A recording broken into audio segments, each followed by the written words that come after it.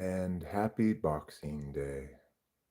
My name is Eric, and I am the host of Talking with Famous People, the internet's only YouTube channel.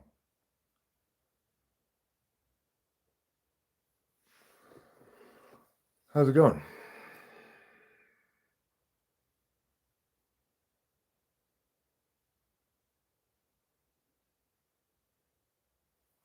It's a quiet day. Took the last of, I'm going to, I think, take the last of my Adderall today. I have one more left. I took two today. I think I'll just take the third one and deal with the crash tomorrow. I was thinking about planning on kind of easing my way down a little bit more than this, but I did that yesterday. Yesterday I just took one of them.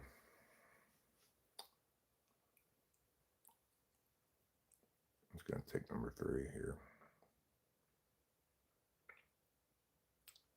And hope for the best.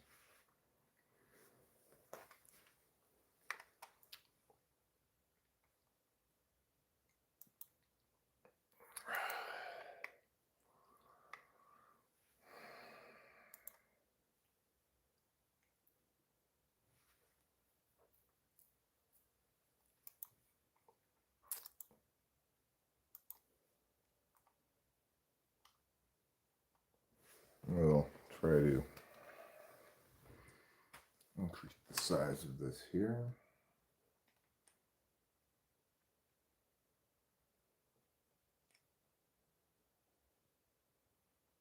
Hi, Winston's mom. Christmas was pretty uneventful, really.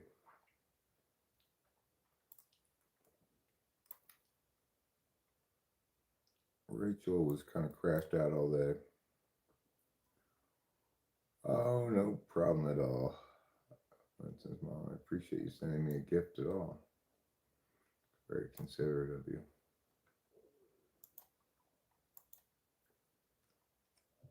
Yeah, you know,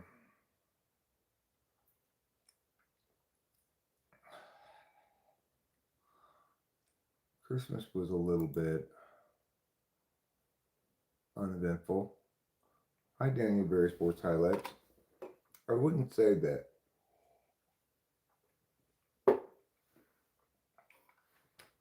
it was depressing per se, but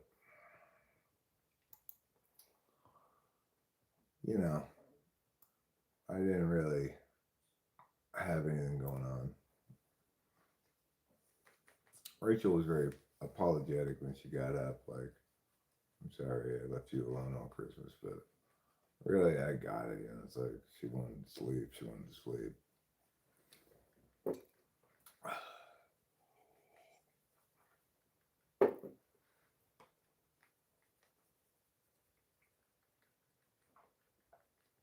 Not that I've ever particularly cared about holidays anyway. Although I find I do more now maybe than I used to. Just because they're evocative of sad memories and such. Funny, it's like you can't really have happy memories about people you've lost, I don't think. Because even the happy ones result in kind of a poignant melancholy.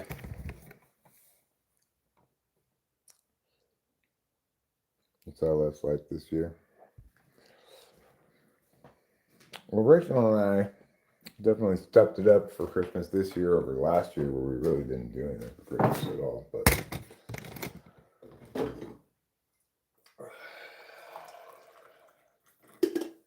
and I'm glad we did. We were able to watch some Christmas movies, enjoy the tree and the lights. We still got our presents under the tree. We'll open them maybe later today.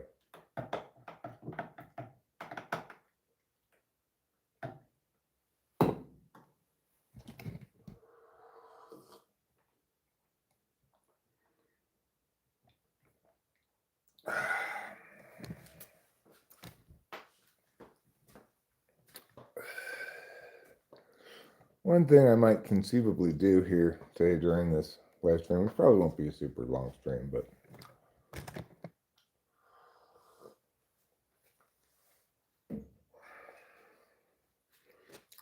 I might take down the Christmas lights from the outside of the house. Yesterday we had a power outage for quite some time, and I needed an extra extension cord, so I took down the extension cord that was powering the outside lights. At that point, I might as well just take down the lights themselves too.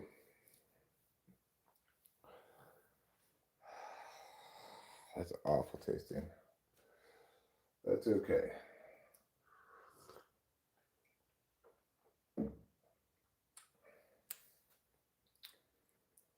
You don't watch Christmas movies each year?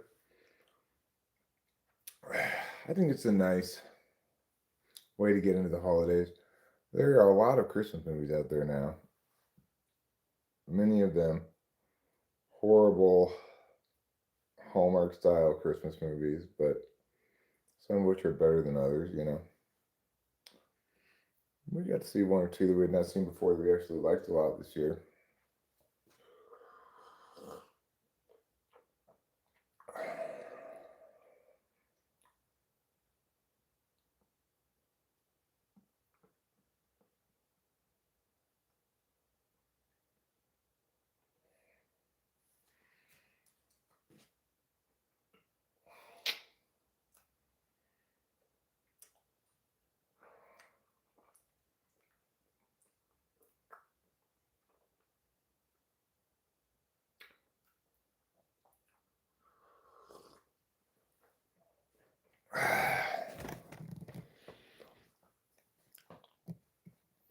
You might go with Die Hard as your favorite Christmas movie. A lot of men do that. It's not often you hear women pick that one as their favorite Christmas movie. Die Hard was good. I tried watching Die Hard 2, and even though purportedly it's a good movie too, I didn't get very far into it because it's got that classic anti-drug 80s villain. Like the villains are drug dealers.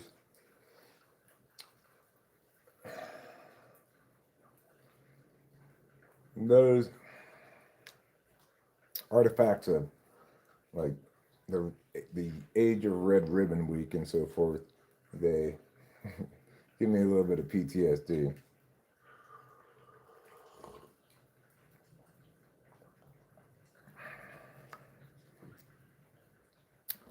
I'd say we had a fine Christmas. An uneventful Christmas.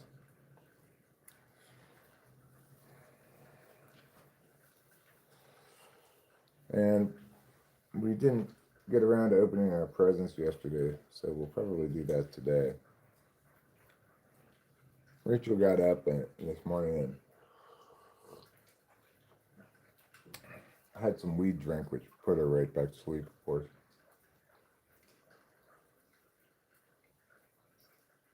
That stuff's very effective at sending Rachel to bed.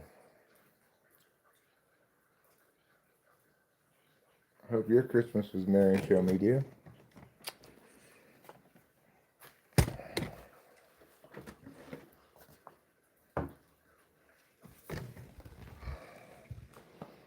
We've had quite a bit of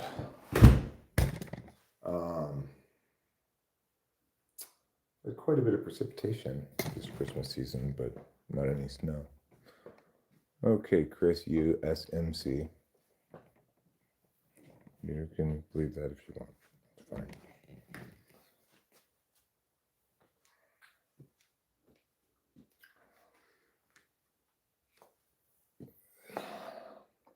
I'm 24. Can you drop some wisdom advice on me on first Christmas alone this year?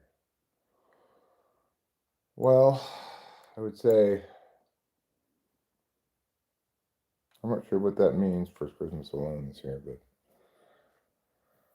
I'd say a lot of us have to make a conscious effort to keep our morale up and keep a positive attitude. If you find yourself feeling down, it's a good idea to actively try to keep a positive attitude. But my advice actually would be something like, poop when you can, don't wait till you have to. It's a good piece of advice.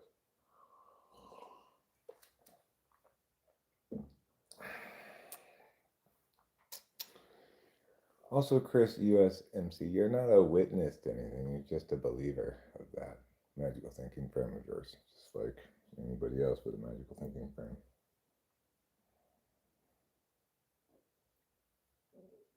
Witness means something specific. My obsession disorder has plans for you to clean your sloppy house so your OCD is glad. My house isn't that sloppy. It's pretty clean.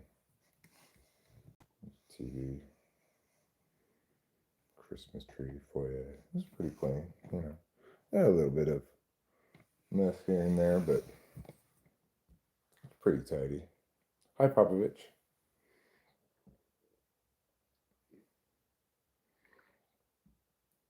I would say it's all shit and giggles until you can't giggle or shit.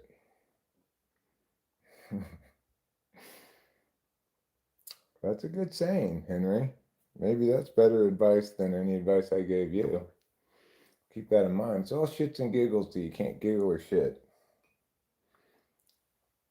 Basically saying everything's good until your FI or SI fail you.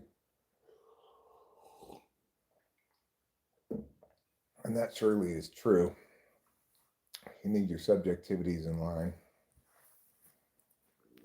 Or else, nothing else works properly. I think David Berlinski is extremely right about evolution, but I don't like the fact that he's on the board of some intelligent design organization because, once again, he's just contributing to the problem. The problem is not that evolution falsifies creationism. The problem is that, like creationism, evolution is not an adequate explanation for anything. So, although I like David Berlinski's arguments a lot, I've even taken a couple of arguments from him. I didn't discover him until after I had done a lot of thinking about this stuff already, and it was somebody in a stream who recommended I watch him and his evolution stuff. I think his arguments are great, but if his position is therefore intelligent design, well, that's just not an adequate position to have and not a good conclusion to draw,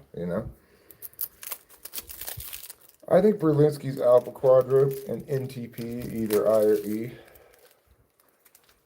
probably E,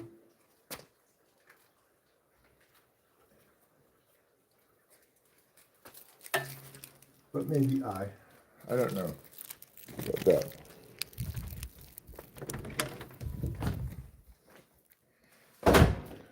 He's making all the right arguments, asking all the right questions, pointing out all the right inconsistencies, etc.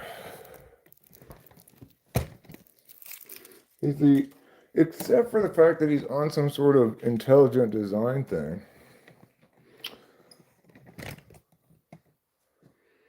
Police society to Utah right now, what do you think is the absolute best case scenario and the absolute shitty scenario to be in? Well, the best case scenario, I think, would be that this is a simulated life, that I am biologically alive in some universe, and in that universe, every day, everybody wakes up and they go into a simulation pod and simulate another full life. And so maybe in actuality, I'm only like 15 years old or something, but I have simulated this. Once I'm done simulating this whole life, I'll go back to my biological body and have the opportunity to simulate another life. And, you get to pick certain things ahead of time. So whether you want it to be easy or hard or whatever. I obviously picked easy mode with lots of bumpers on the bowling alley lanes,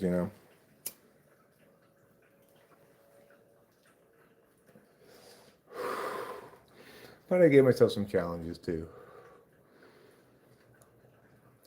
Anyway, that would be the best case scenario because then I don't really have to think about questions of mortality for a long time.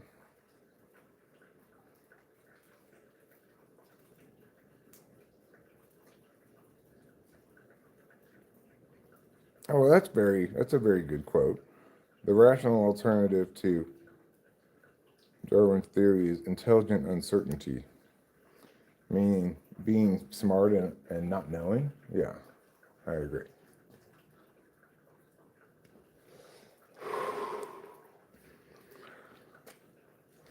I mean, Berlinski's great in that there's somebody out there who agrees with me for the right reasons.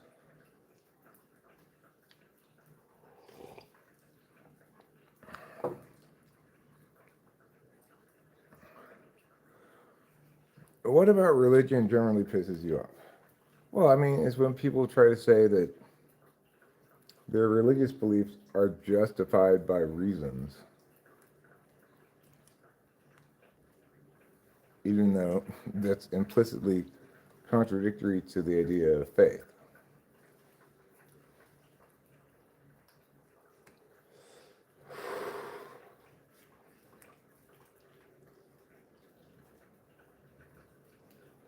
I also don't like any kind of proselytizing.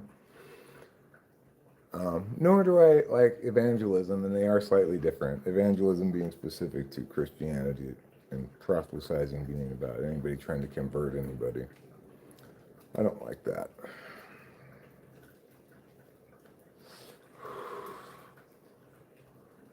First books you'll recommend someone getting into philosophy, exploration, religious belief. Seeking knowledge in today's environment, as weird, as easy as it is. Yeah, well, I mean,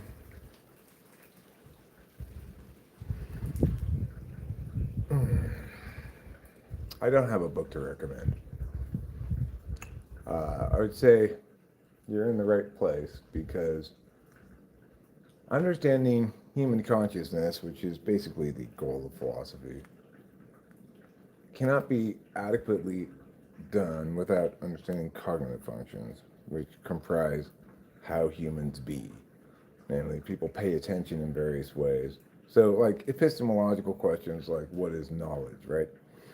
Knowing is a way people pay attention. Knowledge is the things that they know. But just because they know them doesn't mean they're correct. Whereas in epistemology, they tend to try to distinguish between things that are known, things that are believed, things that are unknown, as though those statuses exist independent of people making determinations and knowing things, which they don't. There's one example of how you can't adequately answer a lot of philosophical questions without first understanding people's conscious expression correctly.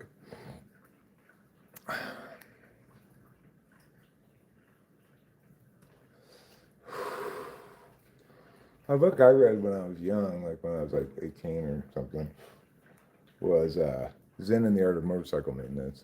I liked that book a lot. It got me thinking about a lot of this stuff, but I didn't really get any meaningful answers to a lot of the big questions until I discovered cognitive functions. Others I understood because of my career as a debate coach, arguing about all kinds of these kinds of topics, like people want to know, people want some kind of understanding of what truth is, for example. And people want it to be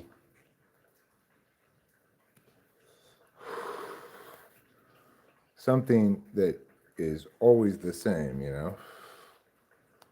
whereas it's actually a status we afford to statements, and how we determine the truth of a statement depends on what kind of statement it is. And only statements can be true, and they can have truth values of true, false, and no truth value. So it's like, what makes something true? Well, it depends on what kind of statement it is.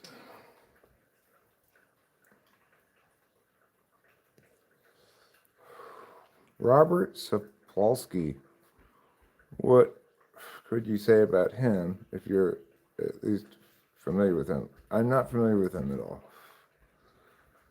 I know one person that I don't like at all is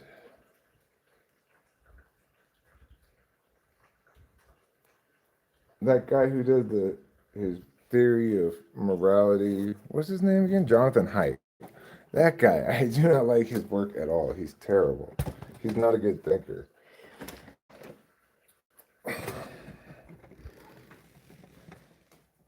And nothing makes me quite so mad as when somebody who's not a good thinker has gained foothold in the popular consciousness with his bad ideas.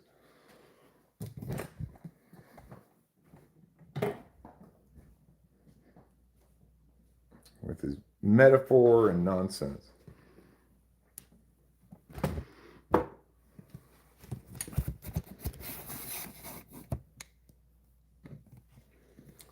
Genes are rarely about inevitability, especially when it comes to humans, the brain, or behavior. They're about vulnerability, propensities, tendencies. Well, that sounds about right.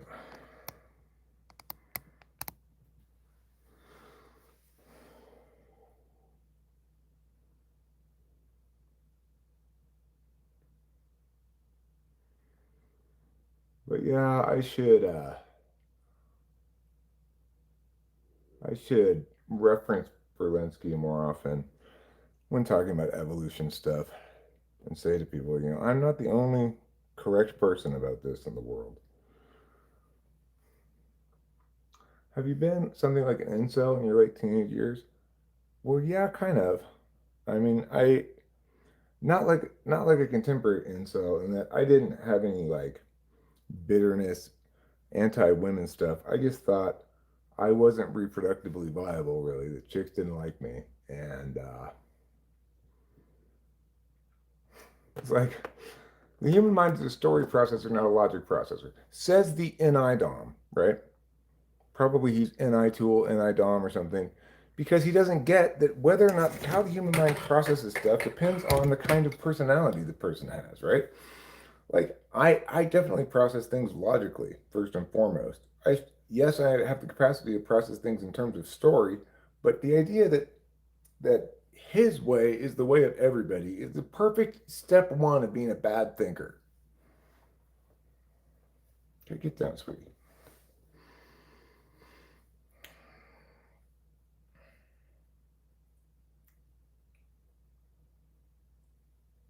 I mean, only sometimes does the emotional tail wag the rational dog, right?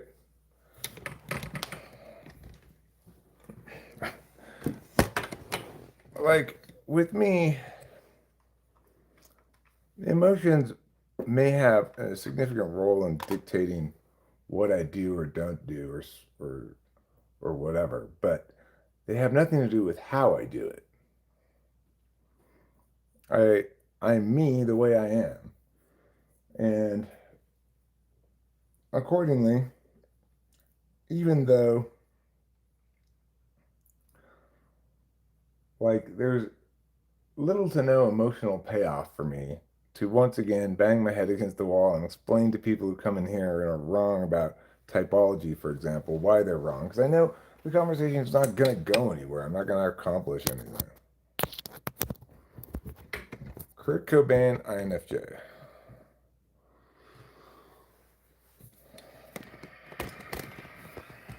That's what I think. But I do it anyway because that's how I am and who I am. I correct wrongness where I encounter it.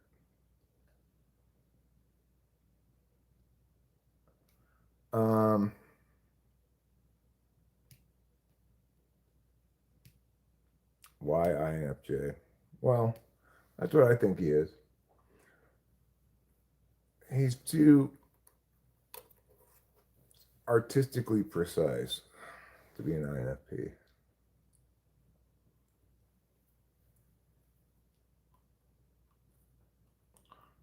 He's super hyper aware of FE shit.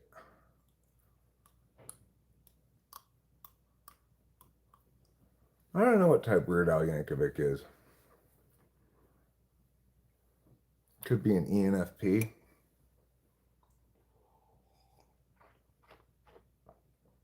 Well, the other three types don't carry that name, sure. But the point is, to adequately talk about people, you can't make universal statements like that link to their attentional manners.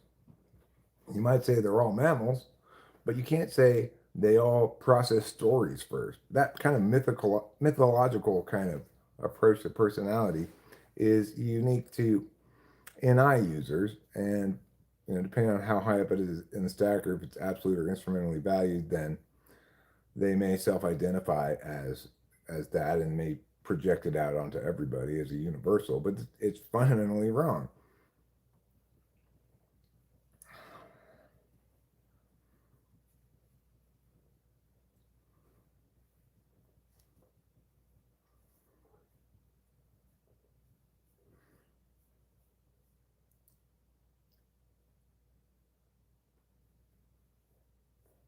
But that's in this way, the emotional dog wags the rational tail. I avoid, to the best of my ability, reading wrongness because it just makes me mad. It makes me frustrated. It makes me mad. It makes me like, why is it that these people who are not good thinkers um, have to pontificate about shit when they have no business doing so? I do not understand why. You think people like me more or Club ESFP more? I mean, I have no idea. Presumably, the people who like me, and the people who like him, I guess. Certainly, an ESFP is going to be more likely to like him because they're not going to encounter stuff that challenges their fundamental paradigm like they will here.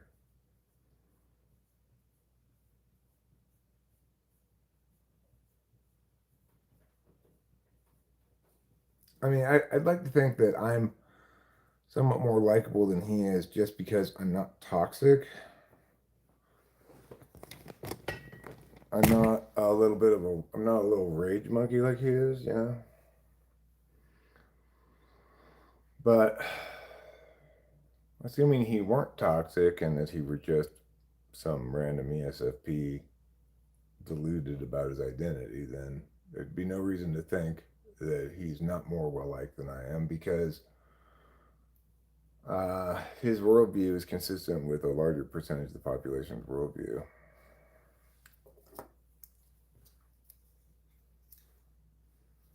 ENTP is kind of a tough type to be.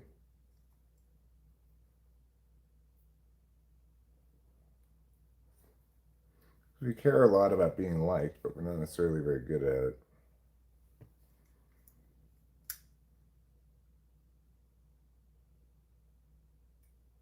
And I think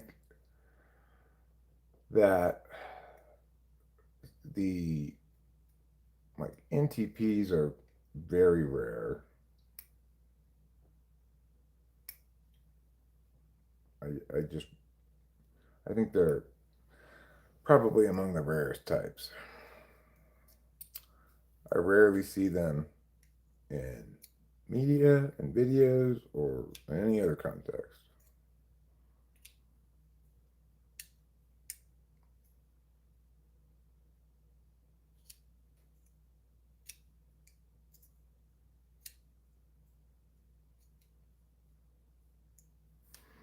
Well, the one thing that an ENTP has that's advantageous over an ESFP in this context is that I don't need a lot of engagement to have a lot to say potentially. I don't always, but uh, depending on my mood, I could have nobody in the stream and still be carrying on indefinitely in a way that could potentially keep a listener interested, while ESFP is going to be unable to do that.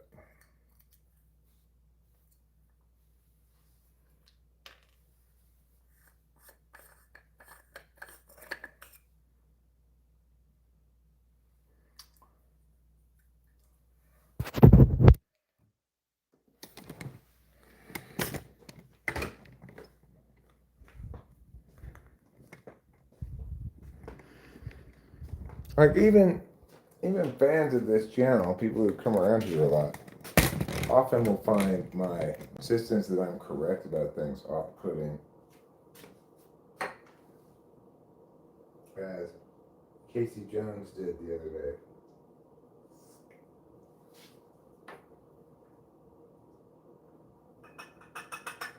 Because he understandably views it as kind of like anti-egalitarian, you know?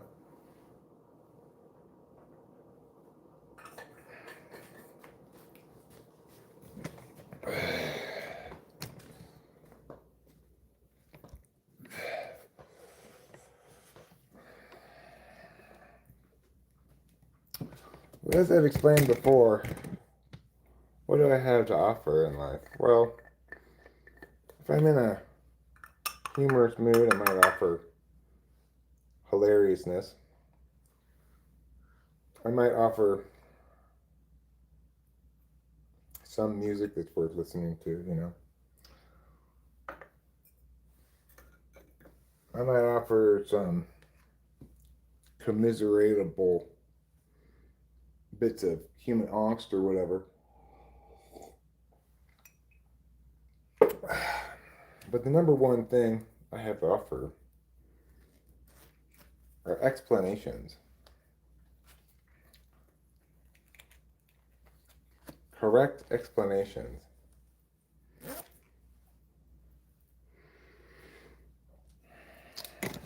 And that makes it a challenge for me to be likable, because by and large, the kind of things that people want explained relate to how, not what is or why.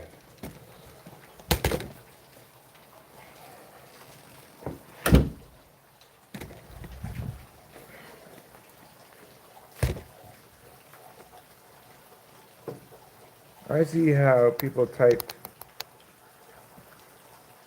countries and regions in general and type USA ESTP. What do you think of typing something like countries, and if you think something like this makes sense in USA ESTP? Well, I mean, I think it's fair to talk about cultures being expressing more consistently certain kinds of values than others. Like Mexico, for example, is a very SJ kind of value and place, seems like. But I don't know, it's kind of ridiculous.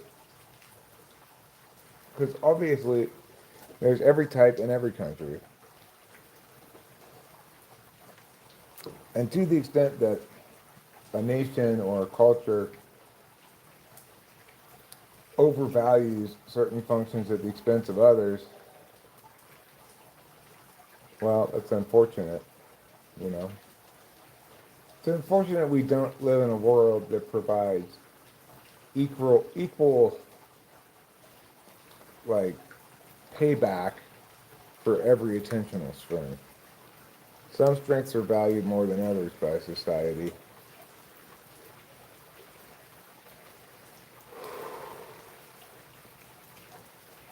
By and large, SE and TE are easy to value. FE is easy to value. Maybe SI is easy to universalize because everybody's got to eat, sleep, drink, whatever.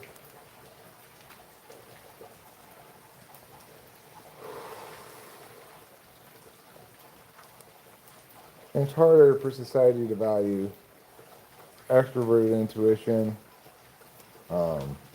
introverted thinking, introverted feeling. Introverted intuition is undervalued in the sense that people don't recognize it for what it is impact-wise. Like, there's a story from World War II about how some guy who was like a mechanic on planes in England, noting the problem where the bombers had greater distance flying ability because of gasoline reasons, then the fighters suggested that they attach some empty oil barrels underneath each wing and fill them with fuel so that the fighters could have extra fuel. And somebody, when this occurred, somebody said to a third party said to the general, "Why don't you give that guy a medal?" And the gist of the general response was, anybody could think of that. Anybody could have thought of that. But nobody did, right? That's introverted intuition with extroverted thinking, probably. Possibly an INTJ or maybe an ISTP. But someone with NI and TE, strong and or valued, came up with that. And it was underappreciated because it seems so obvious, right? After it's come up with. Enneagram 7, from my perspective as one, it's terrible.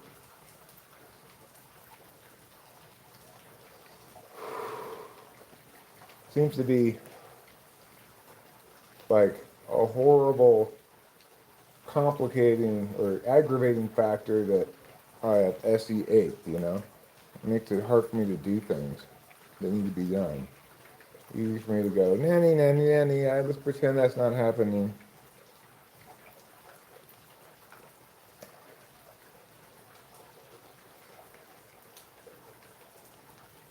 What's a good way to find your personality type? The internet is overrun with false quizzes. Well, the best way is to have me type you.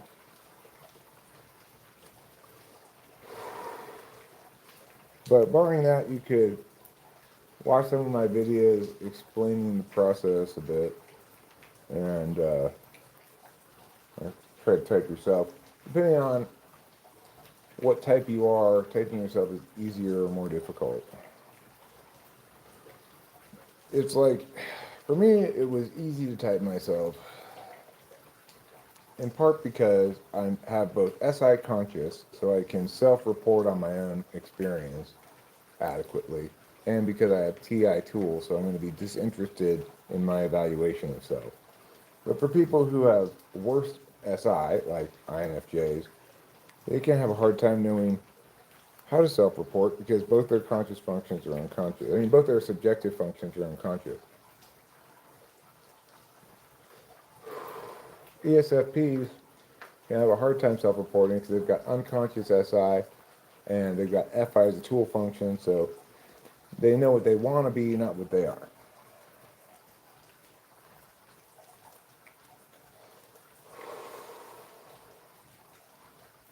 SI DOMs can have a hard time getting typed correctly because they feel as though their own experience can be is the only possible thing that can maximally inform anybody about who they are. So if you don't agree with what they've determined themselves to be, then they're not going to like that. For example, Rachel's sister is an ISFJ, but thinks she's an INFJ. And when Rachel said, well, if you want Eric will type you for free, she doesn't want that because she doesn't want to have, she doesn't want to be told that she's something other than what she wants to be, right? I think she is from her own experience. And she just used her experience and probably compared it against type descriptions, and that's how she came up with what she came up with, you know. I gotta go to the bathroom. You guys can look at this tree.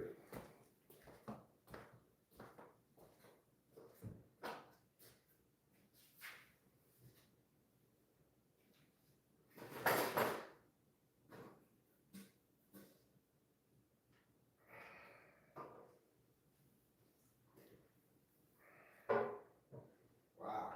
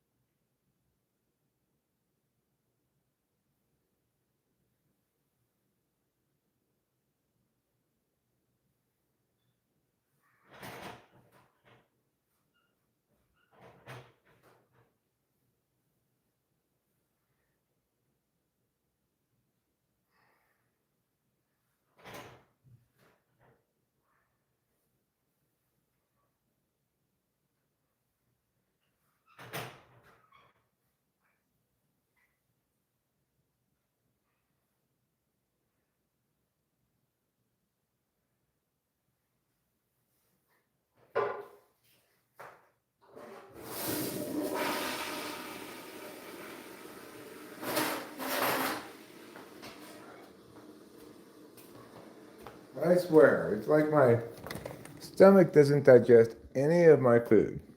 That's how much poop I poop out of me. There's no way that I ate that much food. That's like the third poop this morning.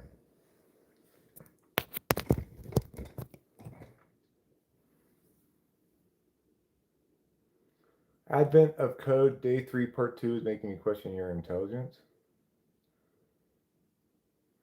NI is also kind of hard to make visible as a knowing function, I feel like. Well, the reason it's hard to highlight NI is that there's no explanation behind it. How do you know that a squared plus b squared equals c squared? Well, I learned it in school. I remember it from school. That's an explanation of how I know that. How do you know that you intuit? There is no explanation. It's just your intuition.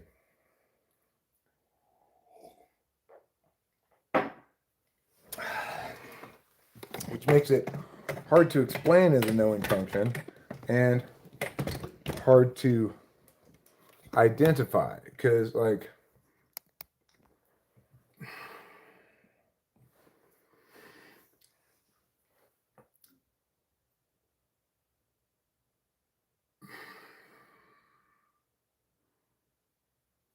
well, I mean, I guess you can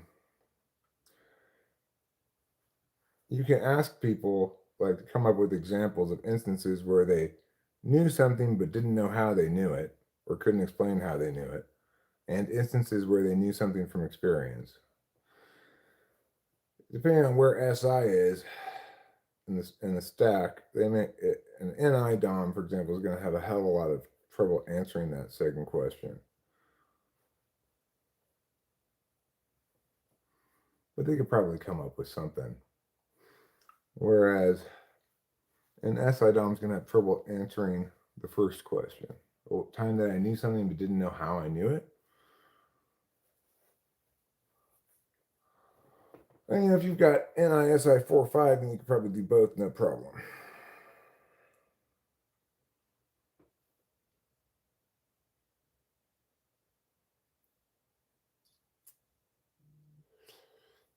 Yeah, well, that's assuming, Sarah, additionally, that you inform people about what you intuit.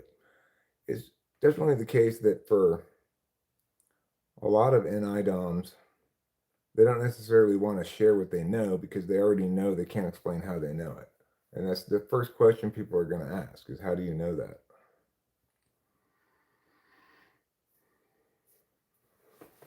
And they also have experience of people not, seeking their input on something. They get what's in that person intuits and learn that, in fact, that person does not want to know the truth. They just want confirmation of what they already want confirmation about, And that's the same problem I have, right?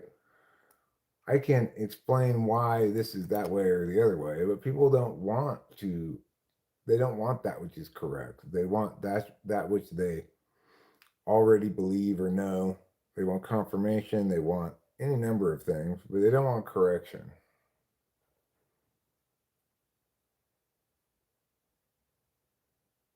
That's a good example. Winston's mom says, I was watching Bill Clinton's first big speech on a national platform, and I turned to the room and said he would one day be our president. And he was.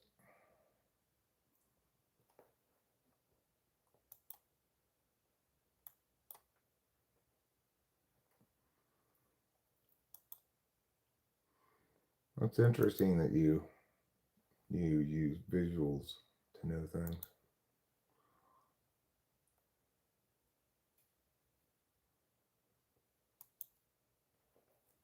Best explanation of FI polar would be, well, it's really the same thing as TI tool.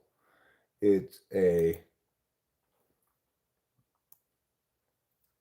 failure to factor in your subjective emotions when when dealing with things in the world. It's going to play out as under prioritizing things that are very important to you. It's going to play out as an aimlessness where you don't really know what's important to you. it's going to play out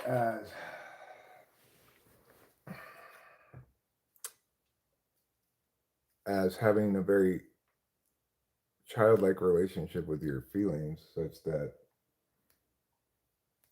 you just, one moment you might just burst into tears and not really know why. Where's the little pipe?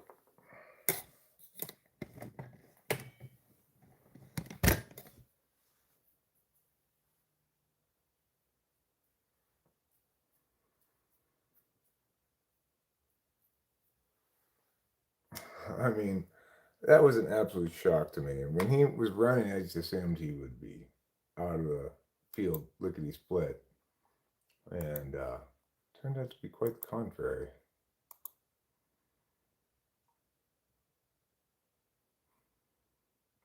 I was like, nobody's gonna like that guy. It's crazy.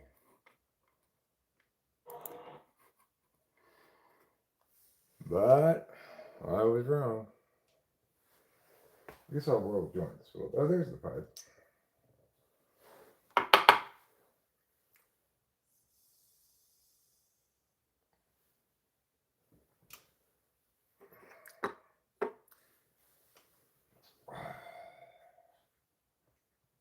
That guy. Like, how did he even get to be that way? I don't think anybody has any good dreams about Trump.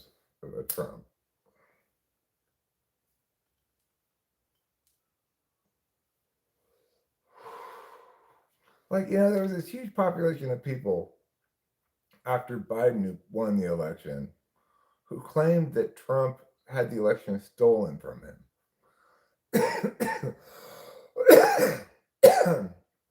Do they still think that now that he has a second term? Did they learn anything? Go like, oh, I guess it wasn't stolen. Maybe I should be sane next time.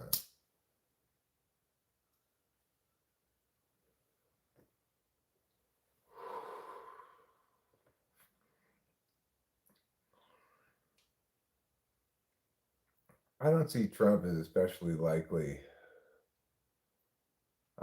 to um, to start a bunch of wars, really. Why did I think she was ENTP? Because I didn't know very much about cognitive functions. At the time, I kind of assumed that any intelligent TI tool user was ENTP. I had kind of a reductive understanding of what ESTPs were like.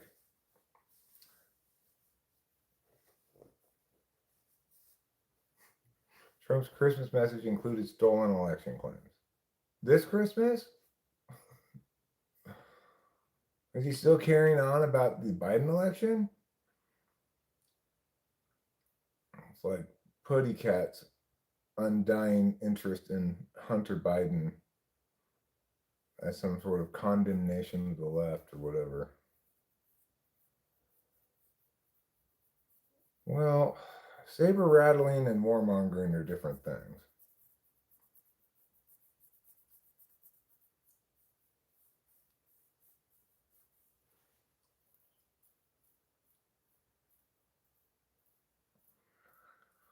And I'd point out that neither Nigeria nor Venezuela have much of a military. Certainly, they don't have nuclear weapons.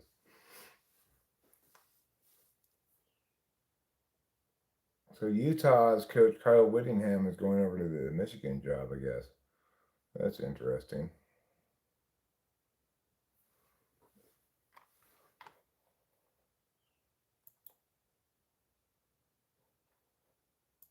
Meantime, President Trump revealed his new Walk of Fame at the White House, and President Biden's portrait is nowhere to be found. The administration unveiled the line of portraits along the West Wing yesterday, but instead of including Biden's portrait, Trump framed a picture of his auto pen signature instead. Mr. Trump. Could that guy get any more petty? Like, what a complete tool. I don't know if Jim Carrey's ESFP or possibly ENTJ, but I think he's evil.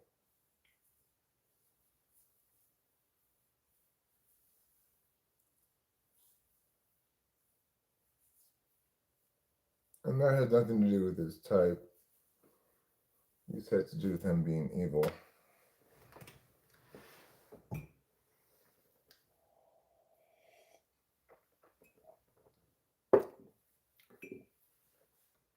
Yeah, he's pretty evil. I don't really want to go into the specifics, but he's got a callous disregard for the well being of others.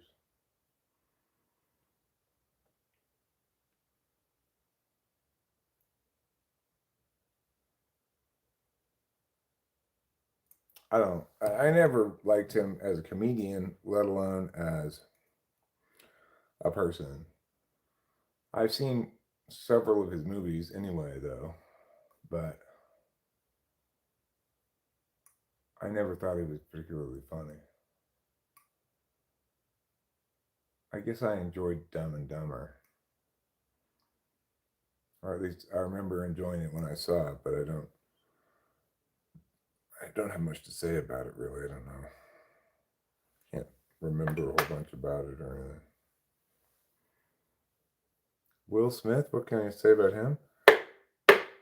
That he probably would have been fine if he hadn't gotten with Jada Pickett Smith.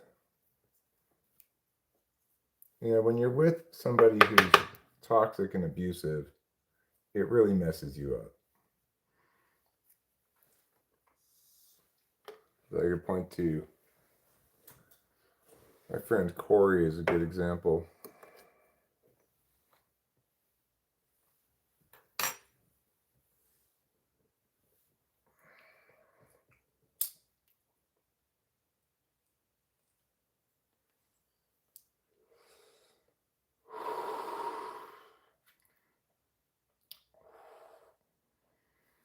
JMU's quarterback is entering the transfer portal.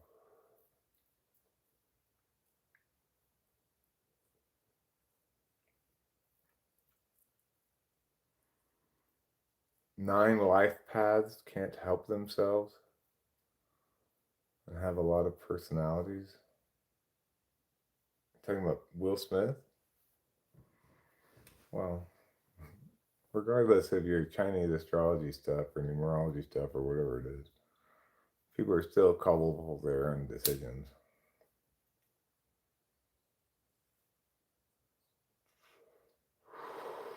Hi, Miss Matthew Park. How you doing? Robin Williams? I mean, I think he's a rather tragic figure.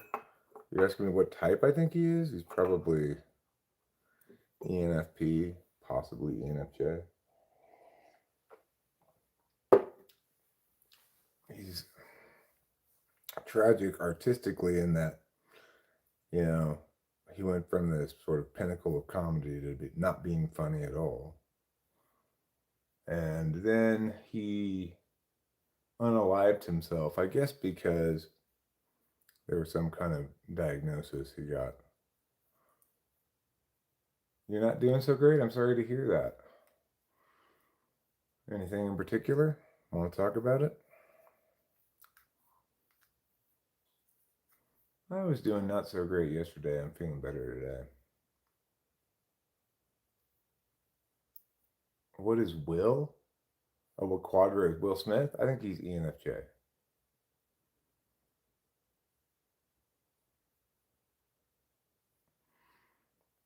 You just think strongly Jim Carrey is a coward because he says shit and runs away and never gets debated.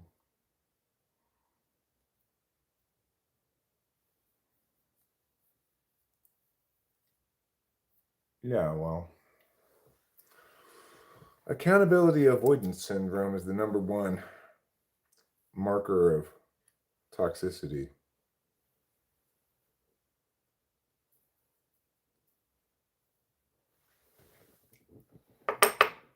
You know, people who practice accountability for themselves and others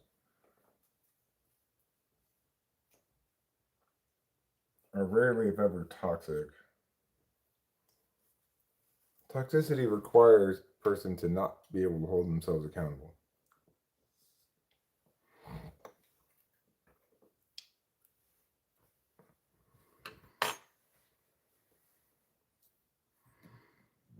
And I get the urge to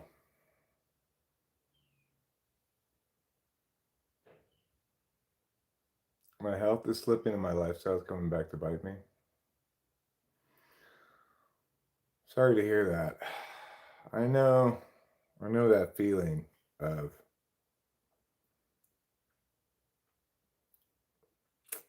old age creeping up on us and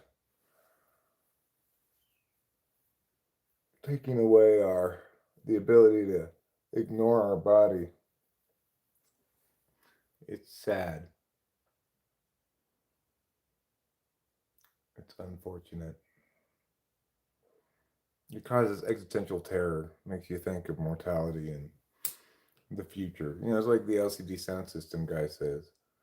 And the future's a nightmare. And there's nothing that anyone can do about this.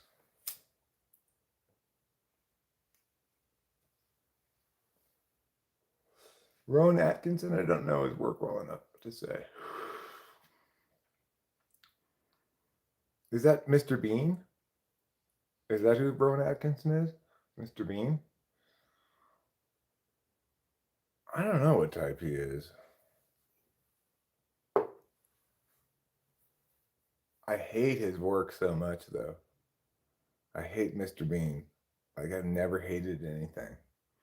It's the absolute worst, horrible, non-comedy terribleness I've ever seen. It's like all physical clowning with no actual ideas.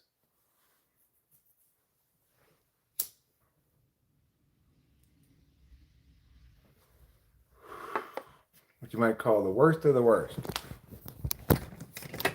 Just appallingly bad.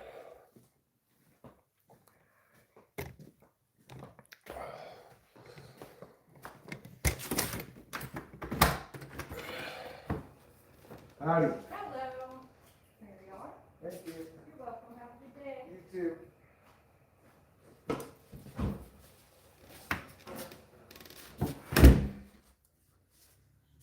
Got a couple of Christmas cards, a fruit catalog, and I think this is my present Rachel got me. You never mentioned that you're an INTJ? Well, when it comes to the horrors of growing older and losing one's ability to ignore one's body, I think that's common to all types, right?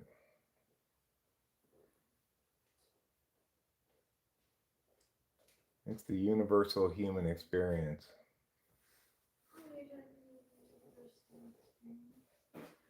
Growing older. Well, it's not all universal. Some people die young, but social awkwardness is low FE, low SE. Maybe.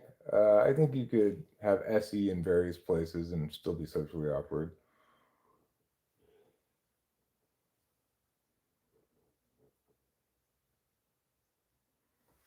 Good morning, Rachel. Good morning. Are you up just to get a drink or something? Or are you up for a bit? I was gonna get a snack. Cool. I'm glad you're live streaming. Me too. It's been a good live stream so far. I've enjoyed it. Good.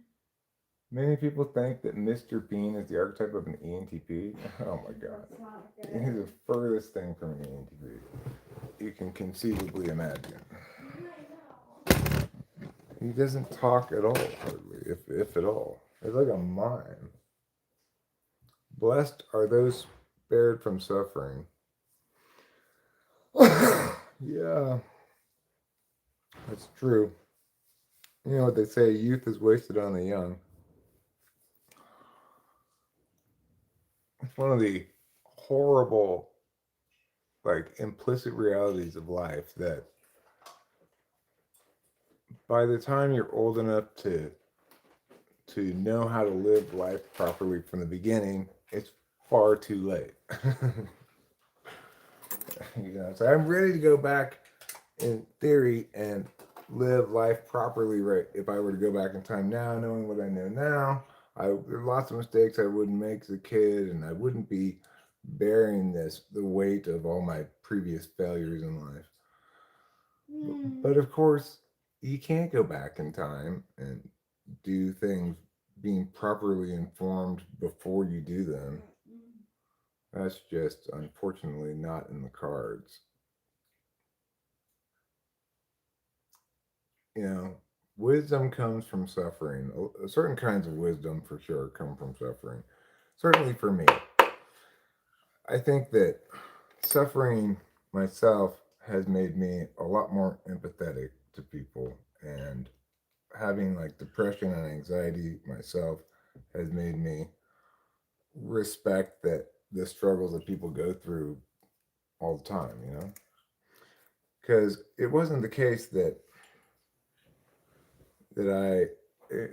for much of my life I've always been sheltered and somehow, and also lucky, and uh, largely avoided suffering that wasn't self-inflicted.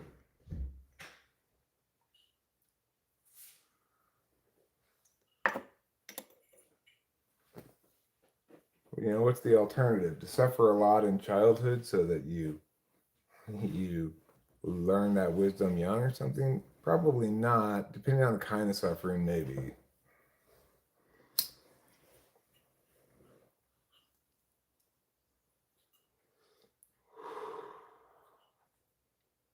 If somebody like Mr. Bean would be real, what would he be? I mean, there's no way to type him without insulting whatever type you type him as, because he's just an idiot, right? His silence would make you think ISFP, ISTP, but his bad relationship with the physical world would kind of eliminate those as possibilities.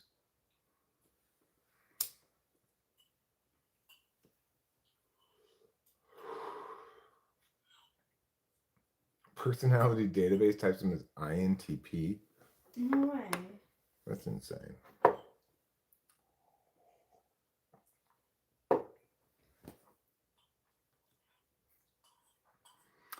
Everything happens in its own time. Yeah, well,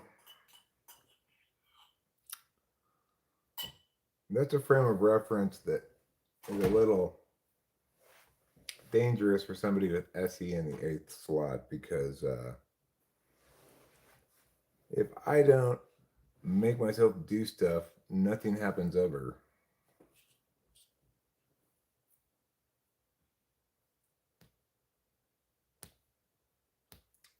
But it is true that after the fact, we can understand how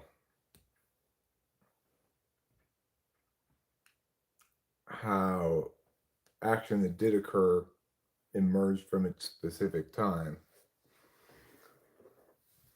Nevertheless, yeah, I know. Personality type Eminem is ISTP. A lot of people type Eminem as ISTP. It's insane.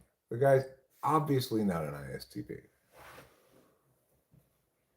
People who think he's an ISTP have never worked with an ISTP on extra intuition tasks. I have plenty, and I can tell you, you do not come up with ideas willy nilly like that.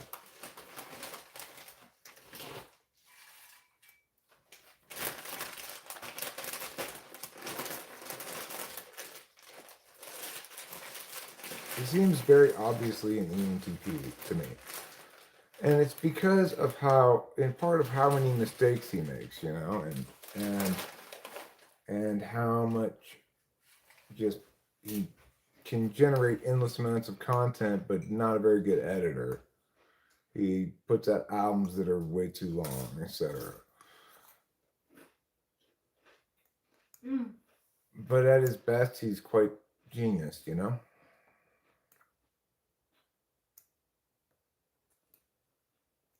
Who's more creative, NETI or NEFI? Well, I see Eminem's relentless need to put his personal shit out in front of everybody as TI tool rather than FI tool. I think people who are FI don't feel such a need to lay all the deets out. Like full disclosure is kind of a TI notion. But I think ENFPs might be just as creative or more even. Like I suspect Shakespeare was an ENFP, which is why his verse is so sloppy.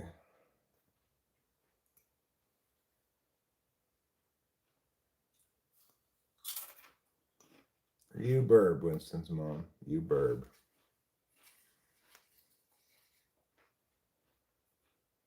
Most creative sensor? Well, ISFJs are very creative.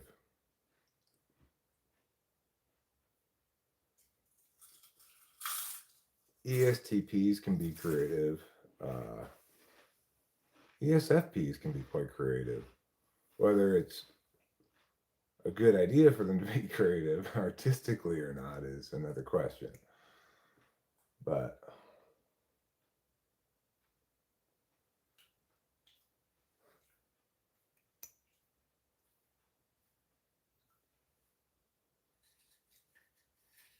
like ESTJs are more likely to maybe write a history book or something. Who's more creative, Rachel or her sister?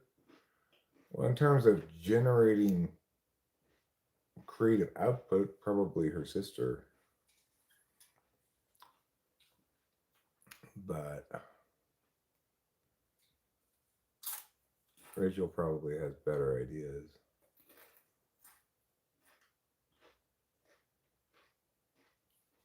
Mm-hmm.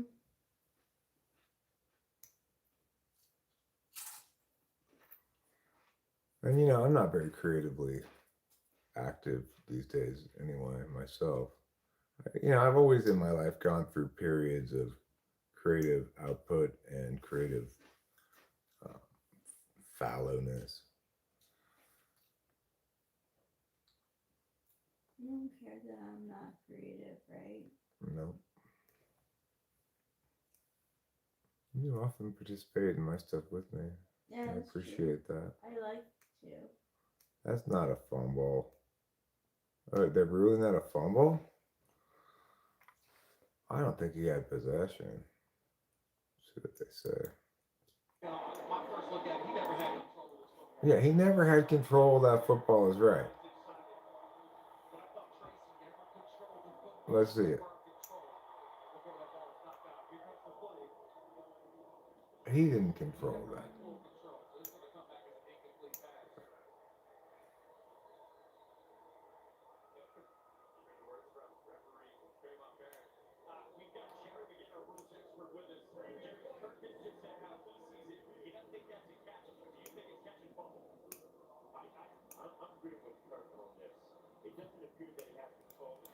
All right, they agree with me. What I said real time, they're after we play talking about it and agreeing with me. He did not have possession of that ball.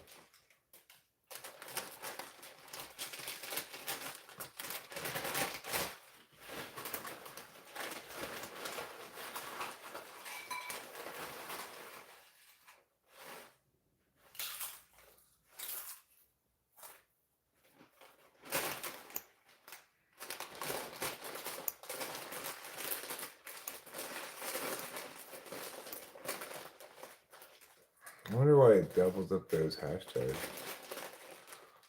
I'll have to look at that.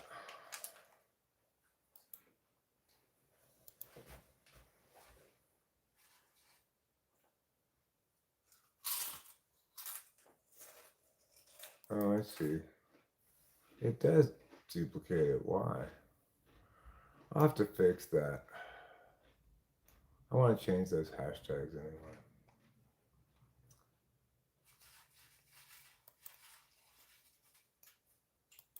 Maybe I can fix that right now.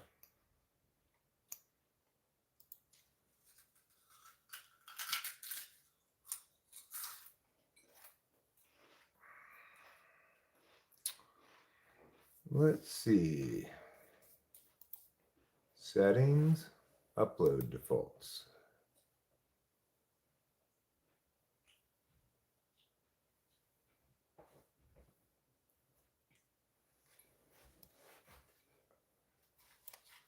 Let me get rid of that. And put this above that. Because it only takes 3 hashtags anyway. That's why it does that. There. Save. Alright, that won't happen in the future. Good solvency, Eric.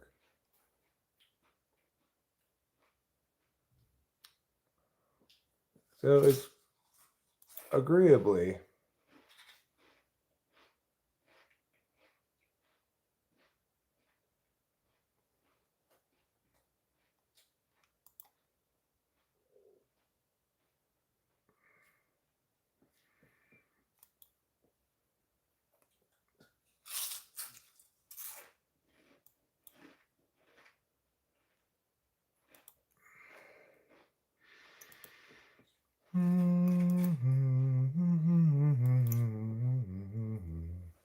compliance, neutral, enthusiasm, and patience. Right, here's die, die, die. I don't want to die, die, die. That's mean.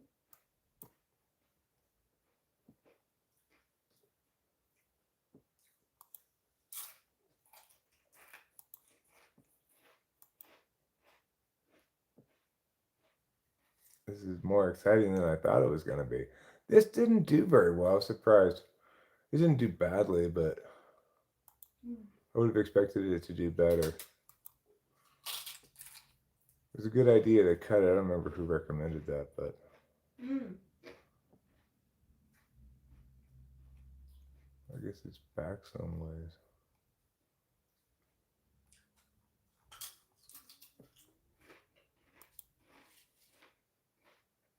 There it is. Let's see what it says. 1,400 views. But I'm surprised it didn't get more. The ISFJs and the ISFPs, to a lesser degree, will go down to a craft store like Hobby Lobby. That's a way to express some creativity, but it's not a new or original idea, which is what NE does. Yeah, crafting is, well, it's creative in the sense that you're creating something. But do you like the Jubilee channel where one who is representative of something versus 20 people who represents different positions? I mean, I've never seen it, but I can already tell you I don't like the idea because you can't have any meaningful exchange of ideas with that many people in the discursive mix. You know, there's a limited amount of narrative space, and you want there to be clash, actual clash between people, which is to say, people responding on point to what the other person said. And that can only meaningfully happen if you've got a limited number of speakers. Do you care if I go back to bread for a bit? Nope. I love you. Love you too, darling.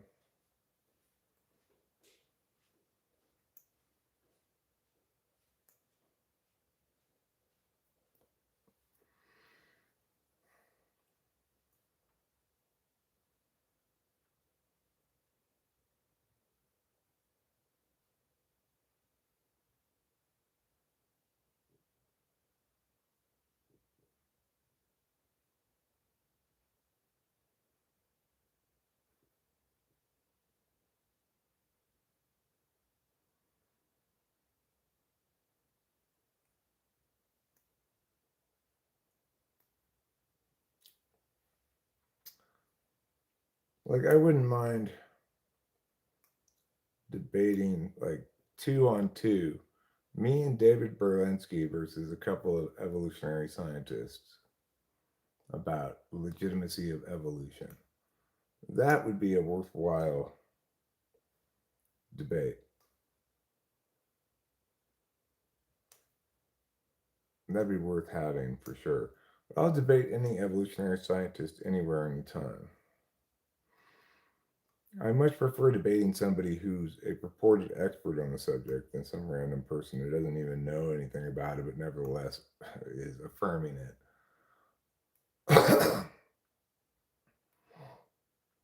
An argument with an atheist wouldn't go anywhere really because my position that one oughtn't engage in matters of faith with argumentation is probably not inconsistent with their position.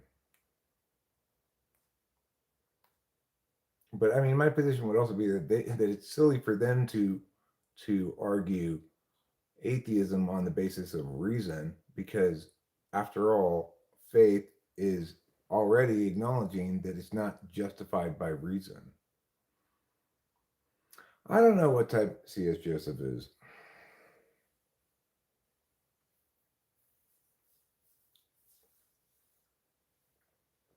I don't know.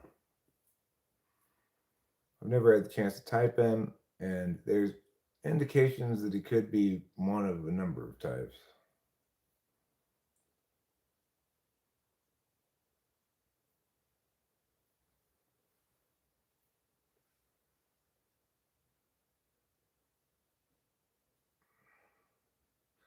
It's weird though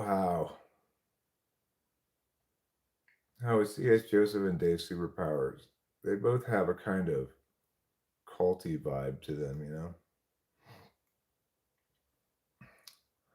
Whereas around here we have no such culty vibe. There's just constant arguing between people around here. Like,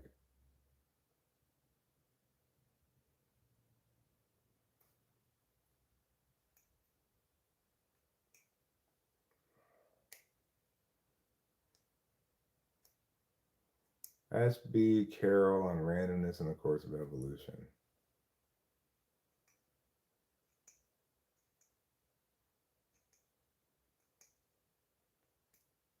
Oh, yeah. Well, maybe he could debate me on the subject.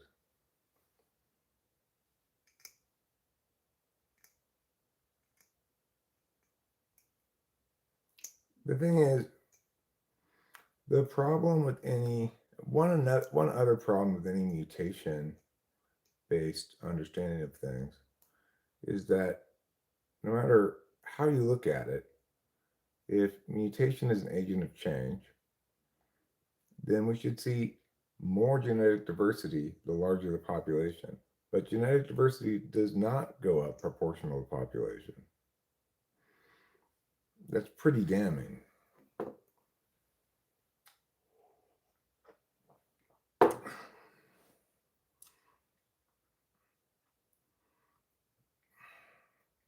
And see, all I'm doing is saying if if your central thesis is right, then we should be able to make the following prediction based on it, and that doesn't validate.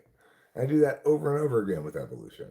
If it's correct, the following prediction and not that prediction. And that's how one evaluates the legitimacy of a science theory. It makes predictions, we test those predictions and see if they validate. So if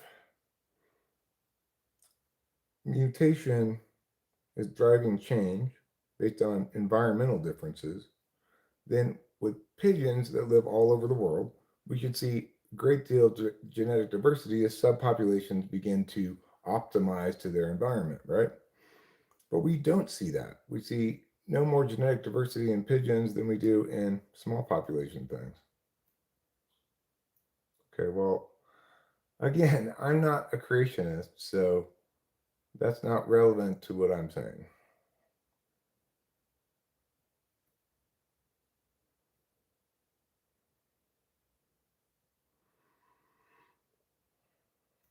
I'm science versus blind attachment to evolution. Science takes the idea, makes predictions from it, tests those predictions, and sees if they validate or falsify.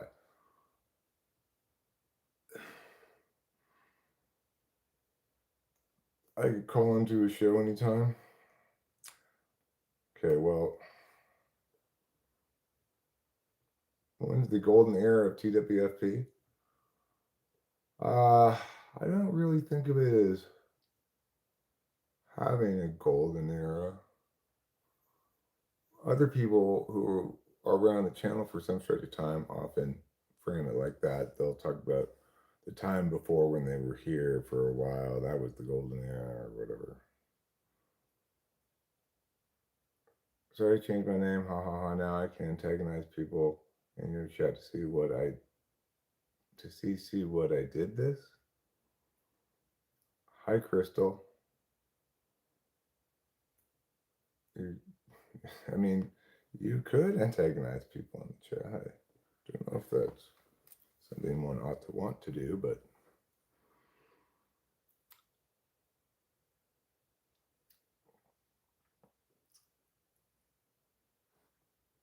the Melissa Talks Club ENTP stretch, that was a very high drama, high intensity stretch of the channel because there was a lot of heat directed my direction and a lot of people with a great deal of antipathy to me making a lot of noise.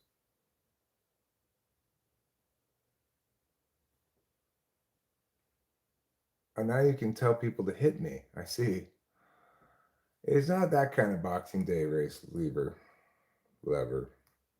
It's the kind of Boxing Day that's the day after Christmas.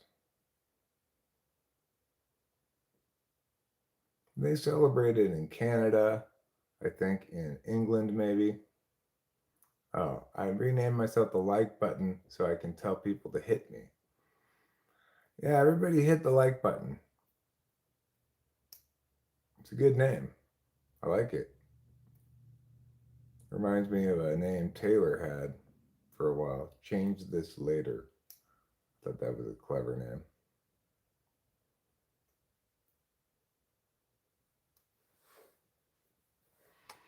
I've been watching this channel called The Bad Movie Bible, which is quite entertaining. It's got just under 100,000 subs, but they makes videos about, like this one's called The Best, Worst and Weirdest Die Hard 2 Knockoffs, Part 2. His arch enemy has hit the dislike button.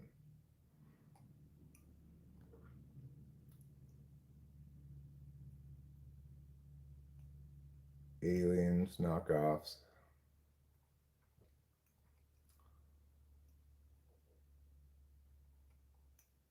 Other such stuff. Is there some very popular channel that you like or even follow? 7 million subs? Yeah, sure. I watch some very popular channels. Like well, let's see what pops up here. I watch Bretsky. He's got almost 500,000 subs.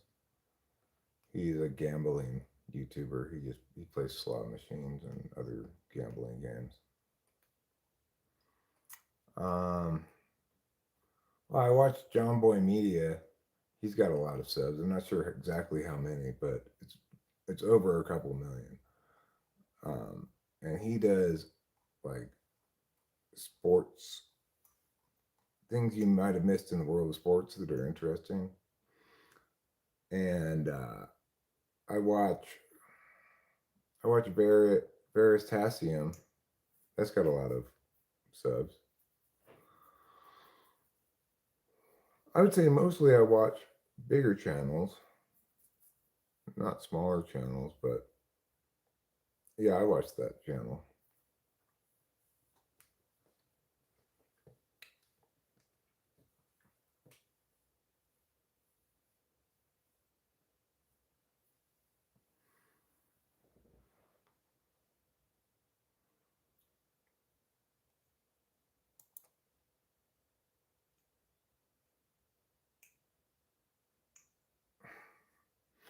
Even channels that I fully respect, like Anton Chekhov, I think his name is.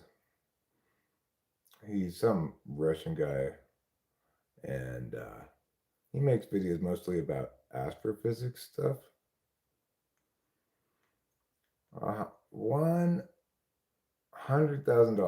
$10,000, $1,000, $10,000. Okay. Anyway, I was watching one of his videos the other day, and he talked about how it's unlikely there are other aliens, and that one of the explanations for why is that it took 4.5 billion years for intelligent life to evolve on Earth, and based on that rate of evolution, then make these assumptions, do the math. We're unlikely to see any aliens anymore. Except, you know, in some other video, I don't doubt that he'd point out that humans evolved just in the last 60 million years, which is what, you know, which is what the since the last extinction event, and somehow the contradiction would escape his notice. For evolutionists, how long it takes is what's convenient to them.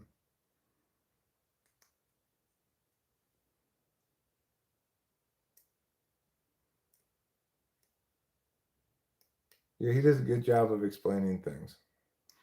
I like Anton.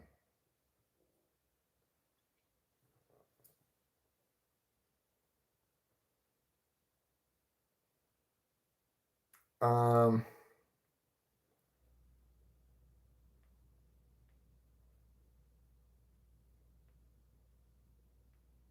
I'm not sure, Popovich, about that. I don't remember really. I saw some aliens when I was at the Texas border. Your math is way off. They're a different kind of aliens, Brace Lever.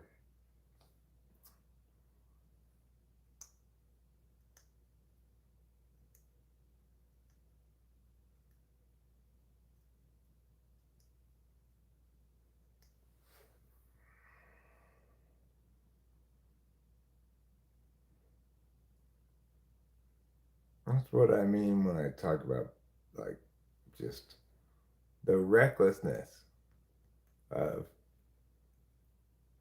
evolution's insidious spread into the explanations for everything.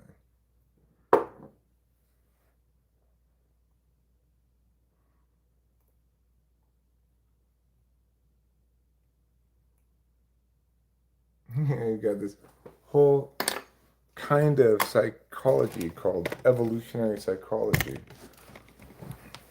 which is predicated on the idea that you can explain what is in every instance by explaining how it was helpful to hunter gatherers. Basically, it seems like it's always hunter gatherers. Oh, there are those hunter gatherers evolving again.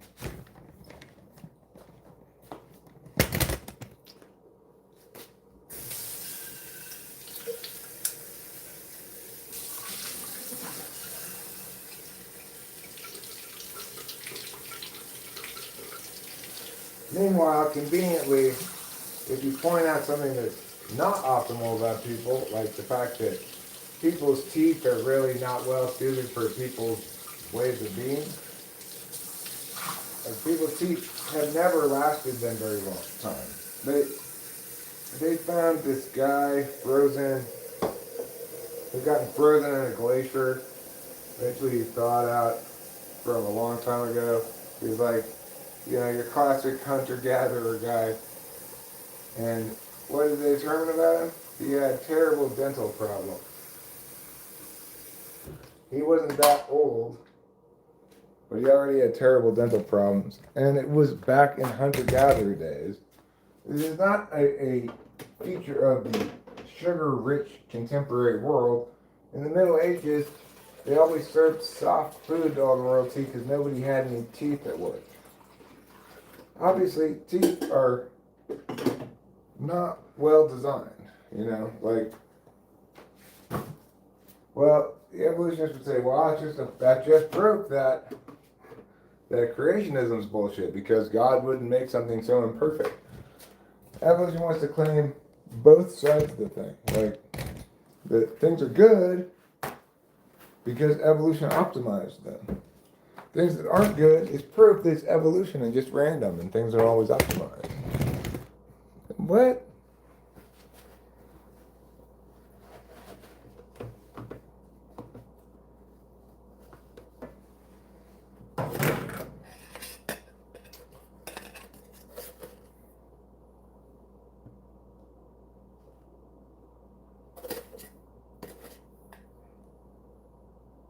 There's either a tendency among species to adapt, in other words, optimize in more favorable ways towards environmental changes, or there's not.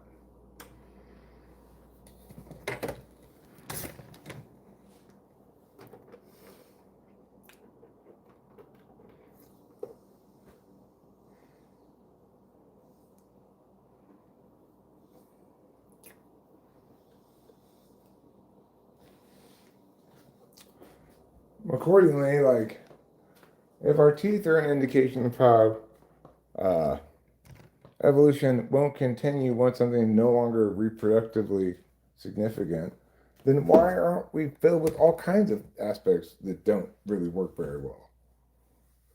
You know?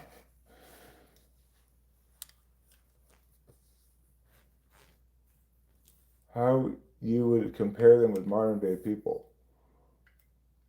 Well,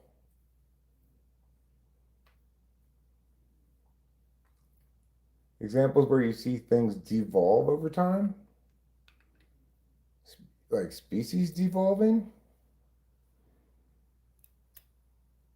How would I compare hunter-gatherers with modern day people? Well, they didn't have agriculture. It was the main difference, right?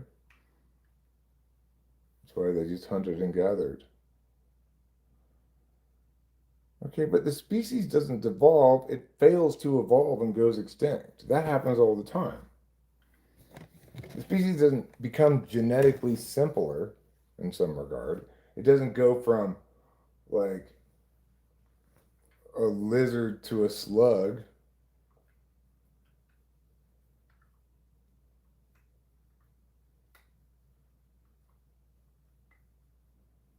No, and that's something I don't dispute. I agree that genomes get sicker over time, especially if you have a very small population. So there's inbreeding, you're going to get a lot. The genome is going to get sicker, and then the species will die out.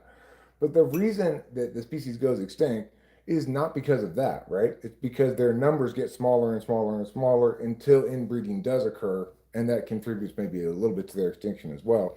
But it's whatever that force was that got their numbers that small in the first place to cause them to go extinct. But yeah, that's not something I disagree with. I agree that genomes get sicker. They get less well, they get less sure an expression of the healthy form of the genome because some mutations do enter the the genome of a species, and so the longer a species exists, and the more those nearly neutral mutations get passed down, the more sick a genome gets.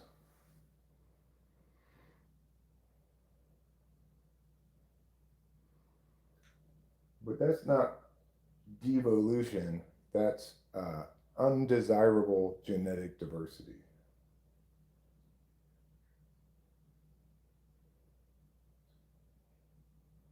Right. Yeah. And errors exactly are what mutations are.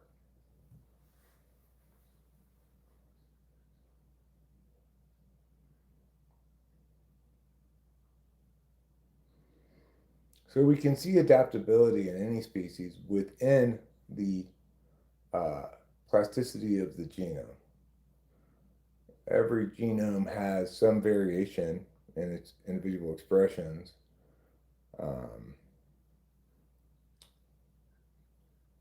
Some of those things have to do with stuff like recessive and dominant genes, and there are expressions that can be selected against or selected for, but none of that involves mutation.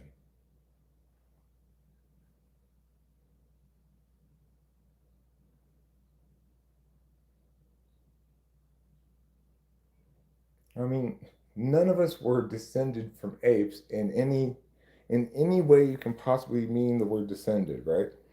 We were all born of humans. And every human you can talk about was also born of a human. For as far back as human history goes, all of the humans were born of humans. So the idea that humanity itself somehow emerged from a shift in this process whereby somehow apes gave birth to humans, well, it doesn't make any sense.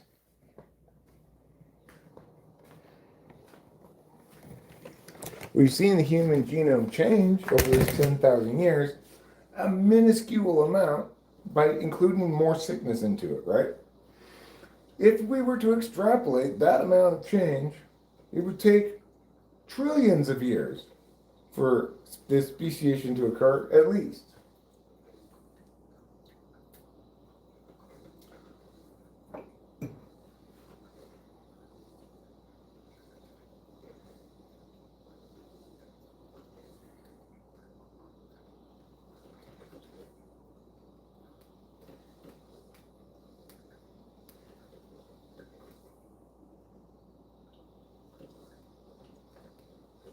I'm not disputing that we're primates. Yeah, we're primates, but that's a whole different kind of thing, right? Classifying animals, different kinds of animals based on various similarities and such, some of which are genetic, is not the same thing as saying that they came from one protospecies.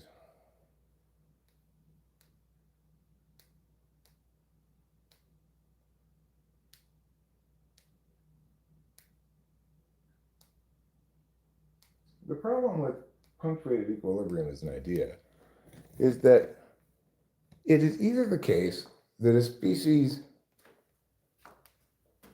will optimize or adapt genetically to environmental changes, or it won't, right? So, if in fact it will, then why don't we see that happening all the time? Why do we have things like the dragonflies remained the same essentially for the last 180 million years? Well, surely there have been plenty of environmental changes over that time. Why hasn't it adapted and optimized to those? Is it as optimal as it can possibly be for all conditions?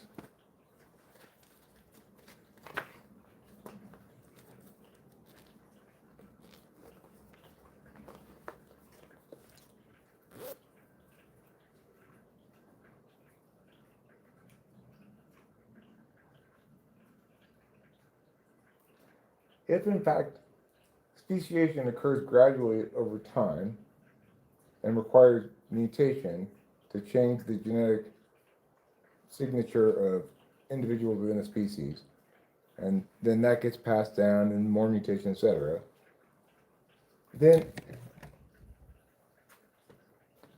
how many generations might it take to, I don't know, evolve from having no lungs to having lungs?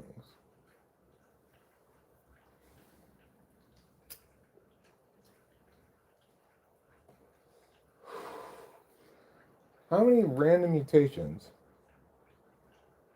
have to line up in succession in multiple generations to go from having no lungs to having lungs?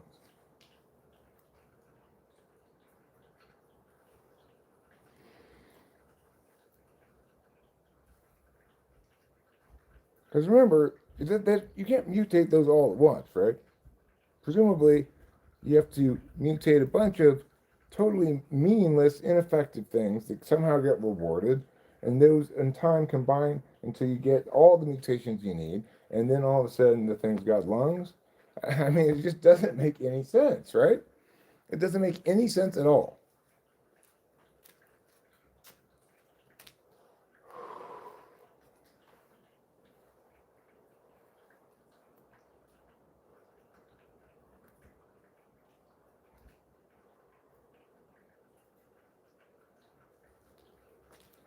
there'd have to be some sort of force that causes mutations to themselves be sort of intelligently responsive to environmental change. Would be the only conceivable way that could work. But mutations purportedly are random.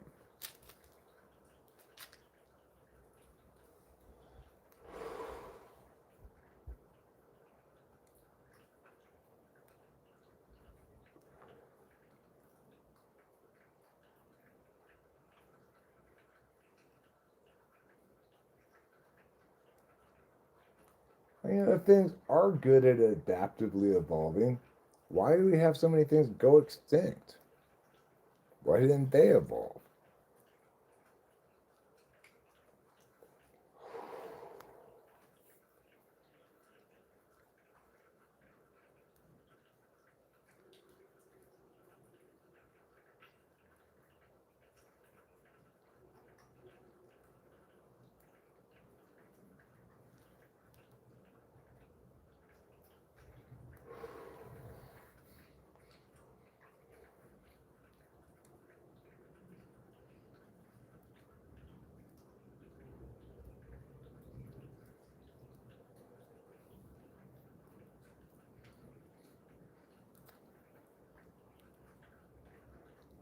Like you should see over time a decrease in squirrel roadkill, as presumably there's some linkage to some expression of squirrel genetics that makes them more or less likely to go get run over by a car. But even though that's something that could be negatively selected for, is there really anything that links to that directly in a squirrel? Will they ever evolve an awareness of cars? Because the environmental pressure is too great, I see. So it's got to be just strong enough for the thing to evolve. But what about the fact that things live on entirely different time frames? So that changes that gradually turn something into a drought affect things and then gradually turn it back into some things that can survive a drought and some things can't, and they're on different time frames, right?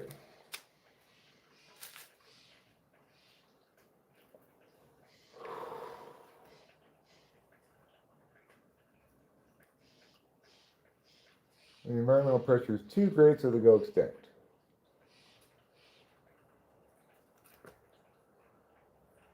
So it's got to be great enough to force them to evolve, but not great enough to cause them to go extinct.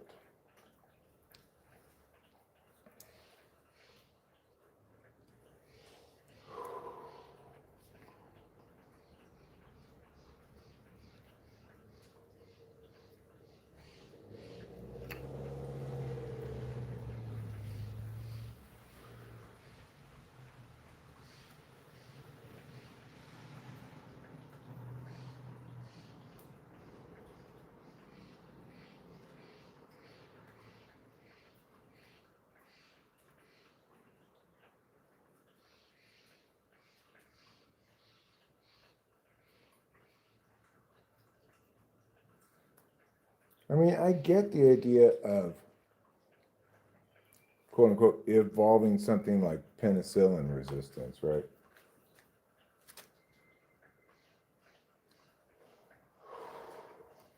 But again, that's one of those things that's within the expression of the genome to begin with. And you just isolate a population that has especially strong resistance. Presumably, if you were to stop using antibiotics, the natural range of expression would expand.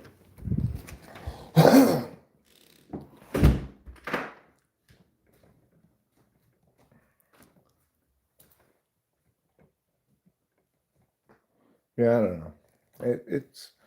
It's one of those things that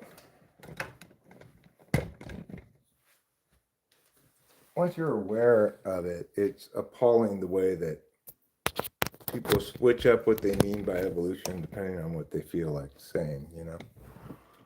Like when they're talking about a creature that hasn't evolved in 180 million years, then they say it hasn't changed at all. When they're talking about things, when they want to talk about evolution being an ongoing process all the time, they say everything's always evolving. When they, I mean, it's insane. It's insane.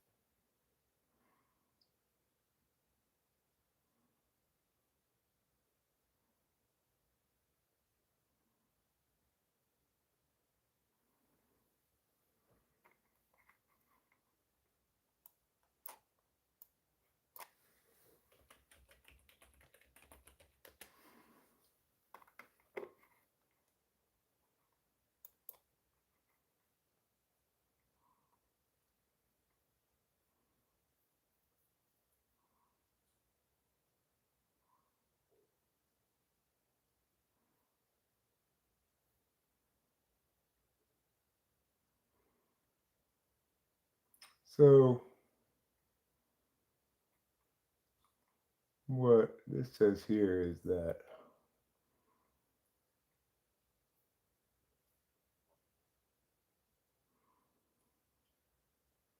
falsifying punctuated equilibrium would involve creating models predicting PE patterns, leptokurtic distributions that can then be tested against real world data, fossil policy, etc., to see if the processes, e.g., genetic drift, agenda access, can generate the observed punctuations, allowing researchers to rule out gradualism or confirm underlying mechanisms. The debate still continues on if simple drift explains it all. I mean, genetic drift can't possibly explain it all. Agenda access refers to how issues break through periods of policy stability into active consideration, punctuation due to shifting policymaker attention, driven by new information framing a crisis. So this is an idea taken from um, public policy stuff and applied to punctuated equilibrium. Because, you know, punctuated equilibrium does occur in lots of frames of reference, just not this one. Well, they've gotten smaller because um, there's less oxygen, it's less warm. But that's again explained by the same sort of thing I've talked about before, where yeah, there is negative selection against manifestations of a genome that are not fit to survive. So just like the example with the bears isolated on the thing, you're going to get a population of small ones, and if the nature of the earth changes so much that um, kills off all the big ones, then you'll just be left with smaller ones.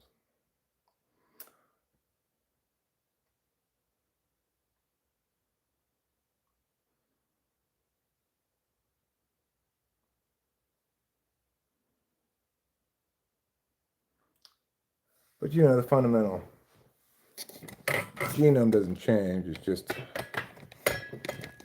they just can't grow as big because of the limits of the environment. Was I classmates with Cleopatra? No, I was not. Do you also think that people wouldn't like real ENTPs and other types, mostly Ns, but romanticized picture of what they are in media? If you think so, why do you think the reason is behind that? Yeah, I think people don't get along particularly well with actual intuitives, but they think of themselves as intuitive because it has positive connotation. Nobody wants to think of themselves as unintuitive. Nobody wants to think of themselves as unoriginal in their thinking or not insightful, etc. So, and for people with good access to subjective functions, they can know strongly that they want to be that, or they can know strongly that of examples from their past where they've been like that.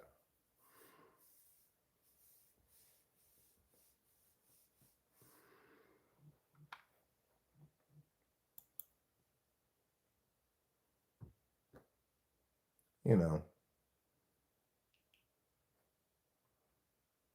at first, when you discover typology, when I discovered typology, I probably liked the idea of being an intuitive. Nowadays, I understand that it's a terrible curse,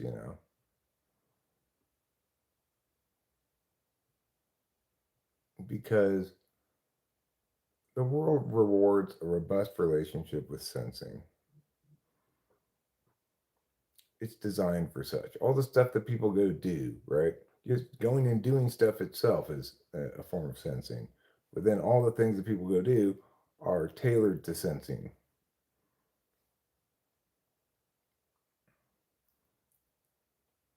All the stuff that people value in others and think are important is it links to sensing. There are some exceptions in creative industries in terms of uh, stuff that intuitives put out that like everybody likes.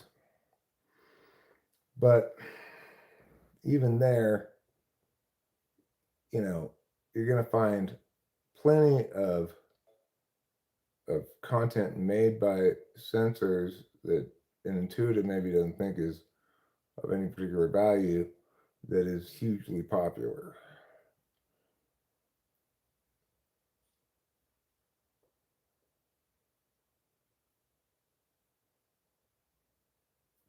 Yeah, well, maybe I'm whining a little bit. Certainly, I'm pointing out a problem without articulating a solution. But yeah, it's a bit of a struggle being an intuitive sometimes because you know the small population of people around this channel are probably by and large intuitives, but uh,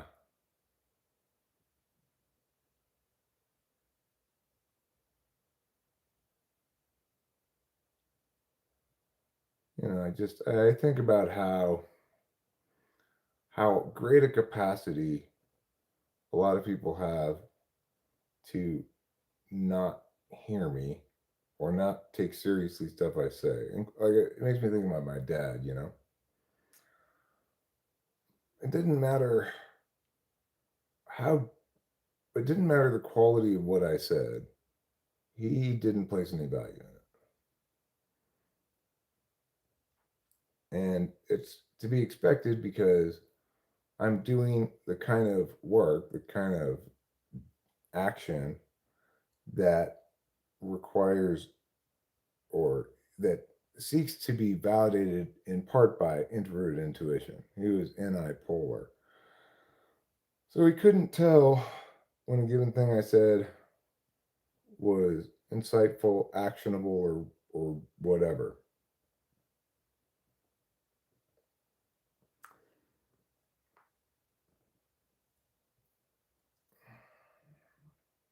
There were plenty of kinds of things where my dad should have comfortably consulted me about them and trusted my perspective on them.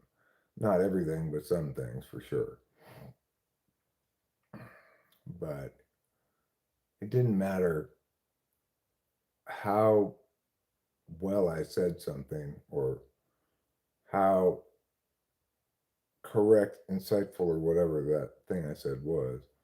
My dad did not place any value on it.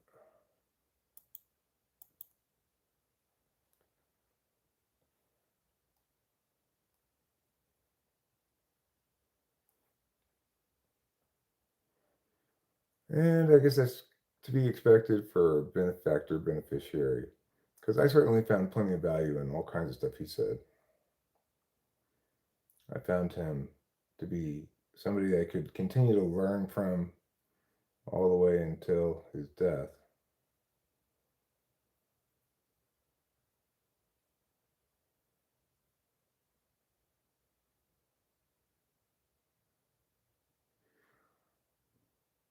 I guess I feel much more often like him. I feel like I understand him now, but I certainly didn't then. Maybe I'm still benefiting from him in terms of my understanding of things. Because, in the aftermath of his death, I've been able to FI myself into his shoes, etc. Talking about my dad. I've reached the Senex stage of my life. I'm not sure what that means, but what are the best European countries to live in? Well, I think Norway is a good place to live. I know Rachel's sister likes Prague a lot. That's in Czechia. Um, I liked Austria when I went to visit there. The Netherlands would be a good place, sure. Iceland, is that part of Europe or is that not part of Europe? Finland. Finland is another good one to go to. Spain. Spain, Spain seems fine, I guess. I've never been to Spain, but I generally like colder weather places more than hot weather places.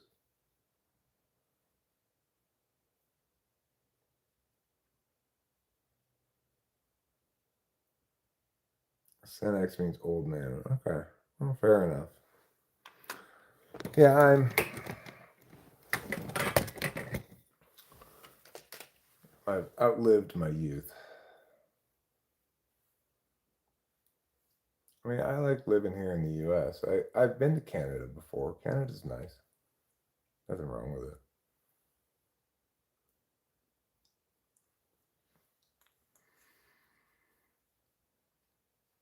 Elder representing wisdom, continue continuity of ops. What does ops mean? Operations? Opportunities? Original posters? Overpowered? Operations.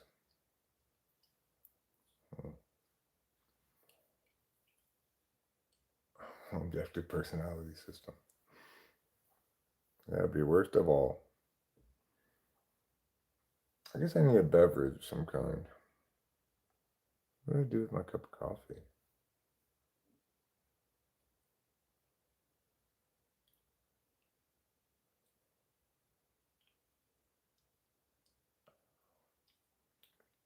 Currently 3-0 in favor of New Mexico Lobos, who for some reason are wearing like colors that I've never seen New Mexico wear before, like teal and red.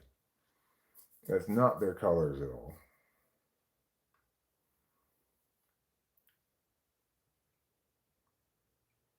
Hi, Johnny Cats. Christmas was uneventful. It was a pretty quiet day. Rachel was sleeping all day. I just watched some TV, went to bed early,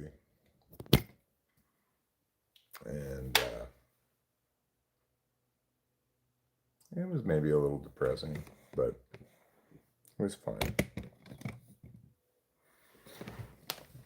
Like, now I've got a good sense of what it feels like to actually be depressed or to have actual anxiety.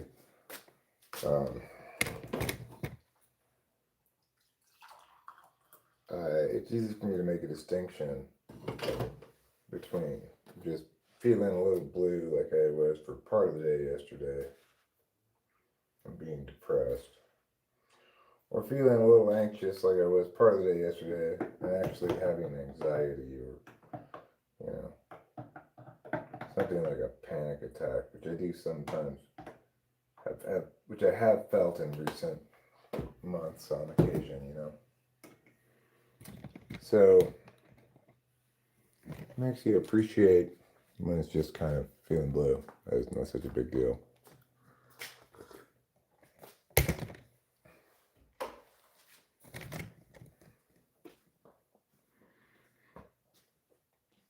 I'm your favorite gay YouTuber? Um, if I were a homosexual, I'd object because I think you should pick a gay YouTuber to be your favorite one. Seems like picking a straight man to be your favorite gay YouTuber would be a little bit homophobic.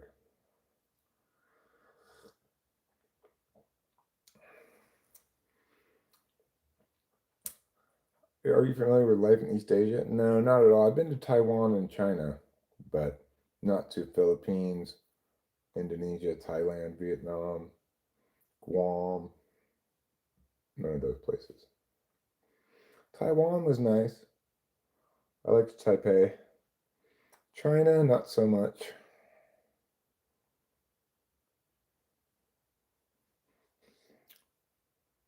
Probably they do it to older YouTubers on the assumption that they themselves might be stuck in a pre-woke frame or something.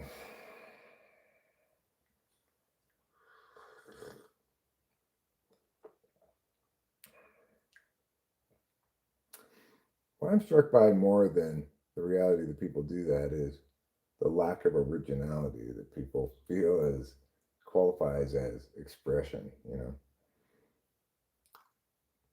Like people come in with some sort of copy paste insult. Presumably they go to all the different live streams and put it there and see if they get a reaction, but it's not even their idea. I don't know. I don't get it, but it's kids probably.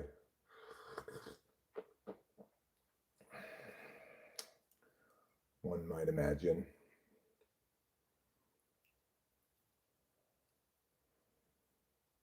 My family has a tendency of arguing on holidays and right before going on vacation. Well, yeah, I've got a really small family, so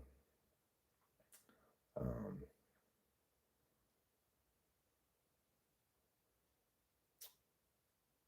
this Christmas, maybe last Christmas, I don't know. This Christmas especially, this holidays especially, I felt the loss of family, the absence of a family holiday to go to. Rachel and I had Thanksgiving, but this is making me. This is my family kind of right here. Do I remember you? New man, you man of glue. No, I don't remember you, new man, you man of glue.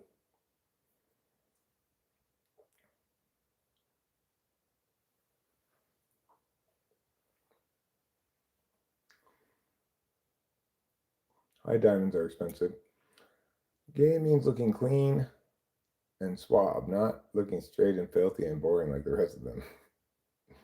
Well, it is true that it's been quite a while since I've had a shower. One thing that we might do today, if we wanted to do something, I could take down the outside of the house Christmas lights.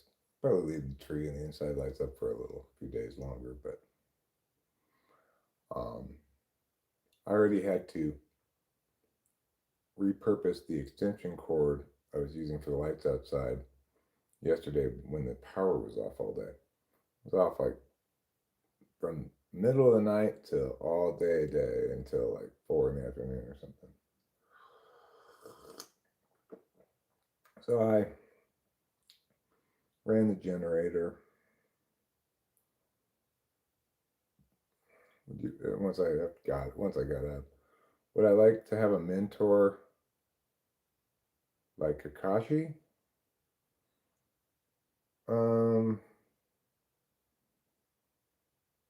No, But I don't want to be mentored in a bunch of physicalities. Well, back here we had no electricity. I don't know how widespread the outage was, but pretty much everybody back here has a generator, so it's not a big deal.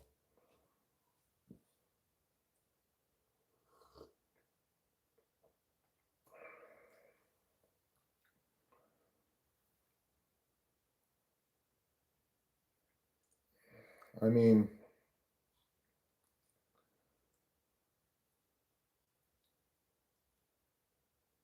like, I don't like learning things the hard way. Just explain it to me. So we had electricity once I got up. It was out all night until late in the morning when I got up. Then I turned on the generator, which powered the refrigerator and stuff in the kitchen, and then I plugged in extension cords to the generator to power the internet and the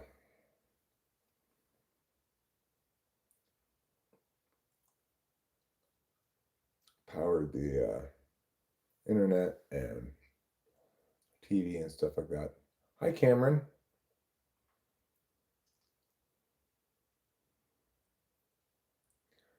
Hi, all. We were all taught in public school that evolution is a thing we can discuss and feel sciencey. What forces led to all of us having to learn it? Well, because it got contrasted with creationism. It was seen as science versus religion, and as appropriately, people sided with secularism in education, but inappropriately, people got it in their heads that evolution was the science explanation and that not evolution was just religion, rather than testing it as one would in a real theory.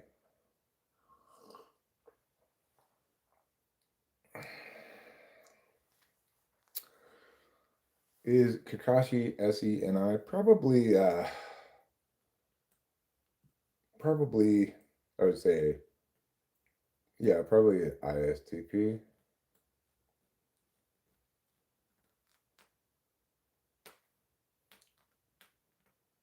That wasn't why I didn't live stream yesterday. I just wasn't feeling it. I was feeling kind of kind of ho hum, unmotivated, etc. Today I did the rest of the Adderall I had. So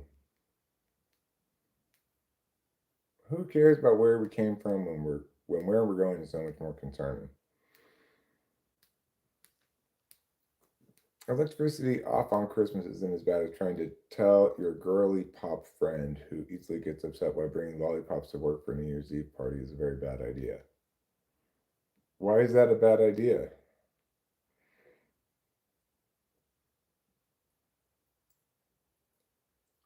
Nobody likes lollipops? Casey Jones says, for skipping my comment, and I will not leave a like and fuck you. Sorry, Casey Jones. Sometimes I miss one, where I saw it, I planned to get back to it, and then I forgot because I'm absent minded. I didn't purposely skip it. Let's see what you said. Hey Eric, how are you doing? I'm doing well, Casey Jones. How are you? I'm sorry I didn't get to it in a timely fashion. It wasn't on purpose, I assure you.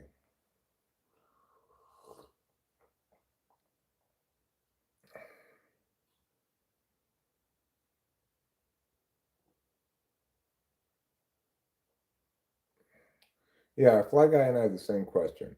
What's wrong with bringing lollipops to a work party?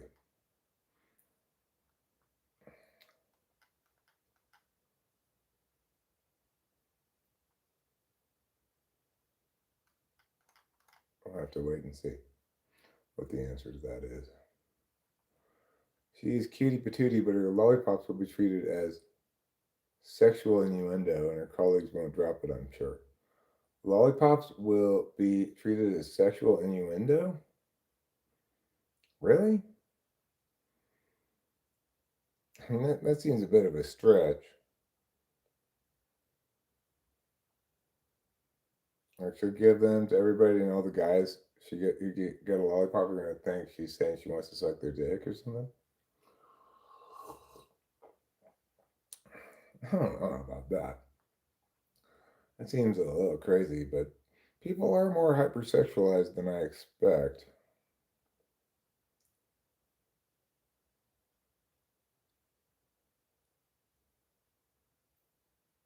Yeah, I don't know.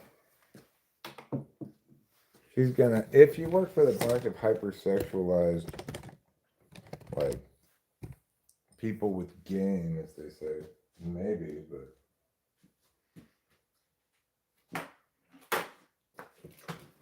it just seems unlikely to me.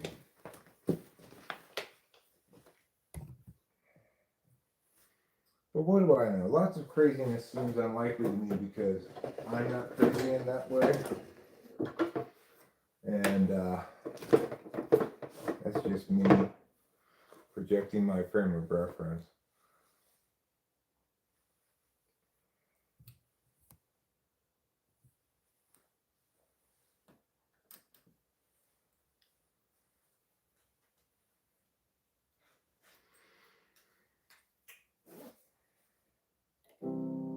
Just like I've had people sometimes tell me that it's impossible that I'm evaluating something without bias. Everybody's always biased.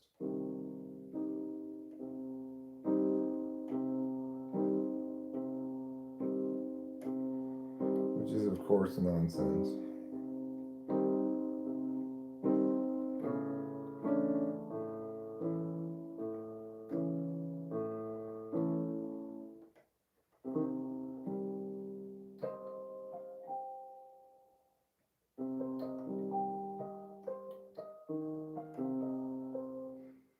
Remind me about my friend that came back from the fair and said when we were eating lunch, all these girls had sausages. Do you think that's because they had dick on the brain? I said, Ronnie, what you should be asking is, did the guys want sausage, but were too self-conscious to eat a dick-shaped food in public? It was like, whoa. You make an excellent point there, Johnny Katz. I think you really are onto something.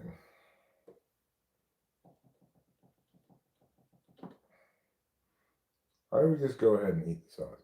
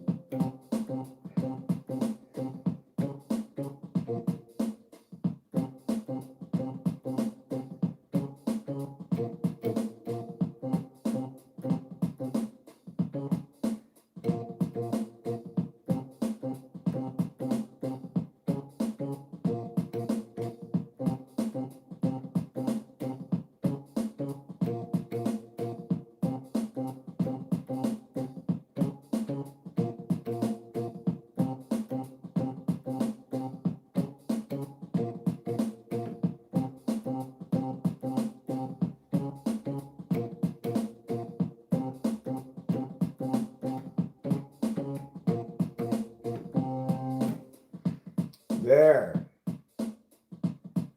My name is Eric. I play the piano. If you don't like it, then you can go stand in the corner and be quiet because I don't want to hear you say that stuff. No way. I don't want to hear it today. I know how. Chris, I don't like that kind of stuff. Wow.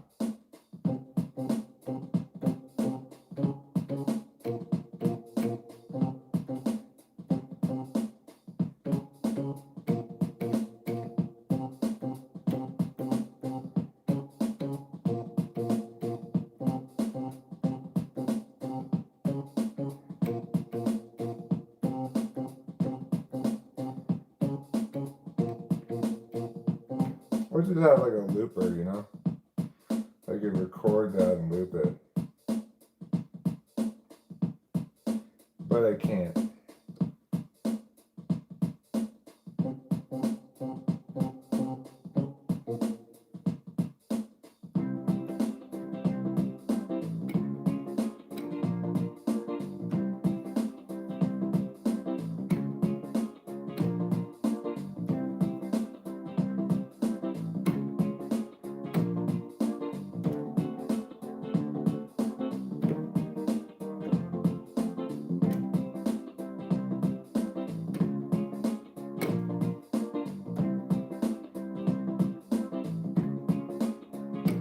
Ooh yeah, what you talking about today? Don't you know that I'm singing this way?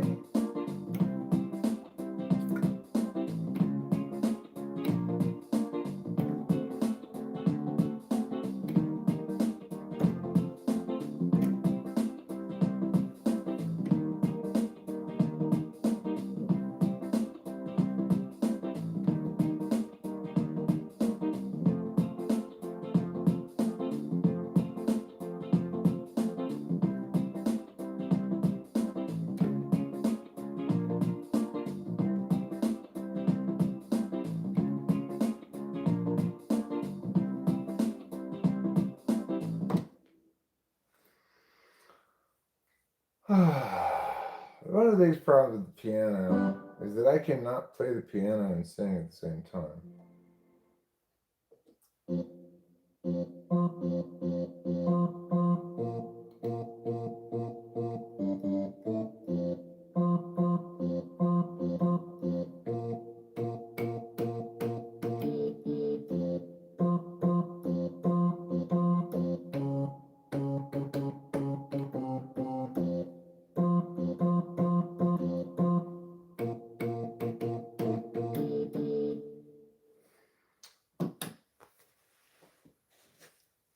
There's a lot of problems with the piano. A lot of problems. It's been voted history's most problematic instrument.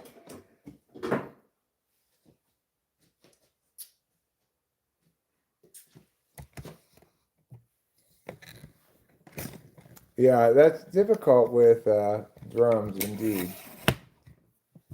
Well, thanks, guys.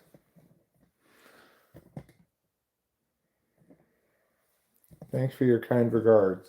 I appreciate it.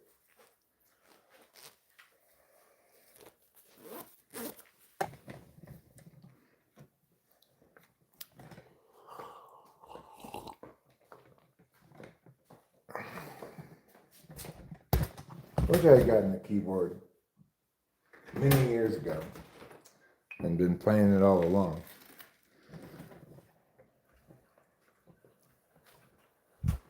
Then it wouldn't be such a struggle. Piano really is a percussion instrument too, so it requires excellent timing, rhythm, which I don't necessarily have, you know. The reason it's a percussion instrument is because the hammers hit the strings, and that makes it percussion. But you can see why a keyboard plays like a percussion instrument too, because, you know, it's got such a rhythmic aspect to it.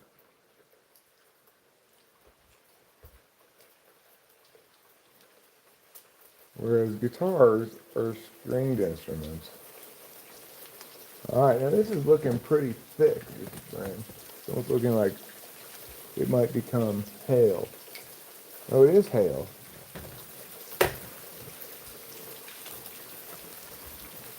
Yeah, it is hail. Let me see. See all the little hails coming down?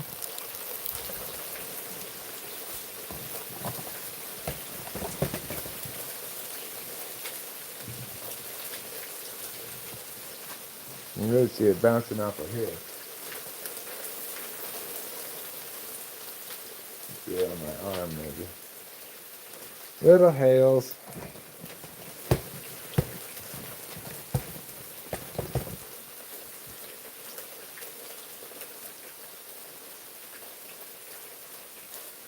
That's the closest thing we've had to snow so far this year. A little bit of hail.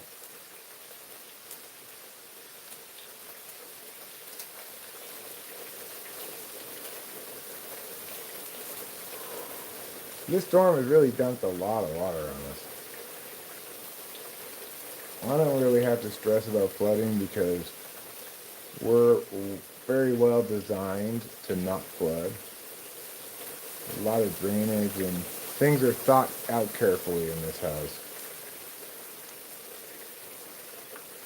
But it wouldn't surprise me if, like, the neighbors might be having flooding problems because their house is also at the bottom of the hill, kind of like ours, but more way down the hill, and they don't have good drainage.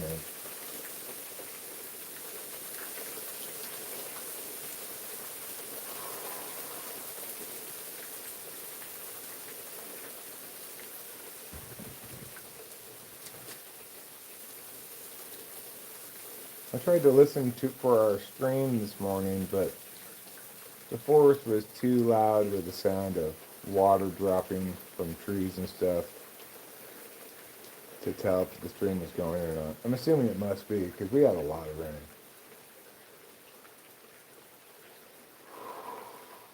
It poured and poured and poured and poured and poured. And so finally the power went out.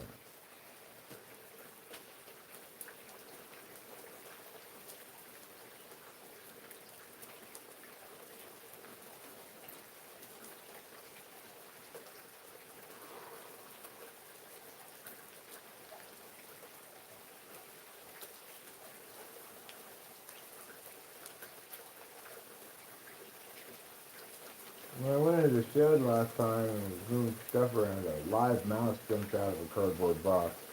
I guess it was hunkering down in there for the winter. Made me squeal like a little girl, of course. Now it turned back to rain.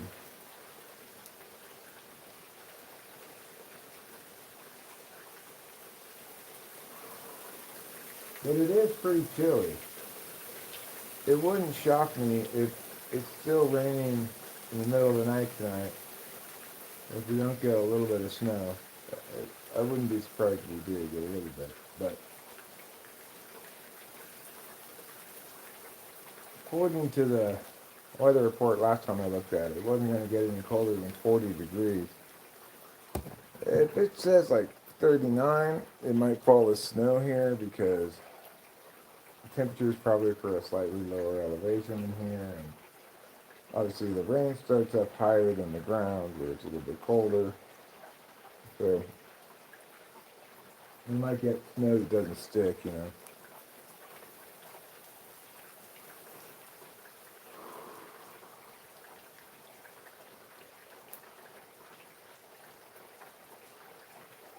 Regardless, we got a cozy Christmas.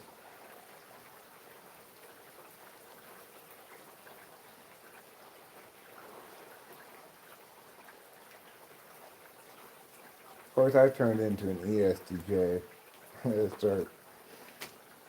I've read about how much propane we're using and stuff like that.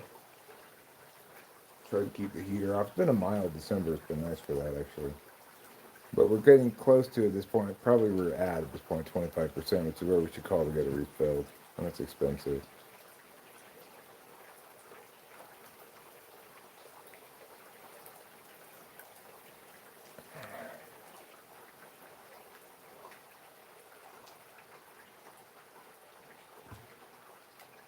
You are under a flood watch until 4 p.m. On my ride to work the other day, I got soaked to the bones. My waterproof shoes were a joke. Water just ran down my leg into my shoe. I had raisin feet. Sorry to hear that. Cam said you have 4 inches in a day a couple days ago. Do you have any flooding, Cameron?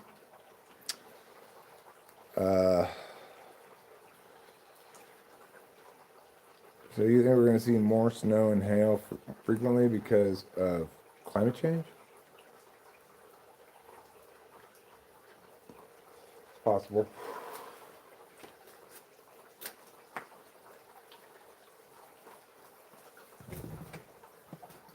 Maybe maybe we'll see more steam too. Get all the states into the game here.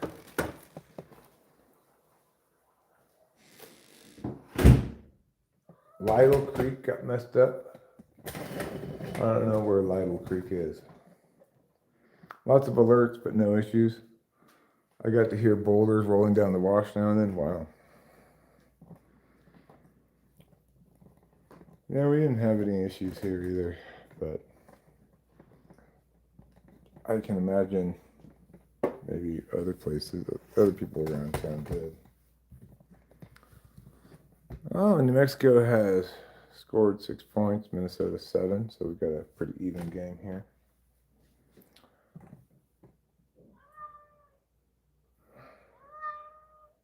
Meow, do you want me to watch you eat, Trouble? Okay, I'll watch you eat. If you really want me to watch you eat, I'll watch you eat. Come on. Come on, Mr. Kitty.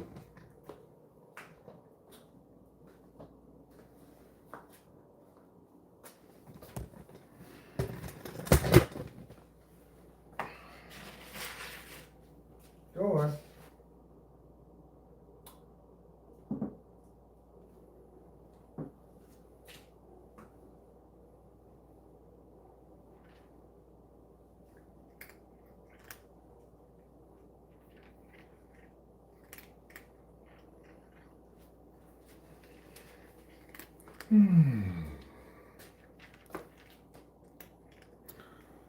What's scarier is, I believe, the larger hail will soon be seen. It's up.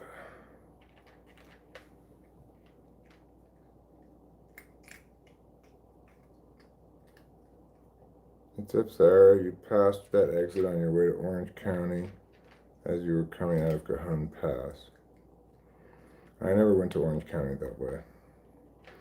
There's standing water when I passed through 15 and state line both ways. So a week apart with no rain. The desert is soaked, so ready to flood. Get people stuck. Huh. Wow, I can't believe it stayed flooded for that long. Must have been a lot of water.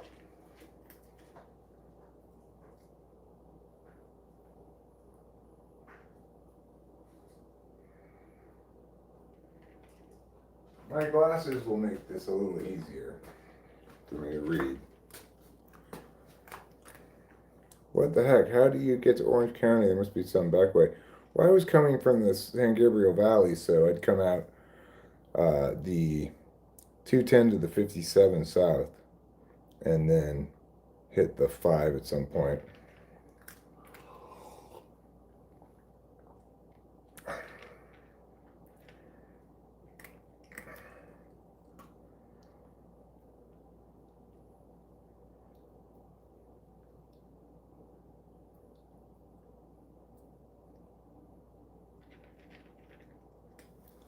Yeah.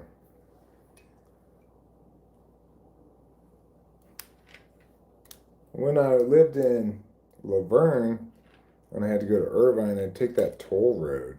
You know, there's a toll road from back there somewhere, like around Pomona. Maybe it's past Pomona, I guess. But anyway, there's a toll road that you can take. It cuts off a substantial amount of time.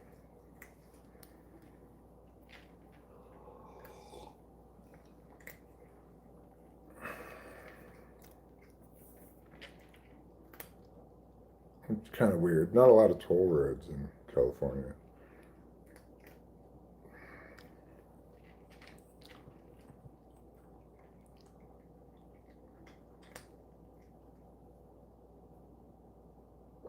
You need to get your glasses back. You smashed them a couple weeks ago when you ate shit on a bicycle. Well, you need to ride your bicycle more carefully. Is that the one that kind of leads to Irvine Laguna area? Yeah, that's the one. Yeah, it's pretty convenient.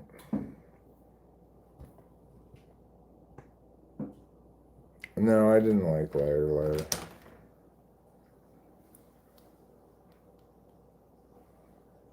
I did see it though. So for all my talk about not liking Jim Carrey, I did see a number of his movies. I guess I remember liking Ace Ventura: Pet Detective.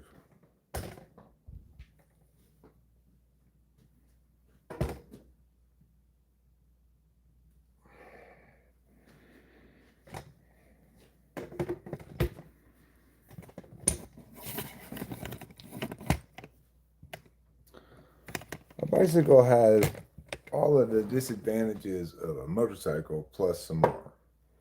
Like,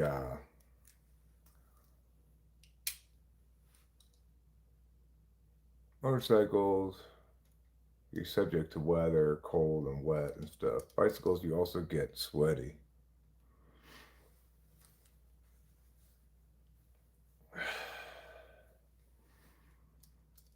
What is dumb idiot Trump doing? I don't know. I don't know what he's up to right now. Try to avoid the news these days. You think bicyclists are disliked more on the road? I mean, it's possible.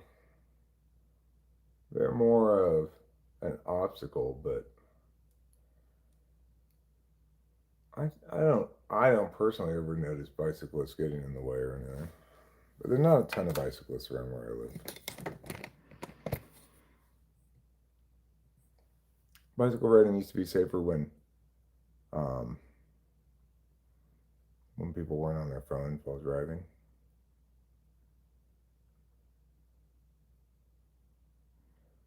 I mean, I would not call Trump the king of war criminals. That's just brazenly untrue.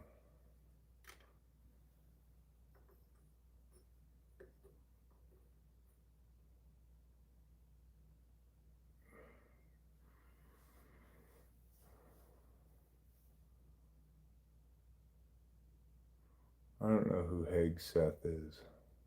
I have a camera on my bike that constantly records if someone hits me. They better not be on their phone. Well, that's good. Got a dash cam for a bicycle, huh? I mean,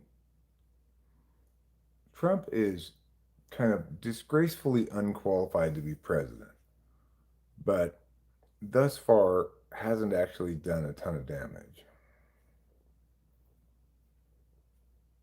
It's not too late for that to change, but that's the reality.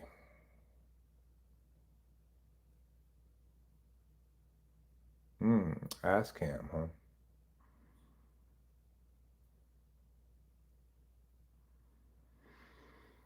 Hmm.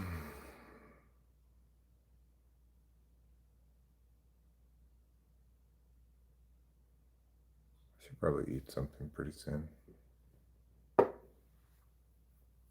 I could eat something, and I could, if I really got a bug up my butt, I could go upstairs and take down the outside Christmas lights. It's raining.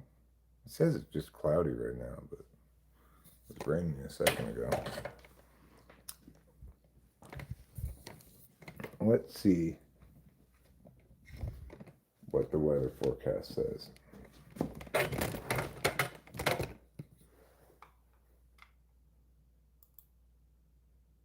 No, I mean, that's a terrible idea. AOC is the same personality type as Trump. She's a complete idiot.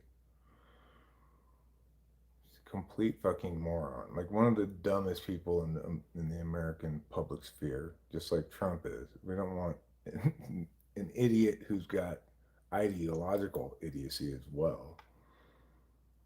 Have you seen those under the Eve lights that never come down? You can just change the color. Is that how you spell Eve? Uh, I don't. I don't know how to spell Eve. No, MC. Correct is better, not ideologically driven. You have to evaluate the merits of every given prospective policy proposal on its merits and not come into it with some kind of ideological frame. You are wrong.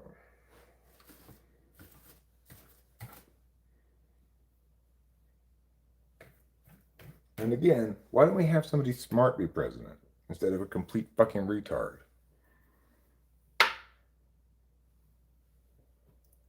Anybody who thinks AOC is smart needs to have their head checked. That woman's a complete retard.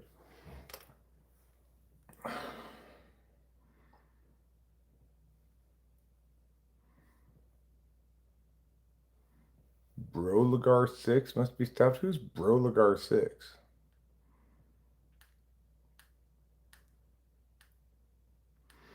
Well, it should be called the Department of War. That's correct. That's what we do with it. We wage war with it. I don't hate progressives. I hate the idea that you think that you can apply an ideological frame to know what's correct to do. Your ideological frame is sometimes correct if you apply it in this way, and sometimes incorrect, depending on the specific issue. We need somebody smarter than to think you can frame a certain way and be correct by applying that frame. We need somebody smarter than that.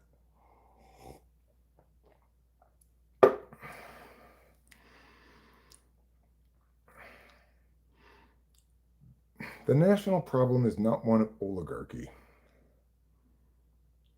You know, rich people are not the problem, okay? You might complain that there's too low a standard of living for certain parts of the population, or etc. But we should never be complaining about the people who are have plenty of wealth. We should be complaining about, say, the incredible inflationary crunch of the COVID policy left to cause everybody to get poorer. You think billionaires are convenient boogeyman because you aren't one and can't conceive of being one. They earned their money. I hate Noam Chomsky.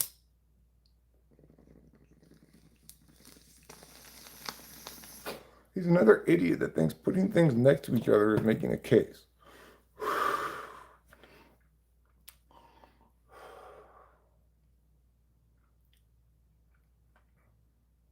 If in fact the oligarchy is so powerful with their media control and stuff, then why are you? You know? Why are there so many people like you who are passionate advocates of this bullshit?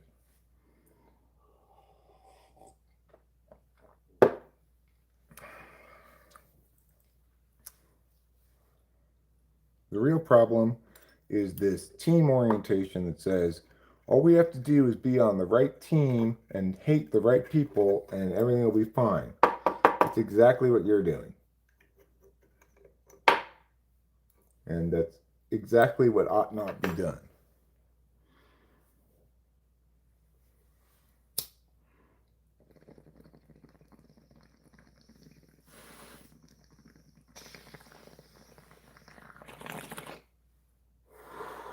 Like, nobody can reasonably claim that Trump does a good job of representing all Americans. Equivalently, nobody could reasonably claim that AOC would do a good job of representing all Americans. Right? You need somebody who's not one of the partisan hacks.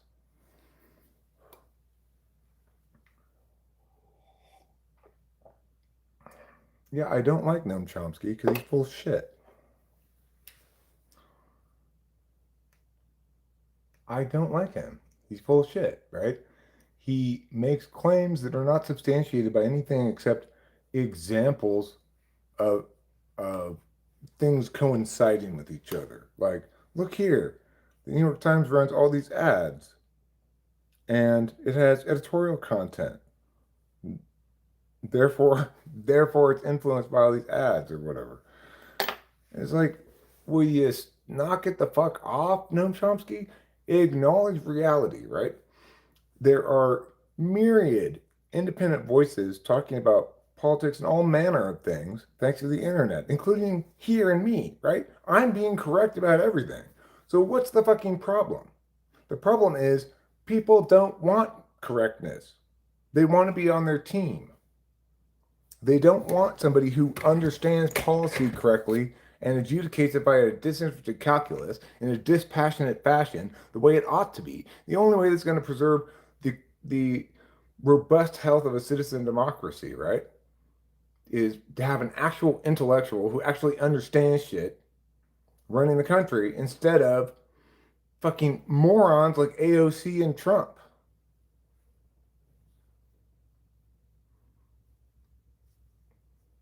Well, you just like Noam Chomsky because he's an ideologue.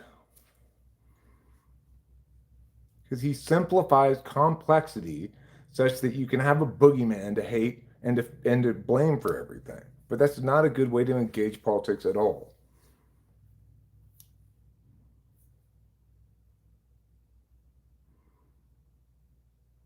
Hi, Acacia.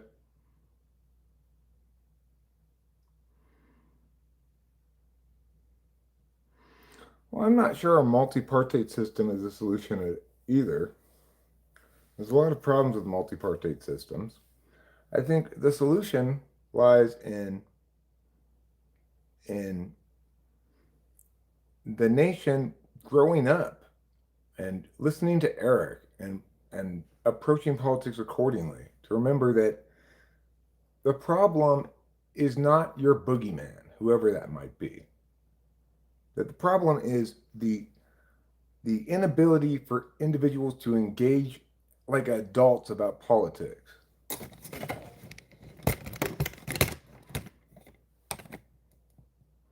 No, they're not the same, right? They're definitely not the same.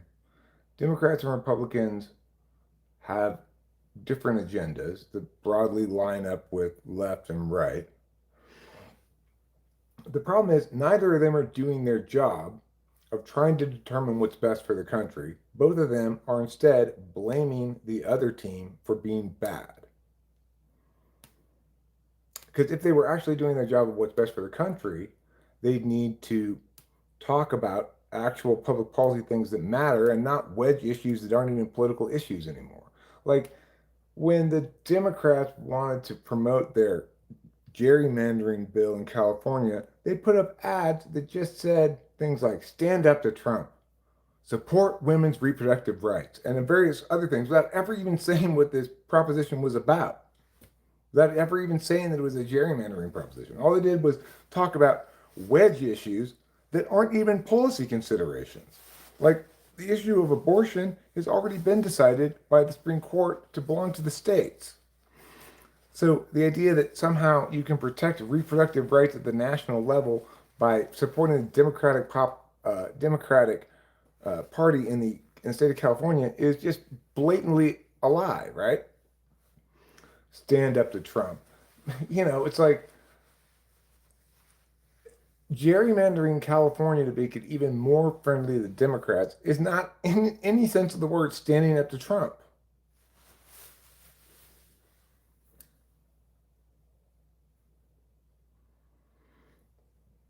I mean, we see plenty of examples of warmongers in our recent presidential history, such as George W. Bush and Obama, who continued waging the unwise wars that George W. Bush started throughout both his terms in office. Well, Eisenhower may have been right about the military industrial complex getting beyond the control of civilian authorities. I think that's true.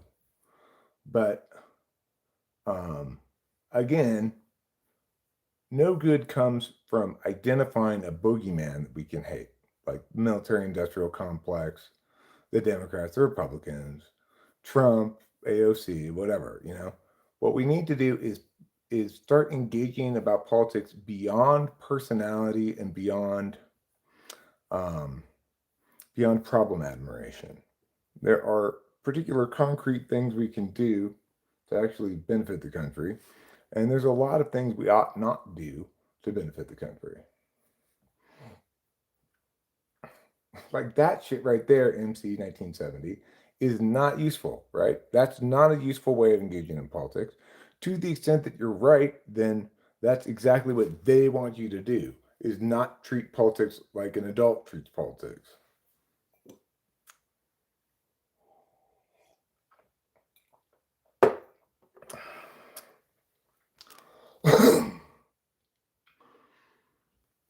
For example, if I were president, I'd use the Justice Department to change case law and in part to conscribe the power of the executive.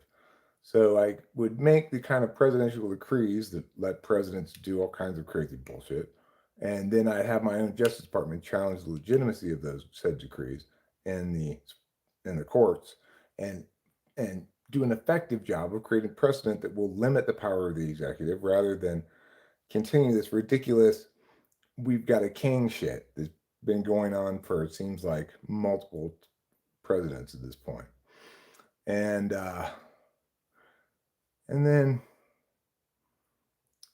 there's a lot of other areas where we want to constrain federal scope because the federal government is one of enumerated powers that are laid out in the Constitution. And every time the federal government starts expanding the scope of its jurisdiction beyond those powers, we run into problems. So we want something that's more constitutionally correct instead of less constitutionally correct.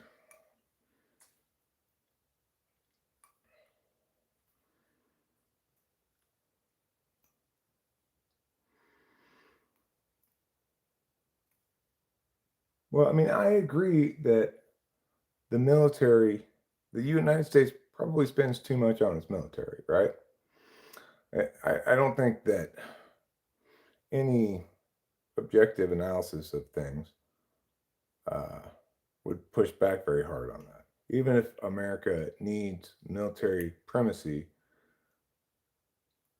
um, we spend a lot more than any other country on it and could spend less.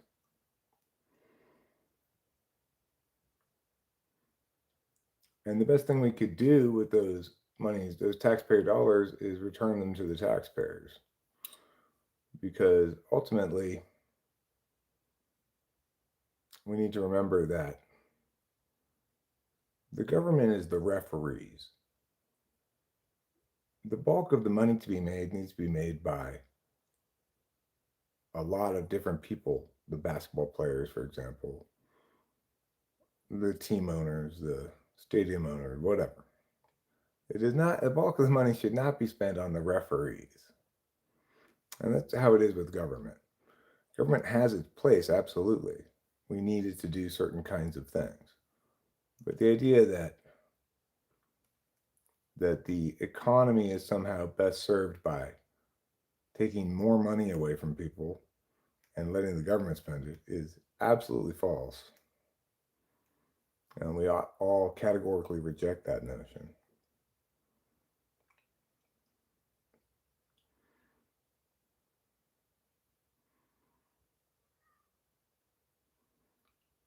Good infrastructure matters, sure.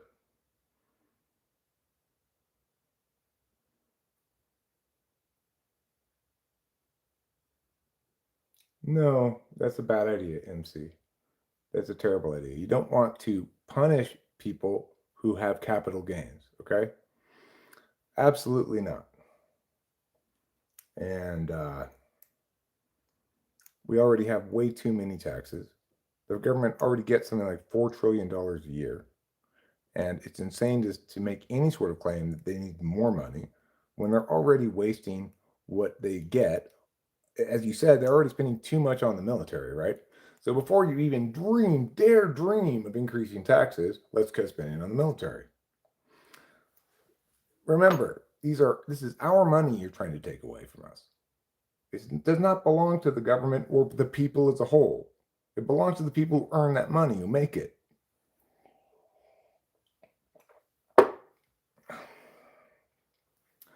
You don't get to determine what other private entities do with their money, okay? Don't worry about them. You worry about you and your money.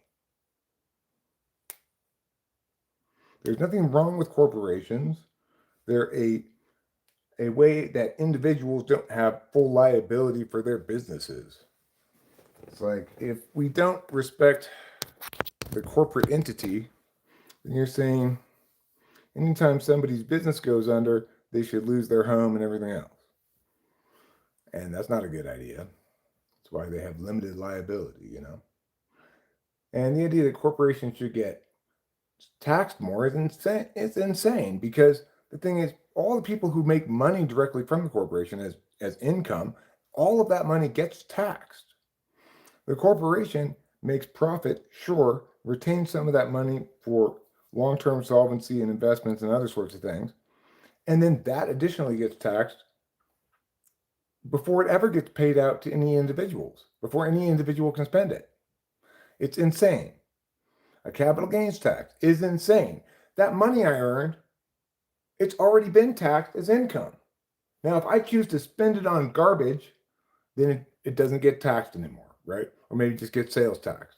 But if I invest it and take risk to see that money either grow or lose value, and it grows, the idea that the government should be able to tax it again because my investment paid off is fucking insane. The government obviously doesn't have any liability should my investment fail. So no, we don't need more avenues of taxation. That's insane.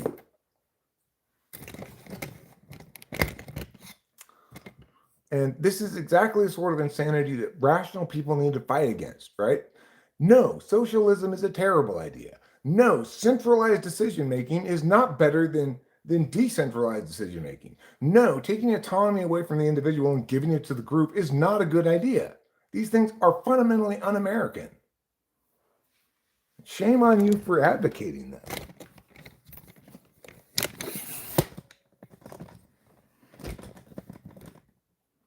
It's a terrible idea to think that somebody else can better know how to spend your money than you can. It's a terrible fucking idea. It's also a terrible idea to say, well, let's tax those people. It won't affect me. That's fucking evil. Taxation should be fair. It should apply to everybody or nobody. And to say, well, I'm in favor of this tax that affects somebody else, but not me. I mean, fuck you, right? You're just being incredibly shitty.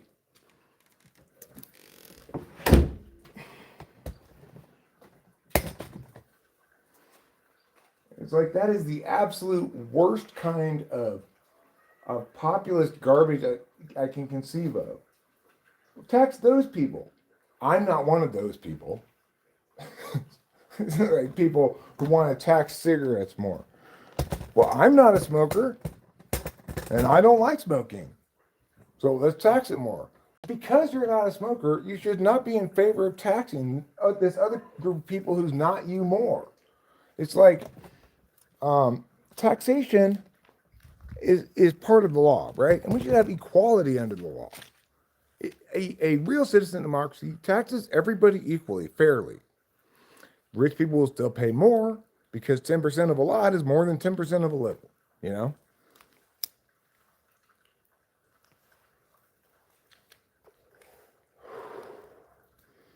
But there's never been a good way to attain justice by injustice.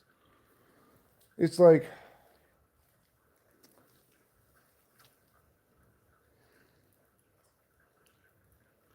affirmative action. You can't solve racism by being racist. You get rid of racism by getting rid of race as a factor to consider when doing anything. That's how you get rid of racism, right?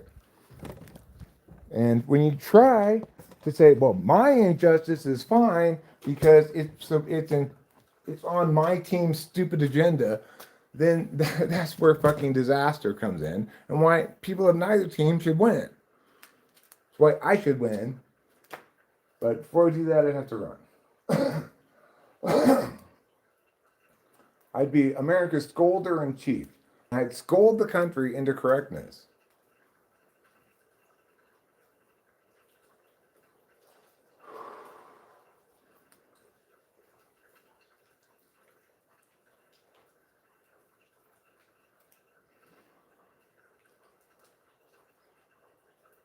Communist fucking garbage.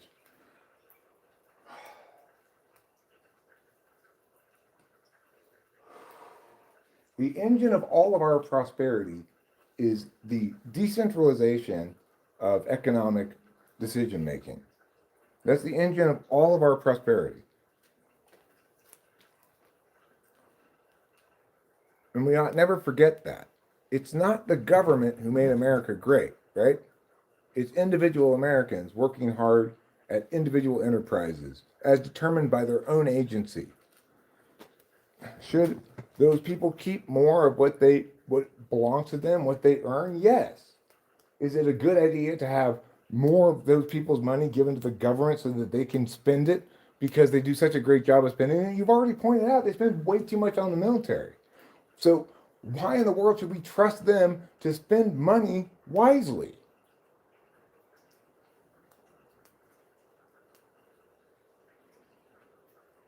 They've spent God knows how many trillions of dollars on the drug war, right?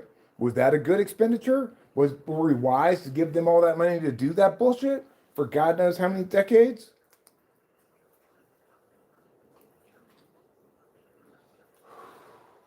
Part of the insanity is that you have faith that suddenly the government's going to change and start doing everything that you like with money.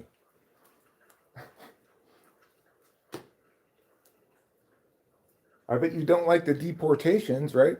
Well, that's funded by taxpayer money.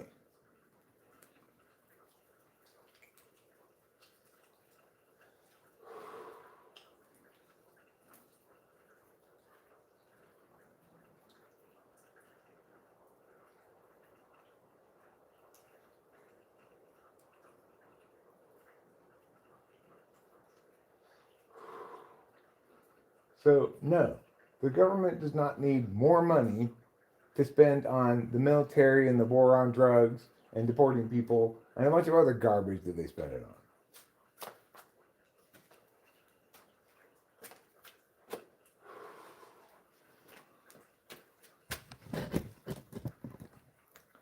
How can somebody articulate all these problems with the military industrial complex and the oligarchs and such and want to give them more money?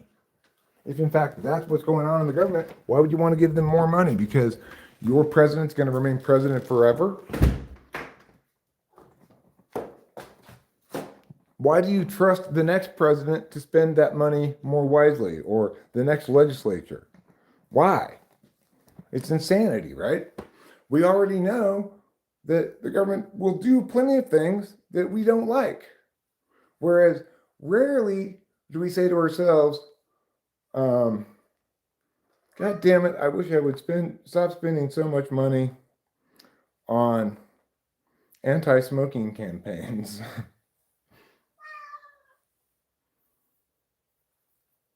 No, everybody gets poorer with more socialism. So if the government didn't take $4 trillion in taxpayer money, there'd be $4 trillion more money in people's pockets. That'd make them a lot richer. What made everybody so poor right now is the COVID inflationary crunch due to those unlawful, unwise, ill-advised COVID lockdowns, which I argued about well in advance of them actually happening. I was correct then and I'm correct now.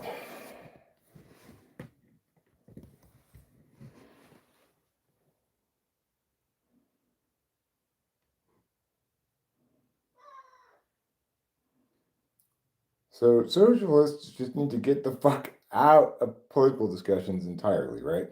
They're talking about shit that makes absolutely no sense, that they themselves contradict their position all the time by pointing out problems with the status quo government, right? You can't have it both ways. You can't point out problems with the status quo government and say it'll be solved by giving the government more money. It doesn't work out that way. And that's called being sane and not appallingly wrong and un-American. Have faith in individual American enterprise instead of the government to do what? Spend more on healthcare? The existing healthcare program that we have, the Affordable Care Act, is the least affordable conceivable way to get healthcare to people. Even single payer would be better.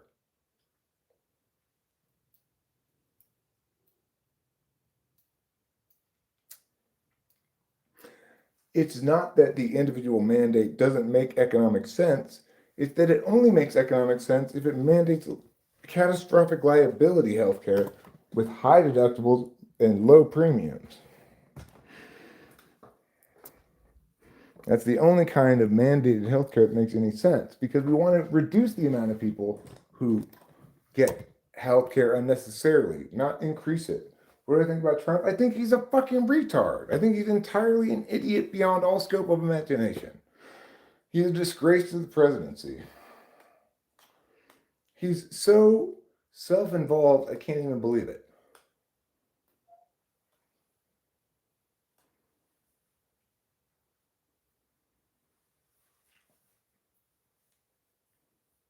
Right. But the thing is, yes, the individual mandate is unconstitutional. But that's why I specified that it might make economic sense.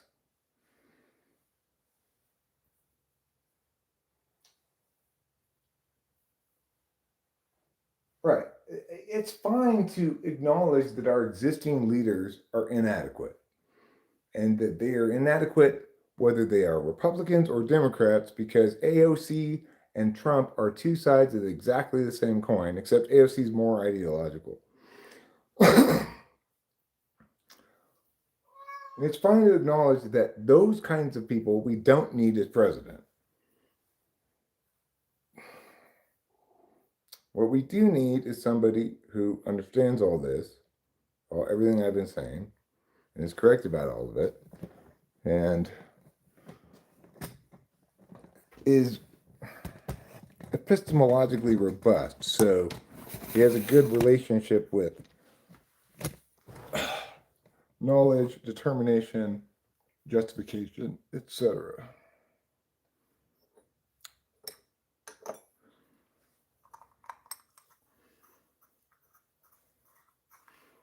But politics, like everything else, makes me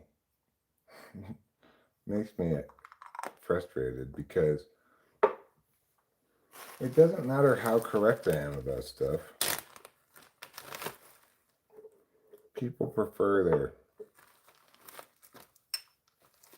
their emotionally engaging approach to politics. Like, I don't like getting mad at people and their wrongness. It does make me mad. But accordingly, I avoid paying attention to it. But there are lots of people who get off on the getting mad about something. I used to be like that a long time ago, so I understand it. Around 2001, I was like that. About the Iraq War and Bush Cheney and stuff.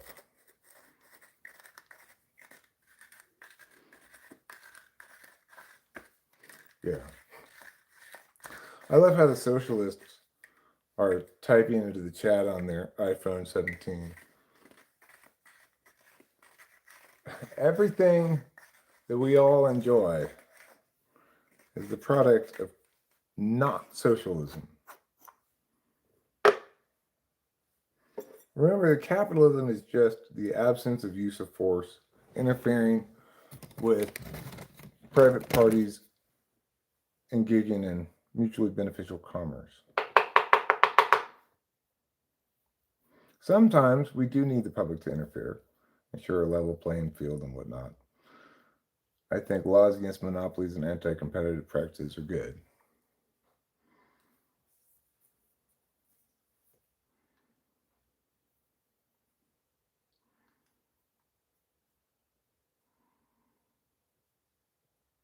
Well, I mean, I think it's fine for congressmen and senators to get paid. We don't need it to be a volunteer position. But, I mean, the problem lies in the larger voting populace, almost all of whom are committed to one team or the other, rather than interested in finding a candidate worthy of being president.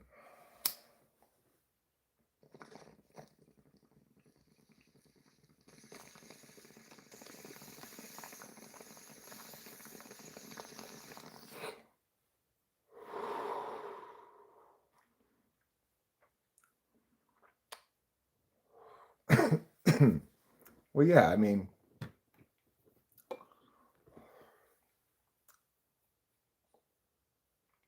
if you want to avoid corruption, you need to elect people who have character, who are there for the right reasons.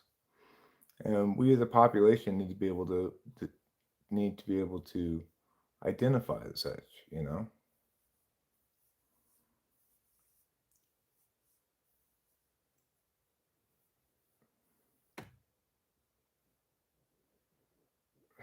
Sasquatch?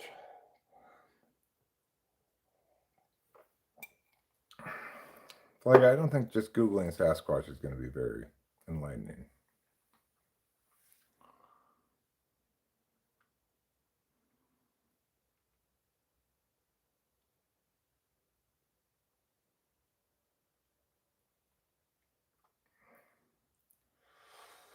Dr. Squatch's Sasquatch cream?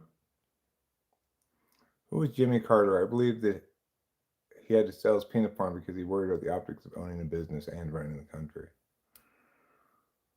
Huh. What do you think of the Michigan hire? I think they got a good coach in Kyle Whittingham. He's been very successful at Utah. He's had a lot of teams finish the year top 10. Um, and, you know, he did that in Utah, which has its advantages in terms of recruiting, but also it's not as advantaged in terms of recruiting as Michigan. I mean, Carter was just a weak president. I wouldn't call him horrible. He just wasn't, he didn't have a lot of capacity to lead.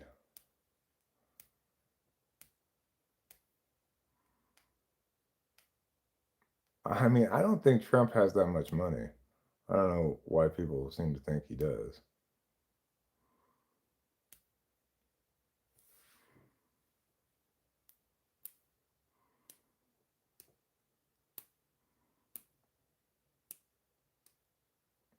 You sure the hostage thing blew up in his face? But not a whole lot happened on his watch, really. He only had 4 years. You can only be so bad of a president in 4 years.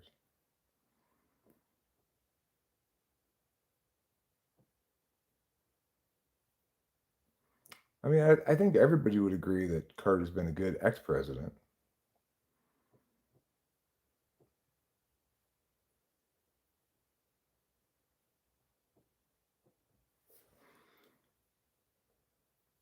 Well, I mean, they could do legislative duty like they do jury duty and have like a panel of judges question all the people for fitness.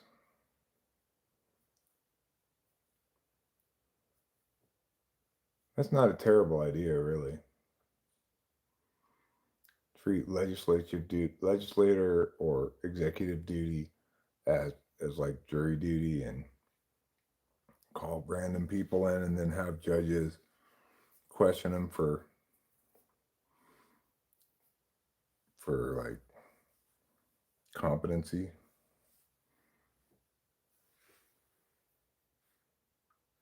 Billy Carter will always be my favorite presidential nepotism relative. He didn't get rich, he did have a good time, and Billy Beer wasn't terrible. 100% will hold your job. You can continue your career once you've done your service. Well, that would have to be part of the law, just as it is with jury duty. And, you know, since such a tiny fraction of the population would be even selected for the broader candidate pool, you know, it would be take very bad luck for you to get somebody actually um, taking time off. But the other thing is, you don't need to have the legislature in session all the time. Like historically, it would meet, you know, once a year for some stretch of time, and then people would go back to their home states and their farms and stuff.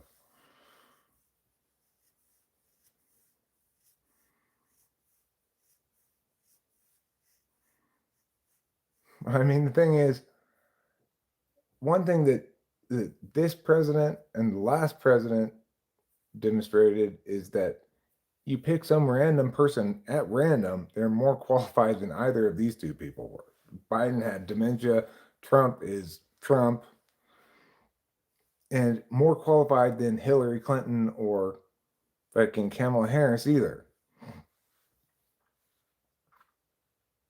Just any random person, there's a very high likelihood they'll be more qualified for the office than any of the last set of presidential candidates.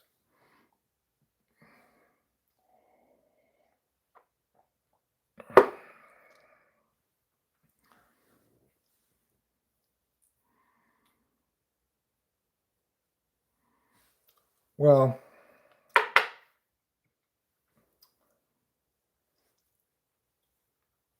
I mean,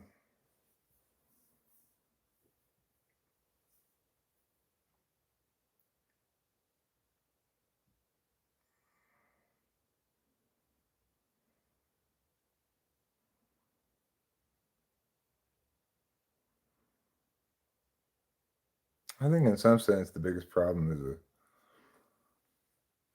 a splintering polarization, a a culture war over what represent core American values. The federal government being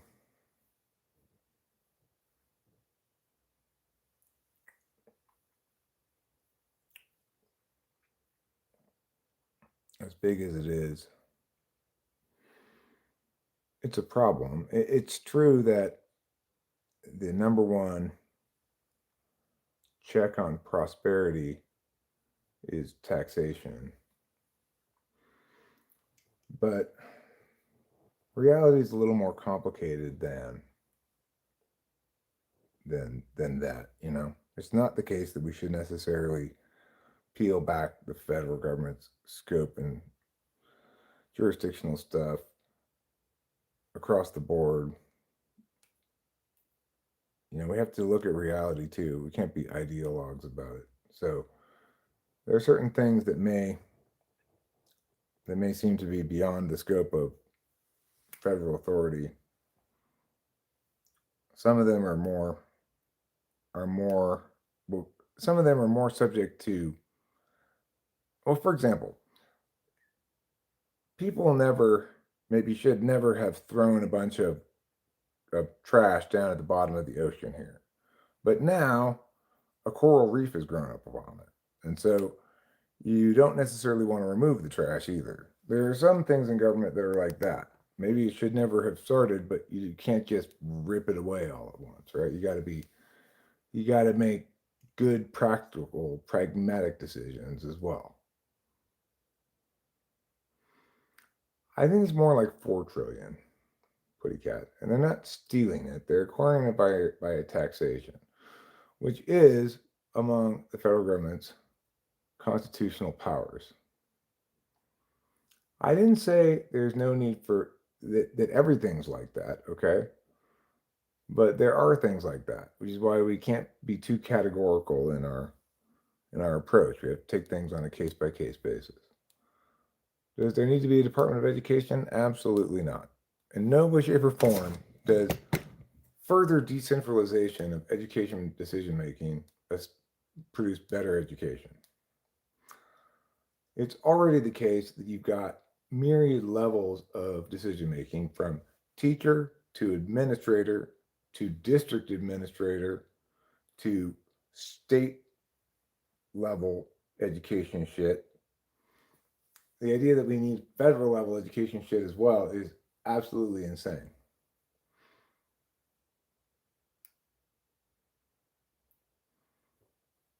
And definitely without the purview, outside the purview of the federal government. The National Institute for Health, I don't know. We wouldn't need an IRS if we went to a more efficient taxation system. How much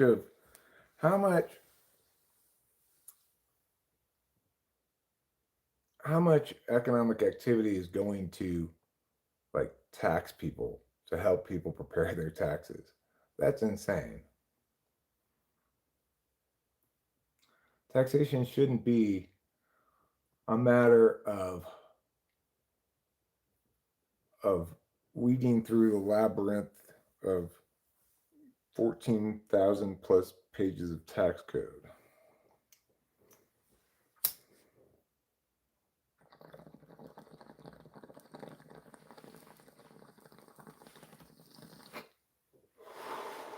Chesterton's fence is a principle that says change should not be made until the reasoning behind the current state of affairs is understood.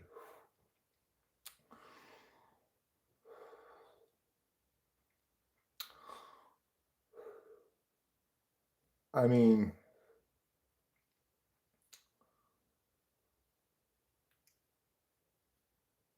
I get that argument. I'm assuming the analogy he's using, which is one that I think I must have come up with independently, is that just because the cows never escape is no reason why we should take the fence down, right? Like, why do we need this fence? The cows never get out of here. Well, then the reason they don't ever get out of here is because of the fence.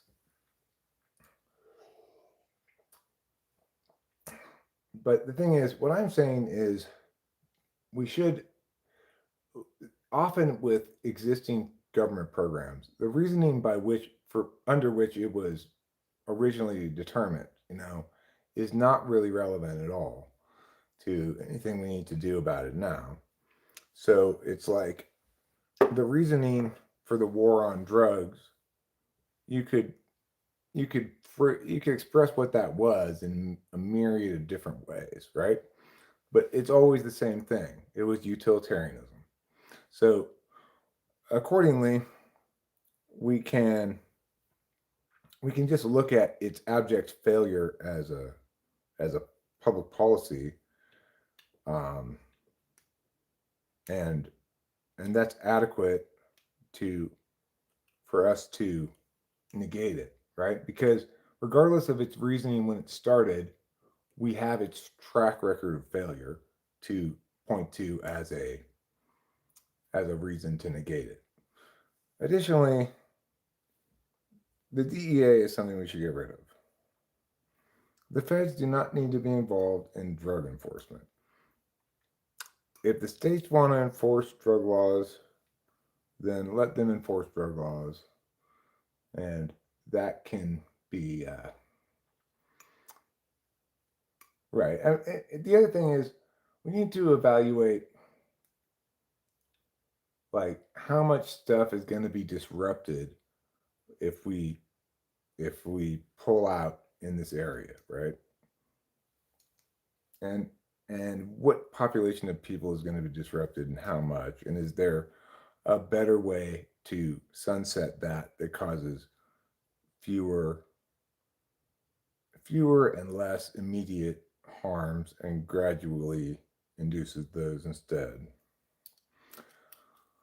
Because we have to be realistic about the fact that we're starting from where we're starting from, the status quo, and we are not starting from scratch building the perfect country, right? We are trying to improve the status quo in ways we can that have significant positive impact, and be aware that we can't do everything, certainly not in one term of presidency or something like that.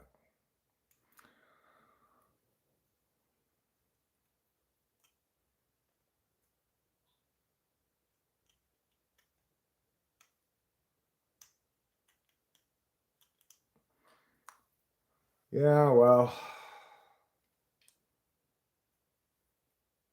it's all very depressing.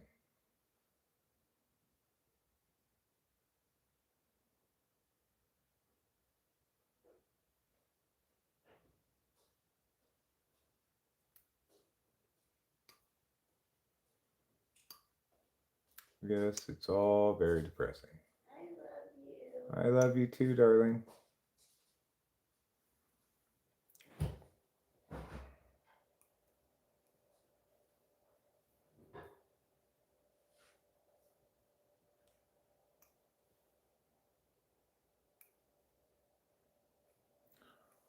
one hopes that there emerged some sort of engine of economic boom stemming from some kind of technological advancement or something. Uh,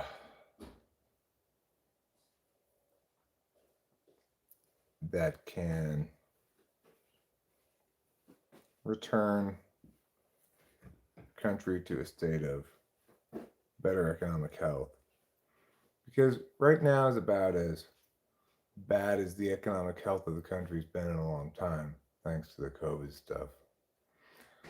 Am I enjoying the current bowl game? I am watching it. It's depressing to think of society as failing to live up to a utopia, but it's satisfying to think of where we came. Well, that's true, but not everything in society has improved over the course of those years.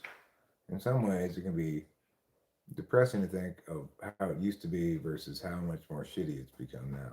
I think it's kind of uh, a matter of your frame of reference. Ultimately, if you want to focus on the ways that society is better now than it used to be, there are plenty of ways you can focus on, including this conversation right now, which was not possible before the internet, not in any meaningful sense.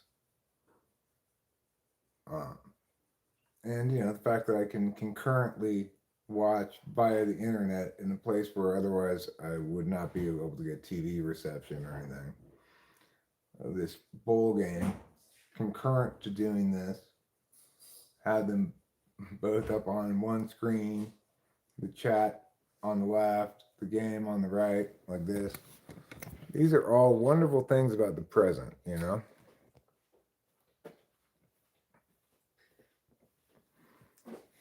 And in fact, this is how I met my wife. Mm-hmm.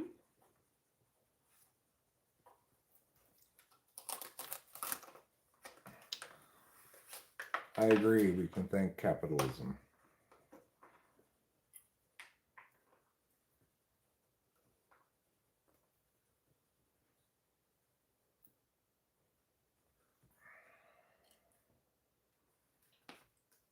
As negative as the internet can sometimes be, he's 100% right. We can network now like never before in human history. And I gotta say, Wait, what the heck? It's been delivered. yeah, I brought it inside. I put it down right there. Oh, you did? Oh, okay. I will wrap it. Where's the wrapping paper? It's right over here.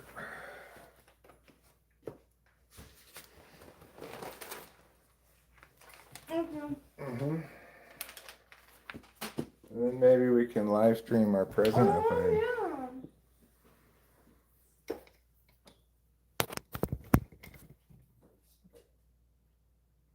Do you want it in this box? I'm not sure if it's a box inside. That's fine. Just wrap that up real quick. Socialism and communism are proven failures. Well, sure, because ultimately what we're saying is you cannot do a good job of delegating away the legitimate agency of individuals to a central authority. Individualism, the individual responsibility, and thereby individual profit as well, is implicit to a free and civil society.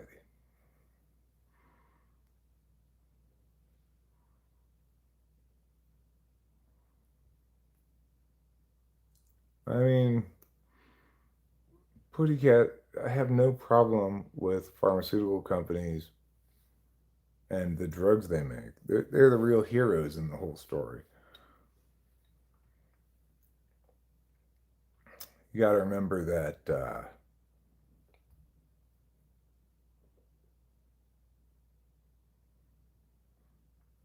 a lot of people are helped by those kind of drugs, and a lot of people need them at least for some period of time. Like, why don't you respect the profit seeking of pharmaceutical companies?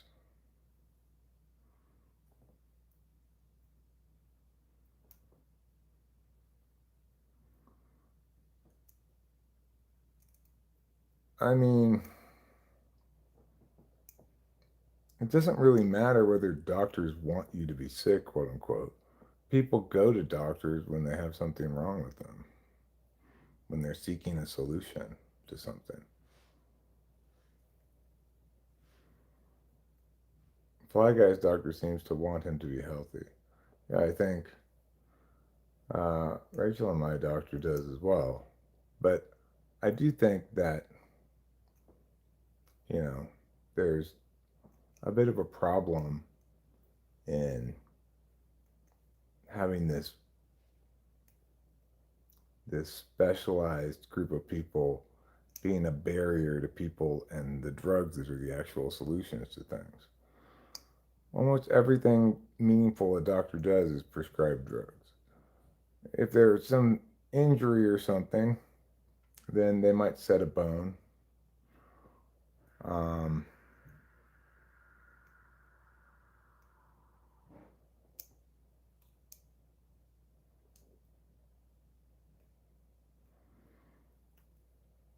those free breadsticks are an illusion, Fly Guy.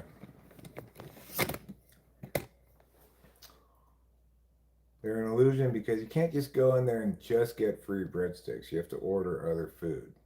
And that's where they get you. They make their money on that other stuff.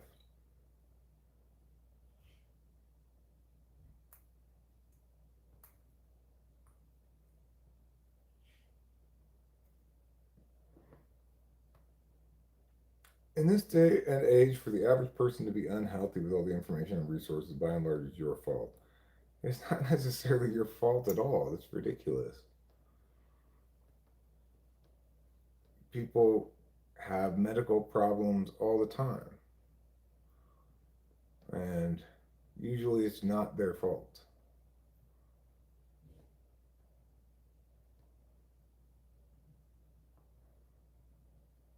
Like, take my mom, for example.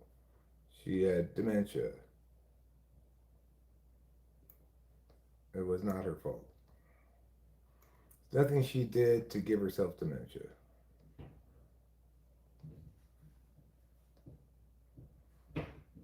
My dad's eyes and ears failed him towards the end of his life. It was not his fault.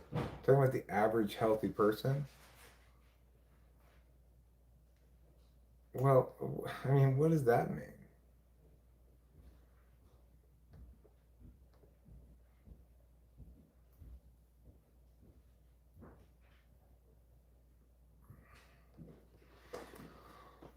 Well, people age throughout their lives, show media. And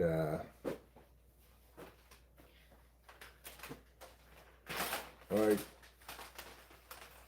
there are people like Acacia who is under 40 and is having to get dental stuff done like me.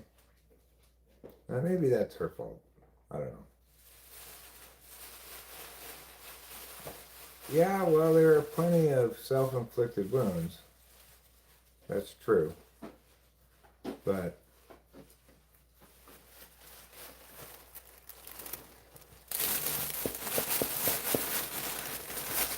here's the present for me. Yeah. Let's open it and see. Rachel got me a few presents, it seems like. I only got her one present. That's okay. Yeah, sometimes things just happen. So this is my pond pump. Thank you, Rachel. You're welcome. With this pond pump, I can pump my pond.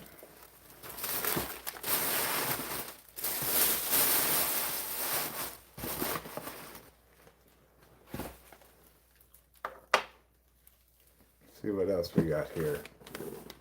Alright, this is a surprise. I don't know what this is.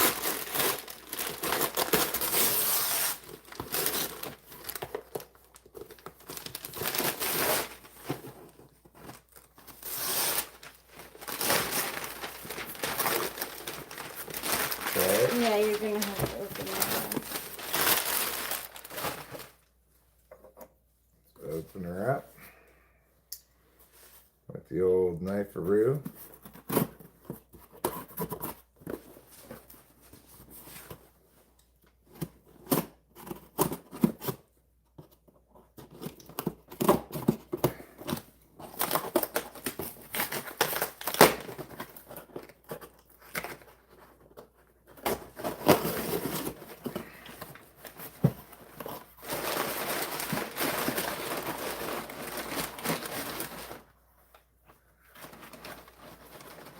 What is this?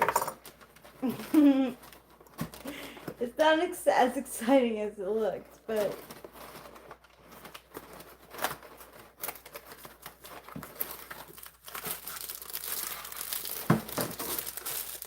Oh, it's a back scratcher.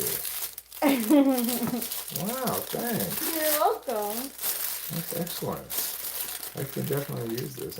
Oh, Helps me good. turn a little bit more into my dad. Yeah, that's what I was kind of thinking. This is a great one too. This feels nice in the hands. Oh, good. High quality back scratcher. It said it was like a longer one too, so when you're Yeah, that's good. I can get everywhere, no problem. oh good.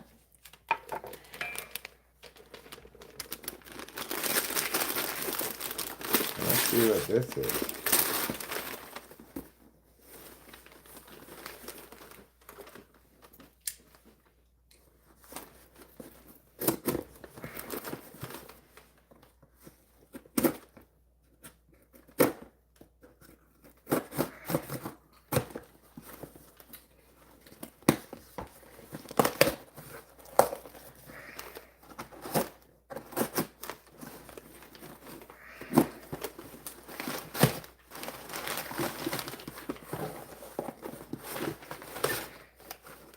What is this?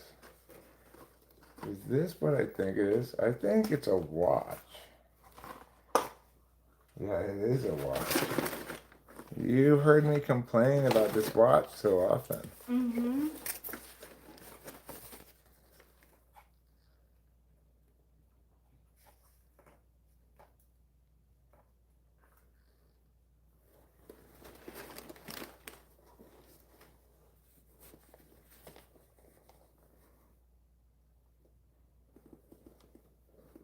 It's too big.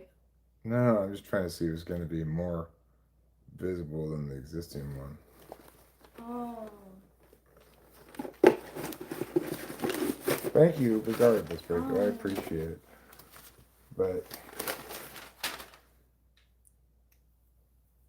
I'll have to be able to, I have to look at it with the light. It really depends on what it looks like with the light on.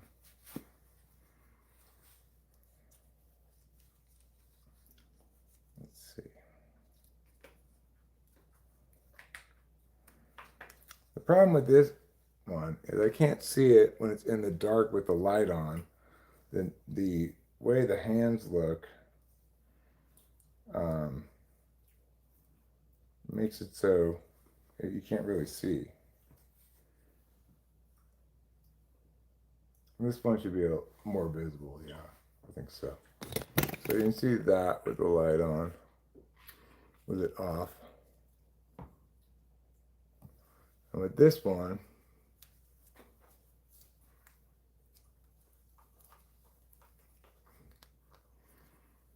see this.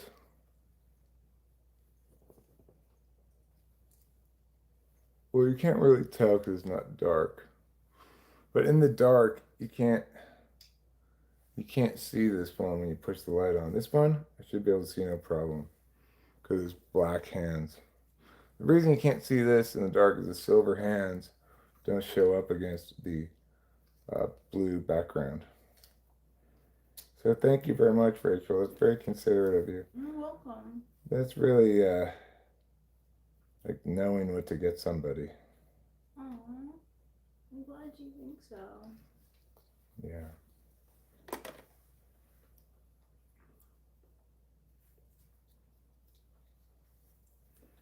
Let's see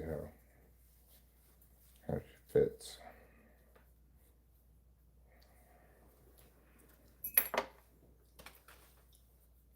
This one's got like an extra long strap.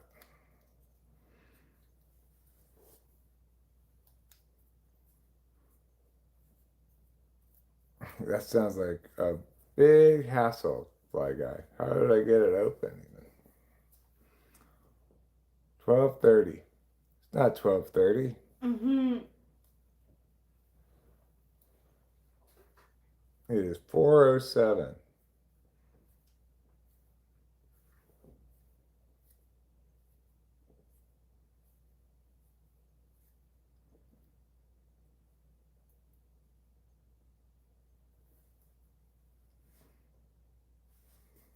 There.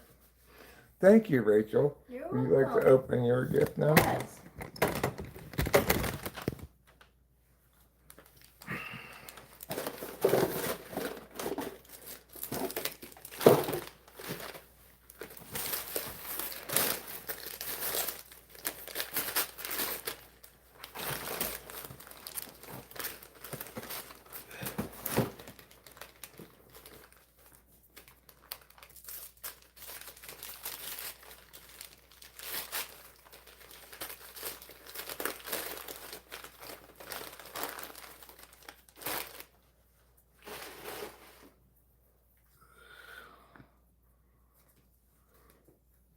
Pretty box. That's like Fly Guy when Homer bought Marge a bowling ball. That didn't go very well. Oh, yeah. Ooh, wooden box. Says be proud to be unique. Holtzkern.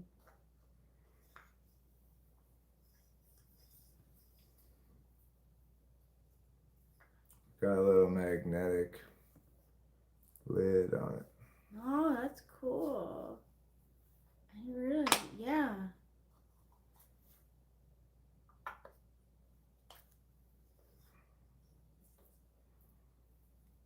Oh, I have to be careful. How do I do this? I got the game on, but he got its commercial right now. I guess he just wasn't paying attention to it.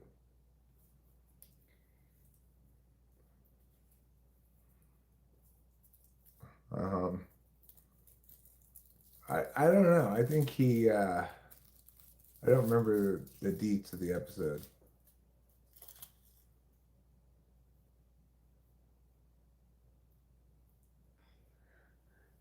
Earrings. Made out of koa? Koa wood and gold. Koa wood and gold. And the koa wood matches Eric's ring. All right, she takes a bowl. Is that the episode where she almost cheats on Homer with the bowling guy?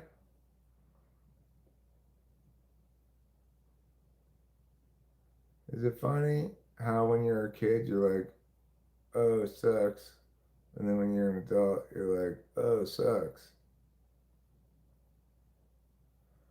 No, I did not watch that game. By the time I even thought to watch it, it was already out of hand.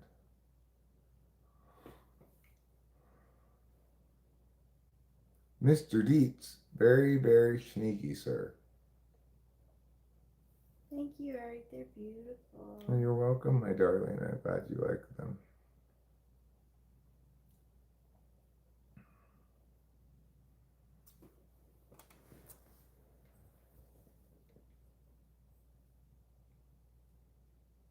Does it connect in the back somehow? Mm-mm.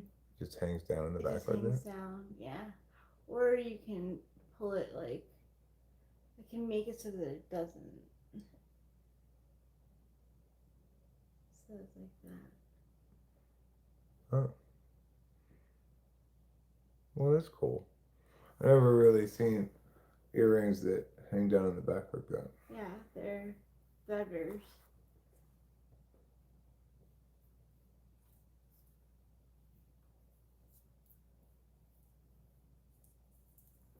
Yeah, I've got a ring that's made out of koa wood. Mm-hmm. That we got in Hawaii. Well, New Mexico just scored a kickoff return for a touchdown.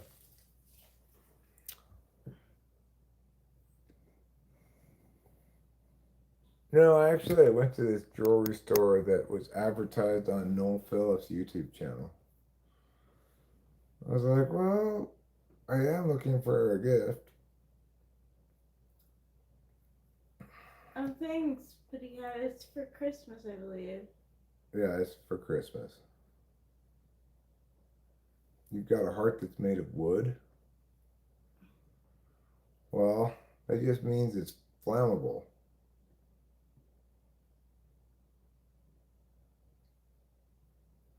Does it have worms in it? Now, hopefully this koa wood is shipworm free. That's my hope. Unlike you, Rachel and I don't spend a lot of time on the open sea. True. Okay, Shaw doesn't really mention where she is a lot of times, but usually she's at sea. Thank you, Eric. You're welcome, darling. Thank you. You're welcome. Well, we didn't really do Christmas yesterday because we were just kind of, Rachel was sleeping off the Adderall. Yeah, I was an Adderall dopamine drop. And I was just killing time mostly.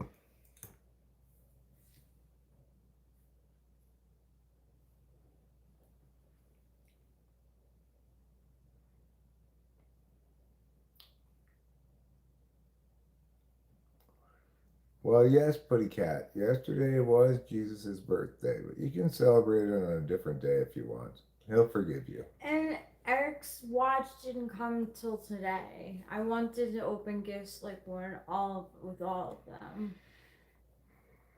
We got a ball game here, 14-14.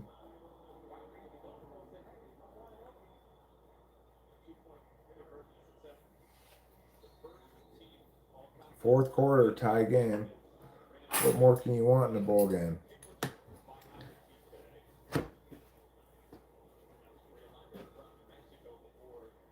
K-Shaw Wormy? I don't know what that means. Hey, Johnny Cats, listen. Yesterday was Jesus' birthday. Just be okay with it. That's why they had to put him in a manger instead of just laying him in the dirt outside. It was too cold. Oh.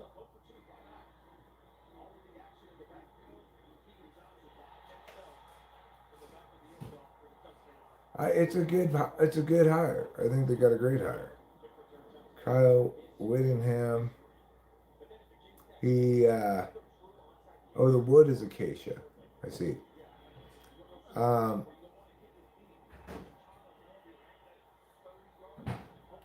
Shepherds would not have been herding their sheep. I mean, herding their sheep in December. They're not herding them. They're just helping them find their way through the snow. It doesn't snow everywhere, okay, Johnny Cat? Sometimes it's not snowy in the wintertime.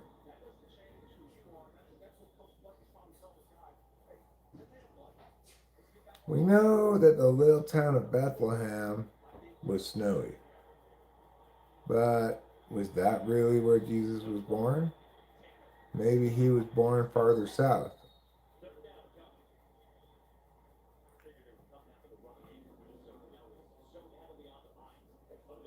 Acacia koa, commonly known as koa. Oh, really? I had no idea that a koa tree was a form of acacia tree. That's fascinating. We're wearing acacia on our bodies. Did you know the koa tree is a form of acacia tree? Really? Yeah, apparently. That's so cool.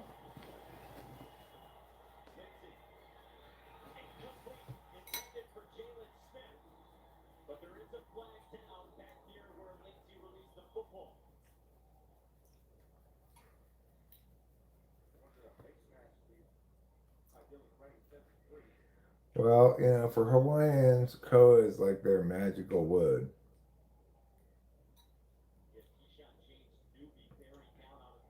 The more you know, indeed.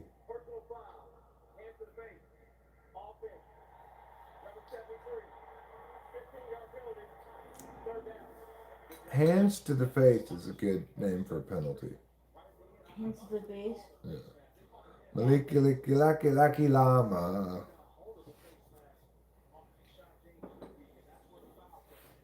As your body gets bigger, your brain must flower. It's great to learn. What do you get a fish for Christmas? A worm? There's a lot of archaeological evidence that Jesus existed on Earth. Okay. Can you not be right there? Thank you. What I want to know is how common a name was Jesus when Joseph and Mary named Jesus Jesus. I wonder. Because you never hear of any other. Right, you never Seems hear. unique. Yeah, you never hear of any other Jesuses back in the Bible times. No. There's a cool penalty where the ref says give him the business. I've seen that clip, Ruben. That is a cool clip. Nazareth are also a Scottish hard rock band formed in Dunfermline in 1968 that had many hit singles and albums in Canada, the UK, and maybe someplace else.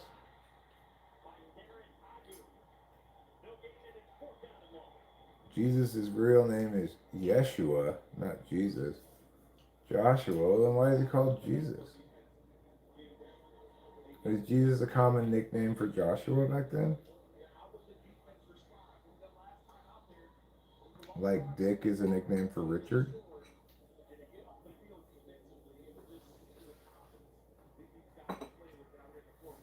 Nazareth had the song Hair of the Dog.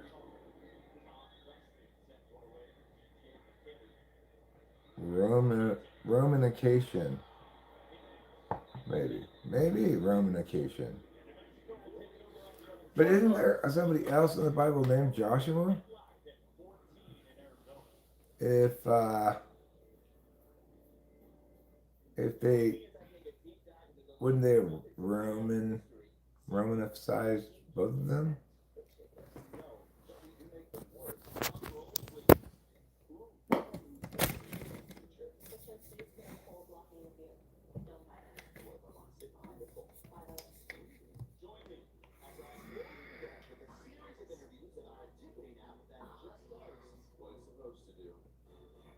Boy.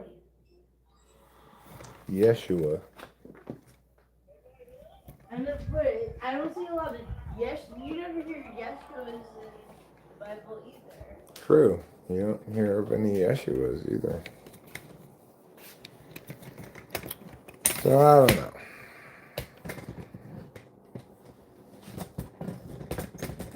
And who's pronouncing it correctly anyway? Is it Americans or Mexicans?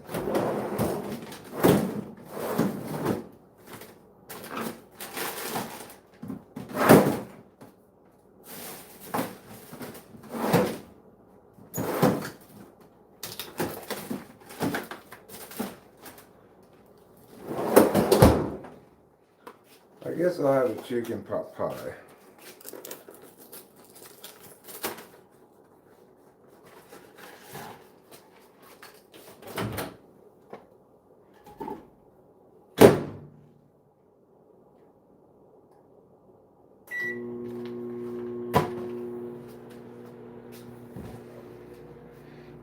While I'm doing that, I could take out the Christmas present stuff to the trash.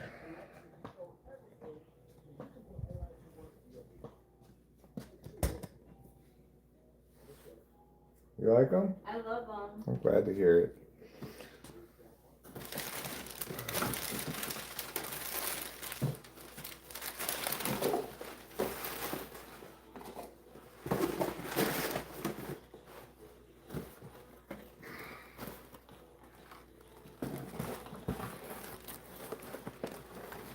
What are the 3 questions?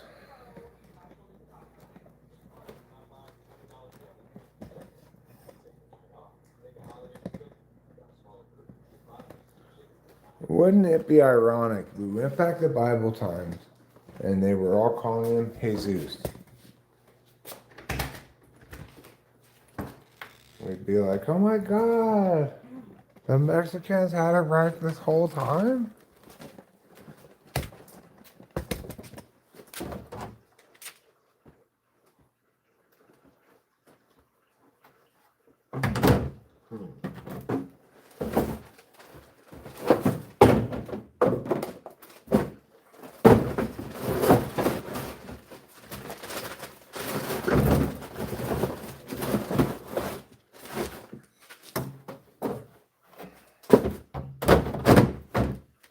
That's fine. That's fine. Who is responsible for this corruption? Why is this corruption allowed to continue? What corruption? Corruption of Yeshua into Jesus? Into Jesus? I don't know. I don't even know who's right.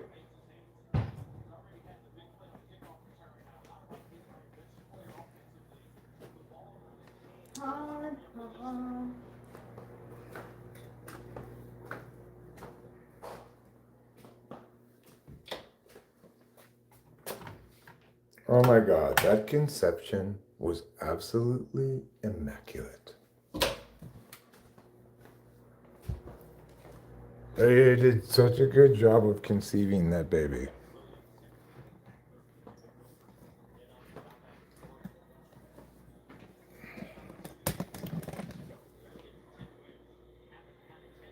You were watching? I was. My question about free will. What happens to my free will when the Holy Spirit enters me? Those two things cannot exist in the same vessel simultaneously.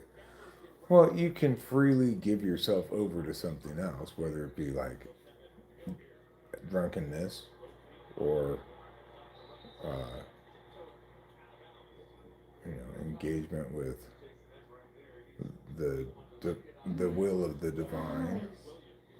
You may have more or less ability to give up the ghost, so to speak. Am I almost high? I'm not really high. Lo siento sounds gross to ensure it's immaculate.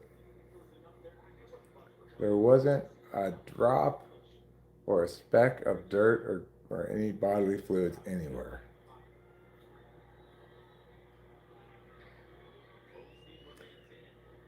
Show of hands. Who's drunk? Who's high? Putty Cat wants to share that he is almost drunk. Well, good for you, Putty Cat. Good for you.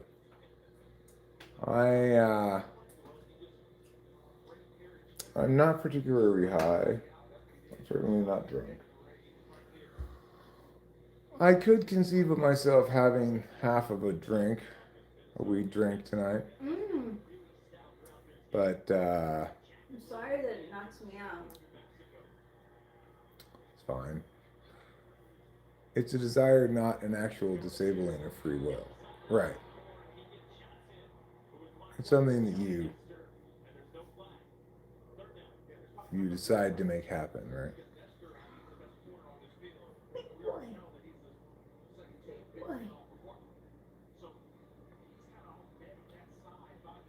Yeah, we don't know how God had sex with Mary. Yeah, we don't. We really don't know. Just that it was immaculate. Genitals are responsible for so many problems in the world. They are indeed. Just ask former Michigan coach. Oh. Whatever his name was. He couldn't keep it in his pants, and it cost him millions of dollars in his job.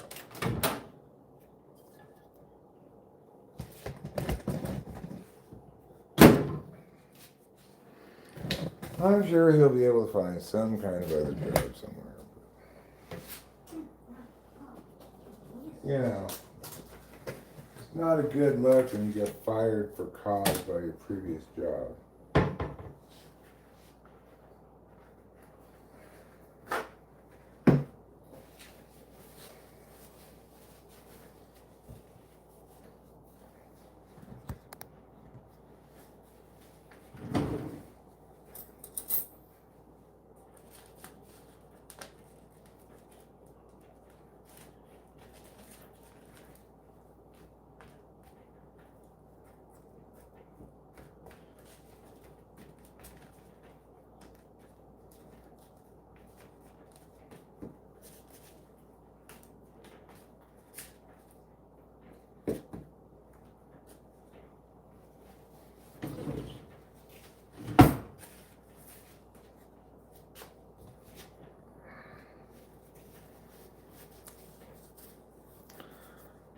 Got some chicken pot pie here.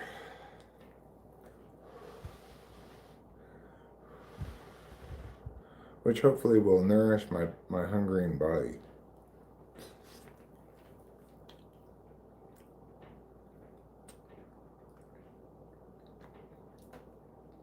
See you later, Keisha.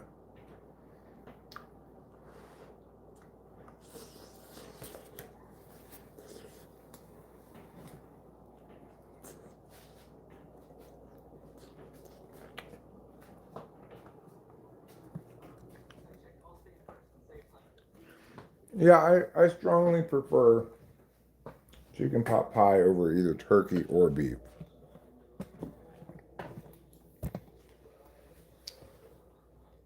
Chicken is the best meat to pot pie.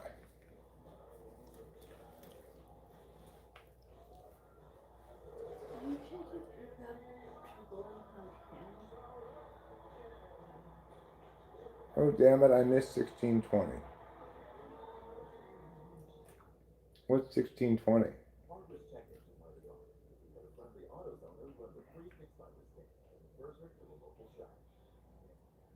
I could raise chickens, but we don't want to raise chickens. No, thank you. No more, like, responsibilities. We already have. I see 1620 is 420. Military time, gotcha. Yeah.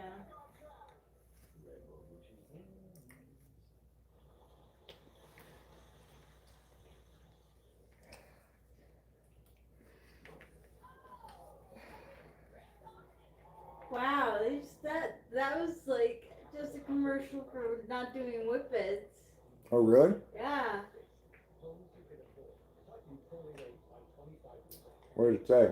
Call you no I radio didn't even problem? see. I just like was like, what's going on? And then at the end, I noticed that it was like a whippet bottle. The Cure guitarist Perry Bamonte dies at 65 after a short illness. Oh, that's young. Sorry to hear that.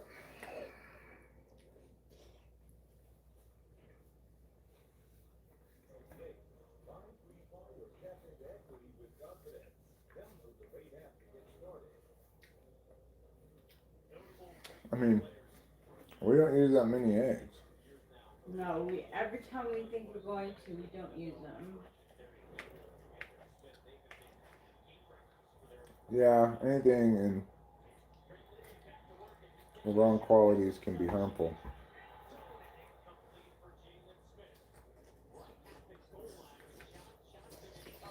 We need to take care of the chicken.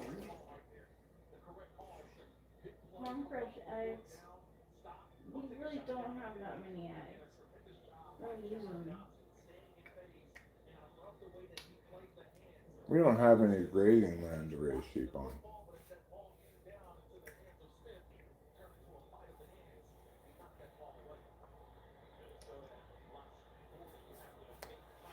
You've got to have enough land to have enough grass for them to graze on. We don't have that. We're looking at trouble. Ah, that's horrible, Johnny. Sorry to hear that about that lady. They shouldn't have such kind of contests.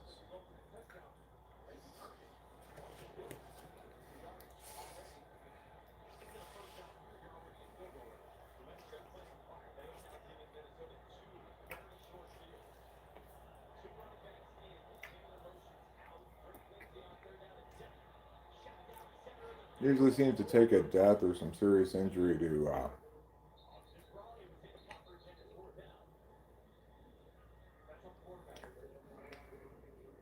that's a terrible contest. That's not good for you at all.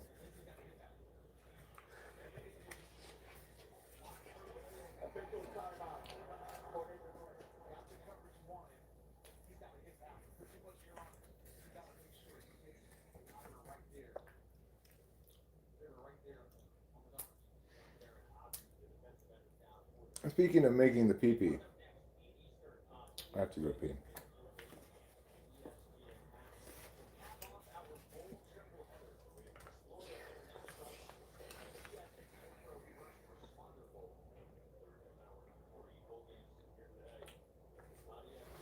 chocolate from here.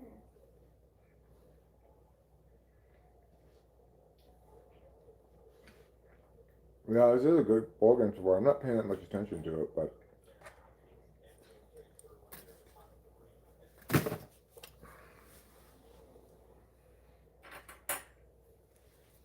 I did notice when Mexico tied it up on that kick return.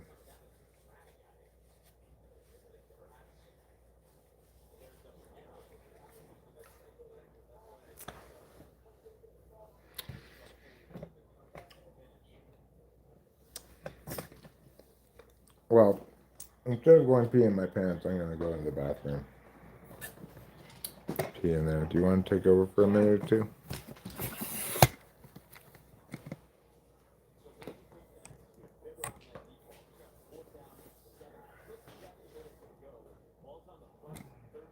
Hi everybody. Happy day after Christmas. Hey. Yeah, it's Rachel time. Oh yes, the scrunchie.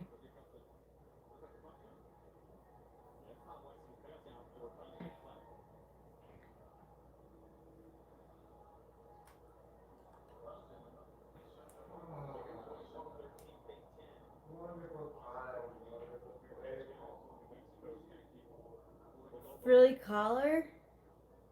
I don't have a frilly collar. I got to get one for peeing in the alley behind a bar. I believe it. Thanks, Johnny Katz.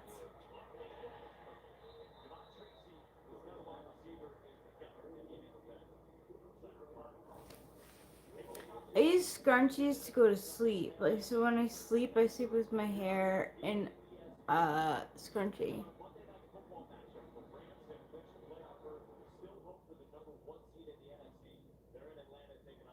Did you work at a bar? A fly guy? Or you just happened to see what was going on behind me? Oh, you did.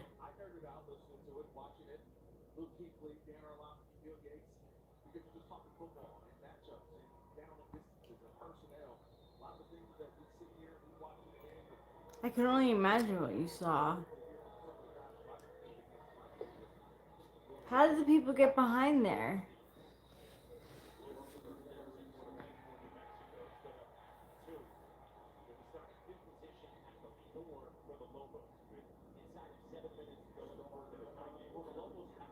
No, I don't take collagen, but I heard it's good for you.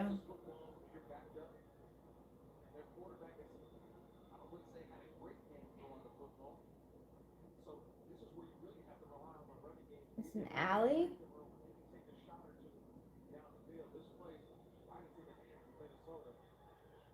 They say, yeah, they do say collagen does wonders. I know the neighbors give their dog collagen. We're supposed to meet with them tonight, actually, for them to show us. We're supposed to watch their dog tomorrow. There's no like firm plans.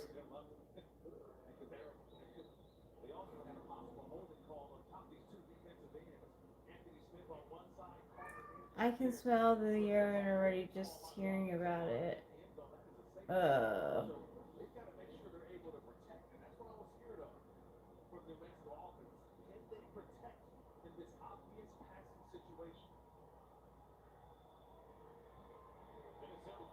Plant A eyes on dog.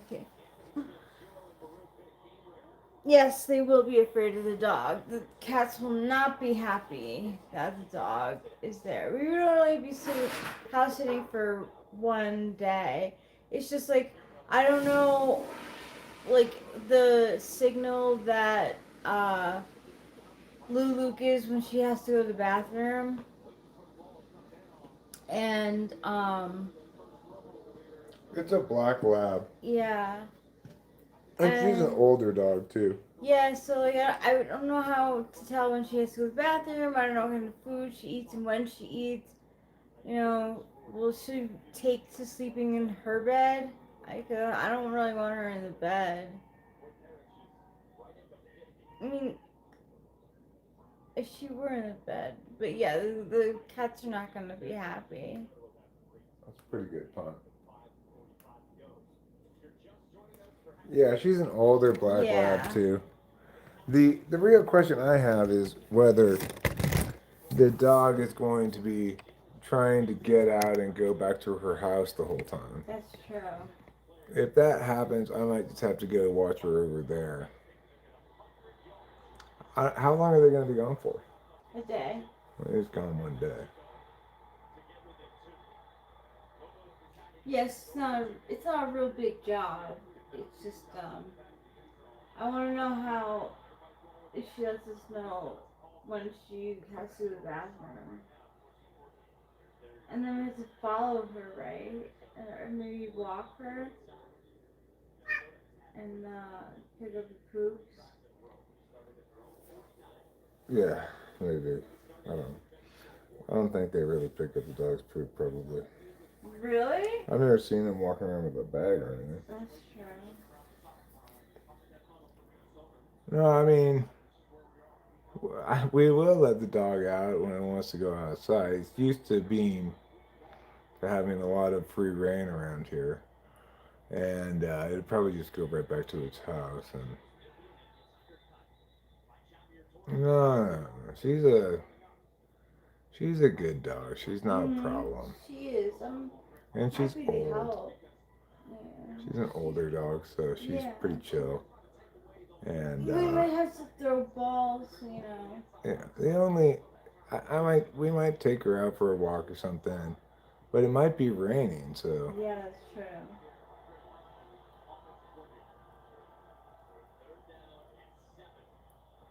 no.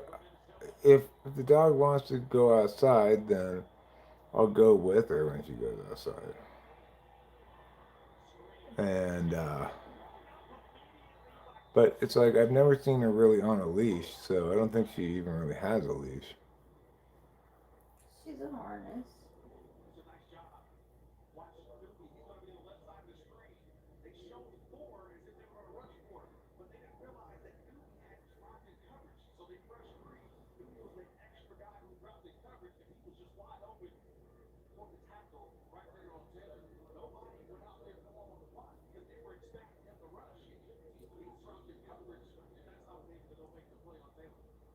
No, this dog goes to the bathroom outside.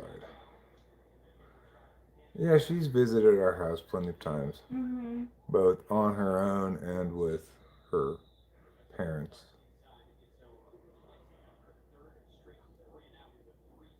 When they come over here, she comes with them.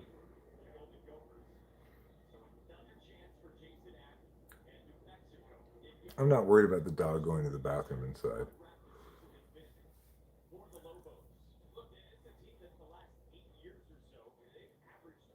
If they want to give us dog biscuits, they'll give us dog biscuits.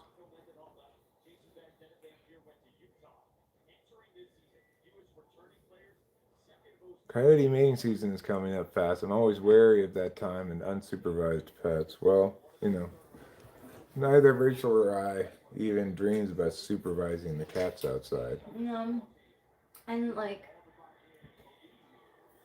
that's something that I had to realize is that we do live in a place where the reality of one of our cats being, injured or eaten by a coyote or a mountain lion was real. How did New Mexico get the ball back? Did they make Minnesota punt?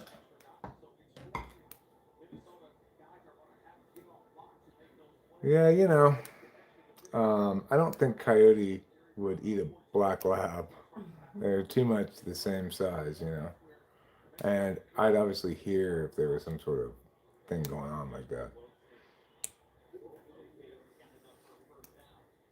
Hi, Light Warrior. How are you? Nice to see you. Yeah, it'll be fine. I'm not worried about it. The only thing I'm thinking about is whether she's going to settle down here at night or whether I'm going to have to go over to their house to sleep with her, over there. Depends how much she's like, wanting to go back yeah. home. Yeah. The thing about, you have to worry about coyotes is they might try to lure the dog away, then attack.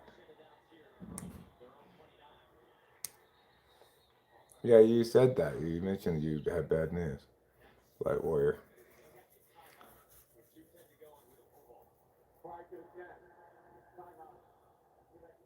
Offsprings from a crossbreeding of a dog and a coyote. Can coyotes and dogs crossbreed?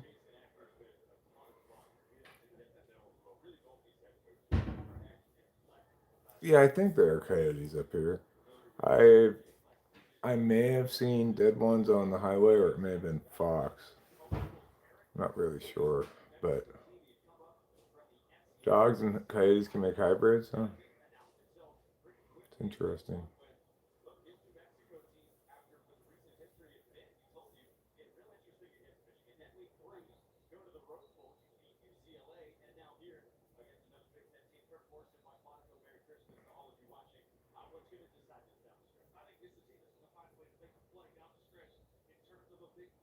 If Eric's worried about dogs sitting a black lab, just shift perceptions and approach and address how OG Eric do what he do on type sitting.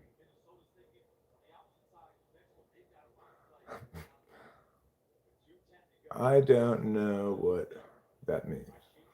I'm not too worried about dog sitting. We'll just find out. Typically, the dog gets dog sat at her house. I don't know if they've ever really taken her to another person's house before. I've been more concerned about mountain lions or bobcats. Yeah, and certainly there are both of those around here, and either of them could, in theory, kill one of the cats. One time, Capia was chased by something at maximum speed, and she bolted into the cat door into the garage and got away from whatever it was that was chasing her. But I didn't get to see what it was that was chasing her. In theory, it might have been a dog, but whatever it was, I couldn't see it. It was nighttime.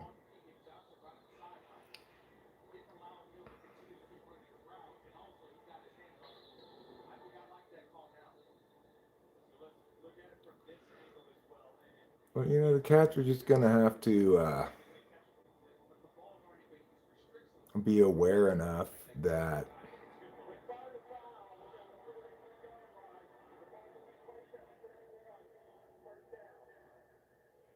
no, I'd rather watch her here, Rachel.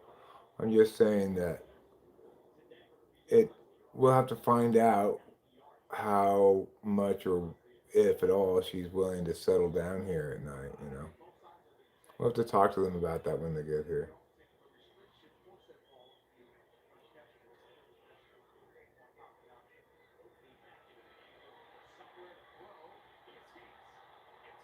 Right, they're two different expressions of the same genome. One population of which has been isolated to make them white, to negatively select against dark hair color, and one of which has not undergone that selection. And that's why they can interbreed and they'll become, as the snows retract, you'll get more and more grizzlies and fewer polars.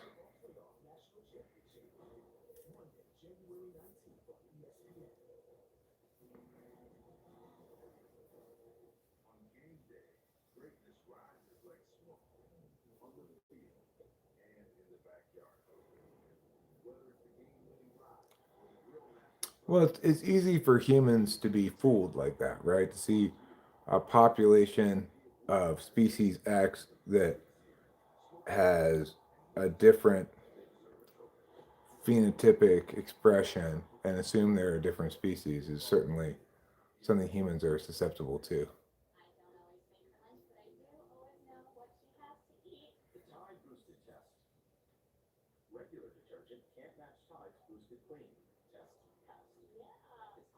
Yeah, the cats will be fine. I'm not worried about the cats. The dog is not mean to cats. It's not going to attack the cats. They have a cat. And I've seen the dog come up to kind of like just, you know, in a very relaxed fashion, try to smell at trouble, and then trouble getting freaked out and running away. But Like a relentless weed, moderate to severe Crohn's disease or ulcerative colitis symptoms can keep coming back. Break away to what's possible with Tremfya. it's a bit of a cycle. Salt is how God intended for thermal energy to be circulated around the planet. When too much fresh water is introduced, it dilutes the salt and its ability to move heat. Some even saw visible healing of the intestinal That's an lining. interesting notion. Serious allergic reactions and increased risk of infections and liver problems may occur. Before treatment, your doctor should check you for infections and TB. Tell So your what you're doctor saying is if that you have flu-like symptoms or healing in the back more of the fresh throat. water Healing is possible with Tremfya. means less, Ask your doctor about Tremfya today. slower currents in the ocean. But it is the case that the Earth has been much hotter than it currently is, with much higher oxygen levels, and there was almost no ice on the planet.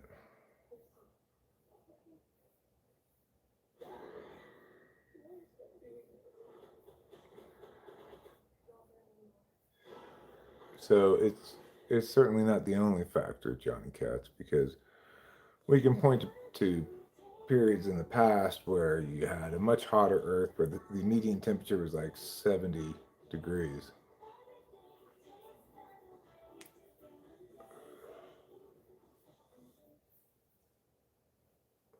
But there are multiple negative feedback loops for climate change. Like, for example, as the planet warms, you have longer growing cycles and more robust growing of certain plant populations, etc.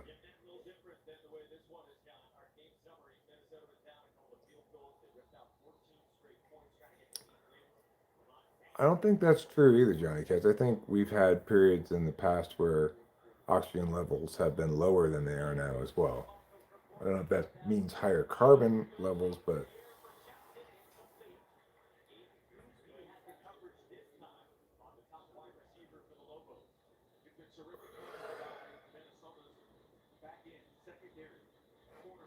Hawaii just implemented a climate change tax on cruise ships. That's ridiculous.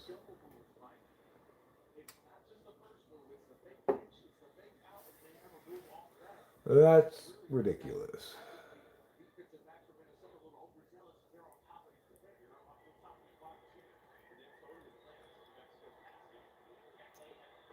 I mean, you got to figure that during periods of time when you had those mega volcano explosions or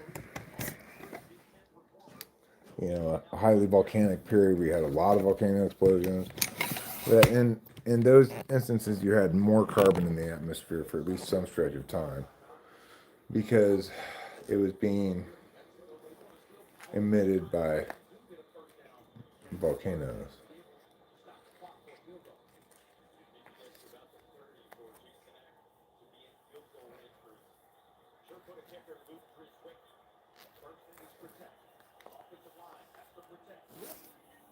Climate change tax on cruise ships is just to stop reporters from coming.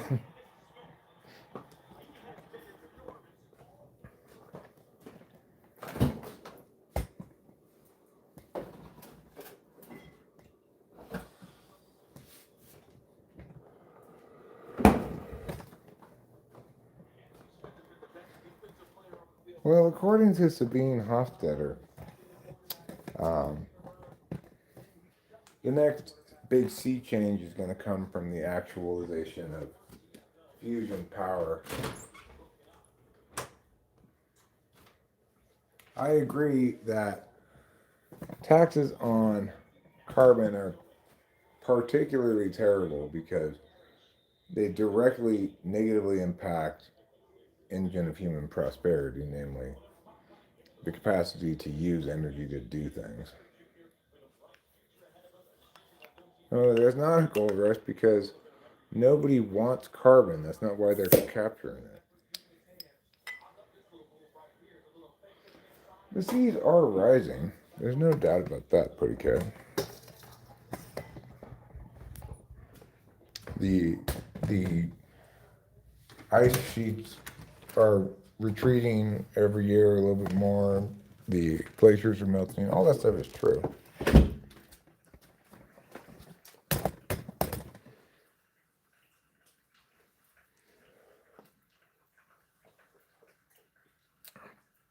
And that warming is anthropogenic is also shouldn't be in any dispute by anybody, but it's been ongoing for since humans created agriculture, started having herding animals and stuff.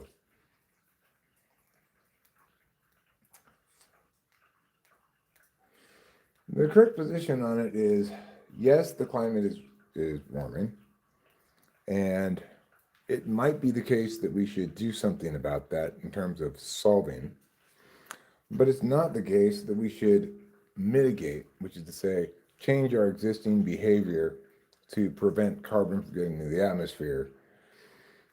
Instead, if we do want to do something about it, carbon capturing is a viable solvency approach. There could be some black swan or other technology that makes it irrelevant. Could also be the case that some of a set of possible negative feedback loops will kick in and either slow or reverse warming. There's a lot of possibilities. It's not clear what the warming curve on carbon is. Like, is it like this? Is it like this? Is it like this? If it's like this, then it doesn't really matter how much more carbon we put in. We've already topped out the impact from it, right? And we haven't established those things adequately.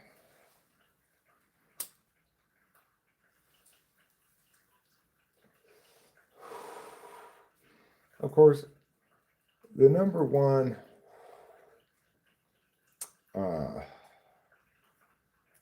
carbon sequestration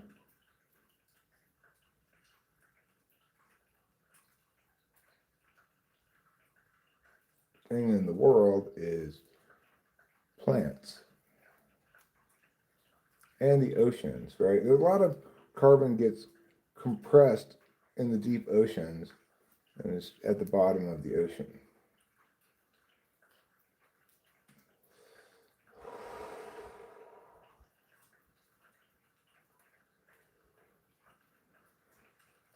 Yeah, well, that's a shame, the idea that people can sell carbon credits is ridiculous.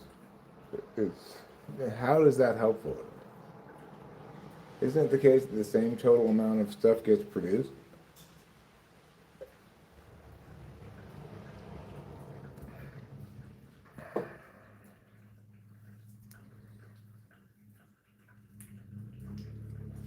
Like somebody at UC Santa Cruz made the following unlikely advocacy. They said, breed and release a lot more sea otters into the ocean because they eat the things that eat kelp. And if we reduce the population of sea anemones, I guess is basically what it is, that eat kelp or something like that, then we'd have a bloom of great amount of kelp across the oceans, and that would sequester carbon much more effectively than, say, iron seeding, which is another possible sequestration approach.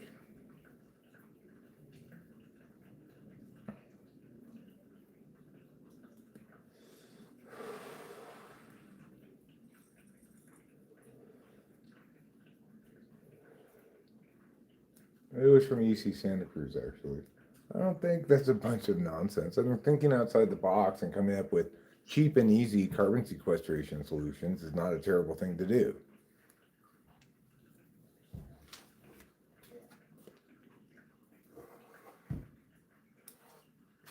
I mean, how much better an idea is it to breed sea otters and release them than it is to have carbon credits?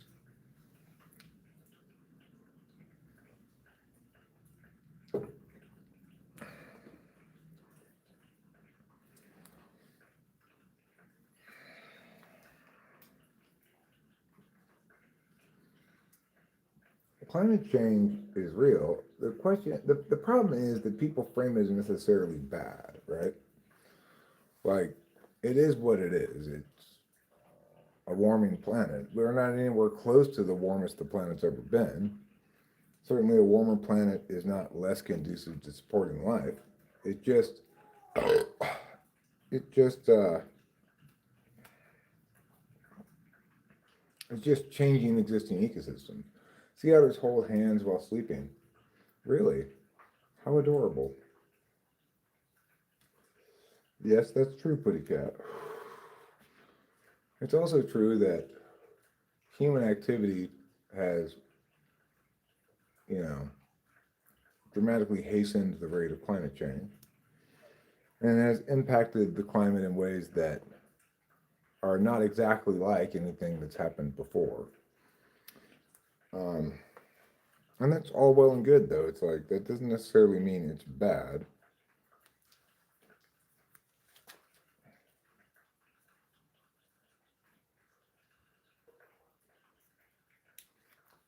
And certainly, it doesn't mean that we should take steps to slow the rate of climate change or even to solve it. But that might be the case.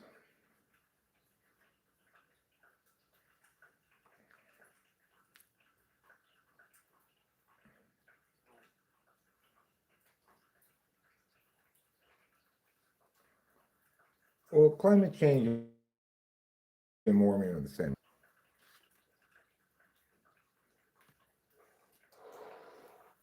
If they were worried about an ice age in the 70s, they were wrong. If you look at the climate data over the course of the past century, you'll see the planet's steadily warming despite some dips here and there. You know, it's going directly up. You can tell by even looking at old photos of places that used to regularly freeze every year and now never do.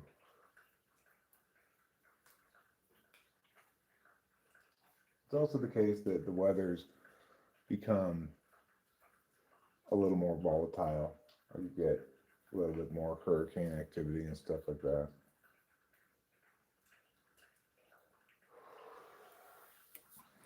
But it's also the case that looking at climate data for a century or two is only so informative because you can have events like a big volcano erupting that dramatically change temperatures for quite a long time. Yeah, permafrost isn't frozen so much anymore, it's releasing a lot of methane gas.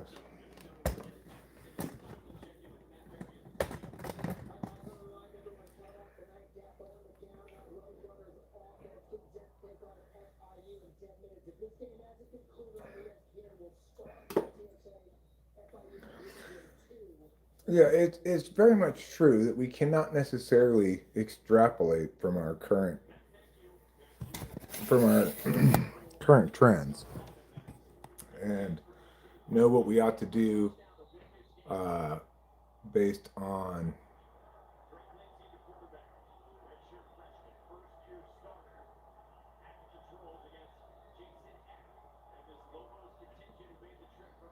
right. Well, we're not looking at just 1 year, buddy cat. We're looking at a gradual increase in the severity of the average storm.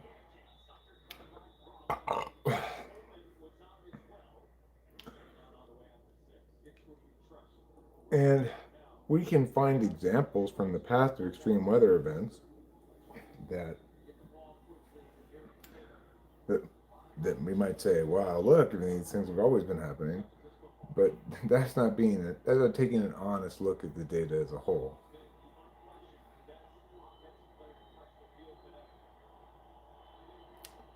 Well, earthquakes don't have anything to do with climate change. I'm not disputing that lots of predictions are that science makes are false.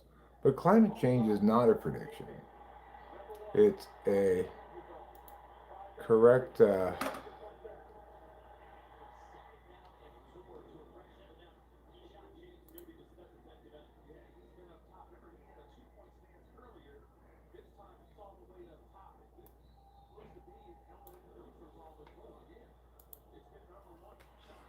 I'll respond more later.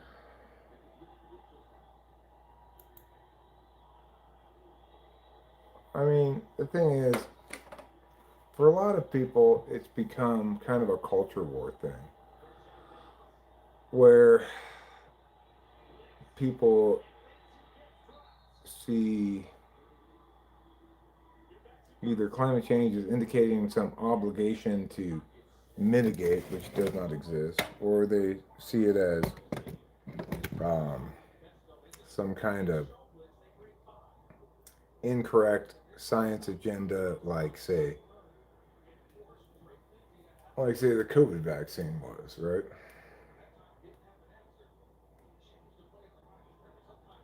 It's from a company you have an account with. Well, check your bank account and see if anybody's been spending your money.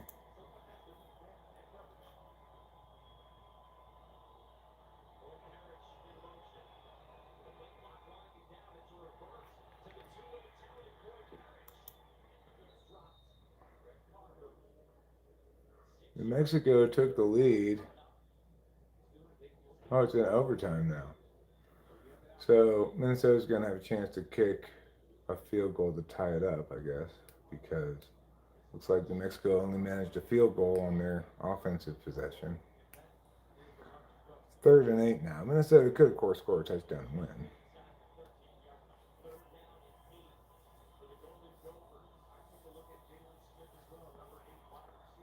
We shouldn't do anything to prevent sun cycles. The point is, just because climate change is real, anthropogenic, whatever, linked to carbon, etc.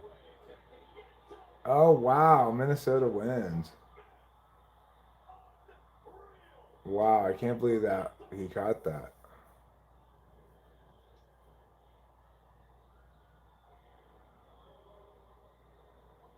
I mean, we have done things to prevent sun solar storm problems. Like we've got a lot of underground electric stuff that's insulated from electromagnetic pulse in order to prepare for that.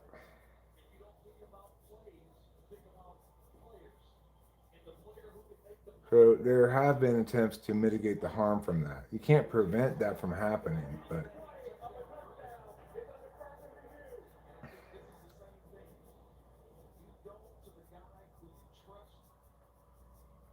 you're not going to protect the stuff in your house.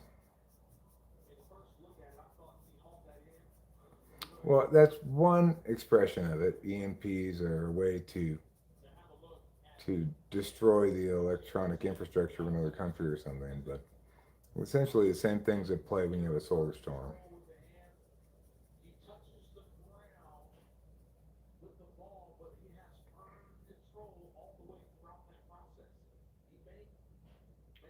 That's a catch. That's a touchdown.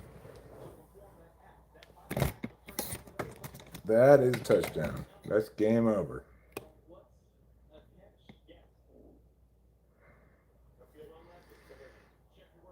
You'll have only 30 minutes warning before a destructive solar mass ejection hits Earth.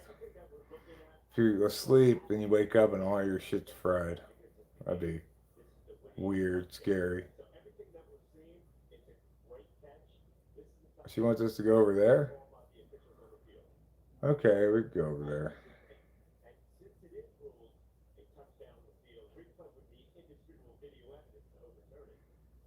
All right, then I'm gonna wrap this up. That's good enough segue to the next activity. We'll go over there and talk to him about Lulu.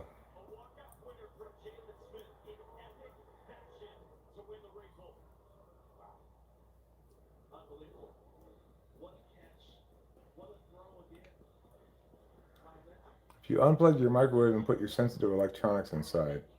Oh, that's good to know in case we get that 30-minute warning. What would I put in there? I'm not sure. My laptop? It wouldn't fit in there.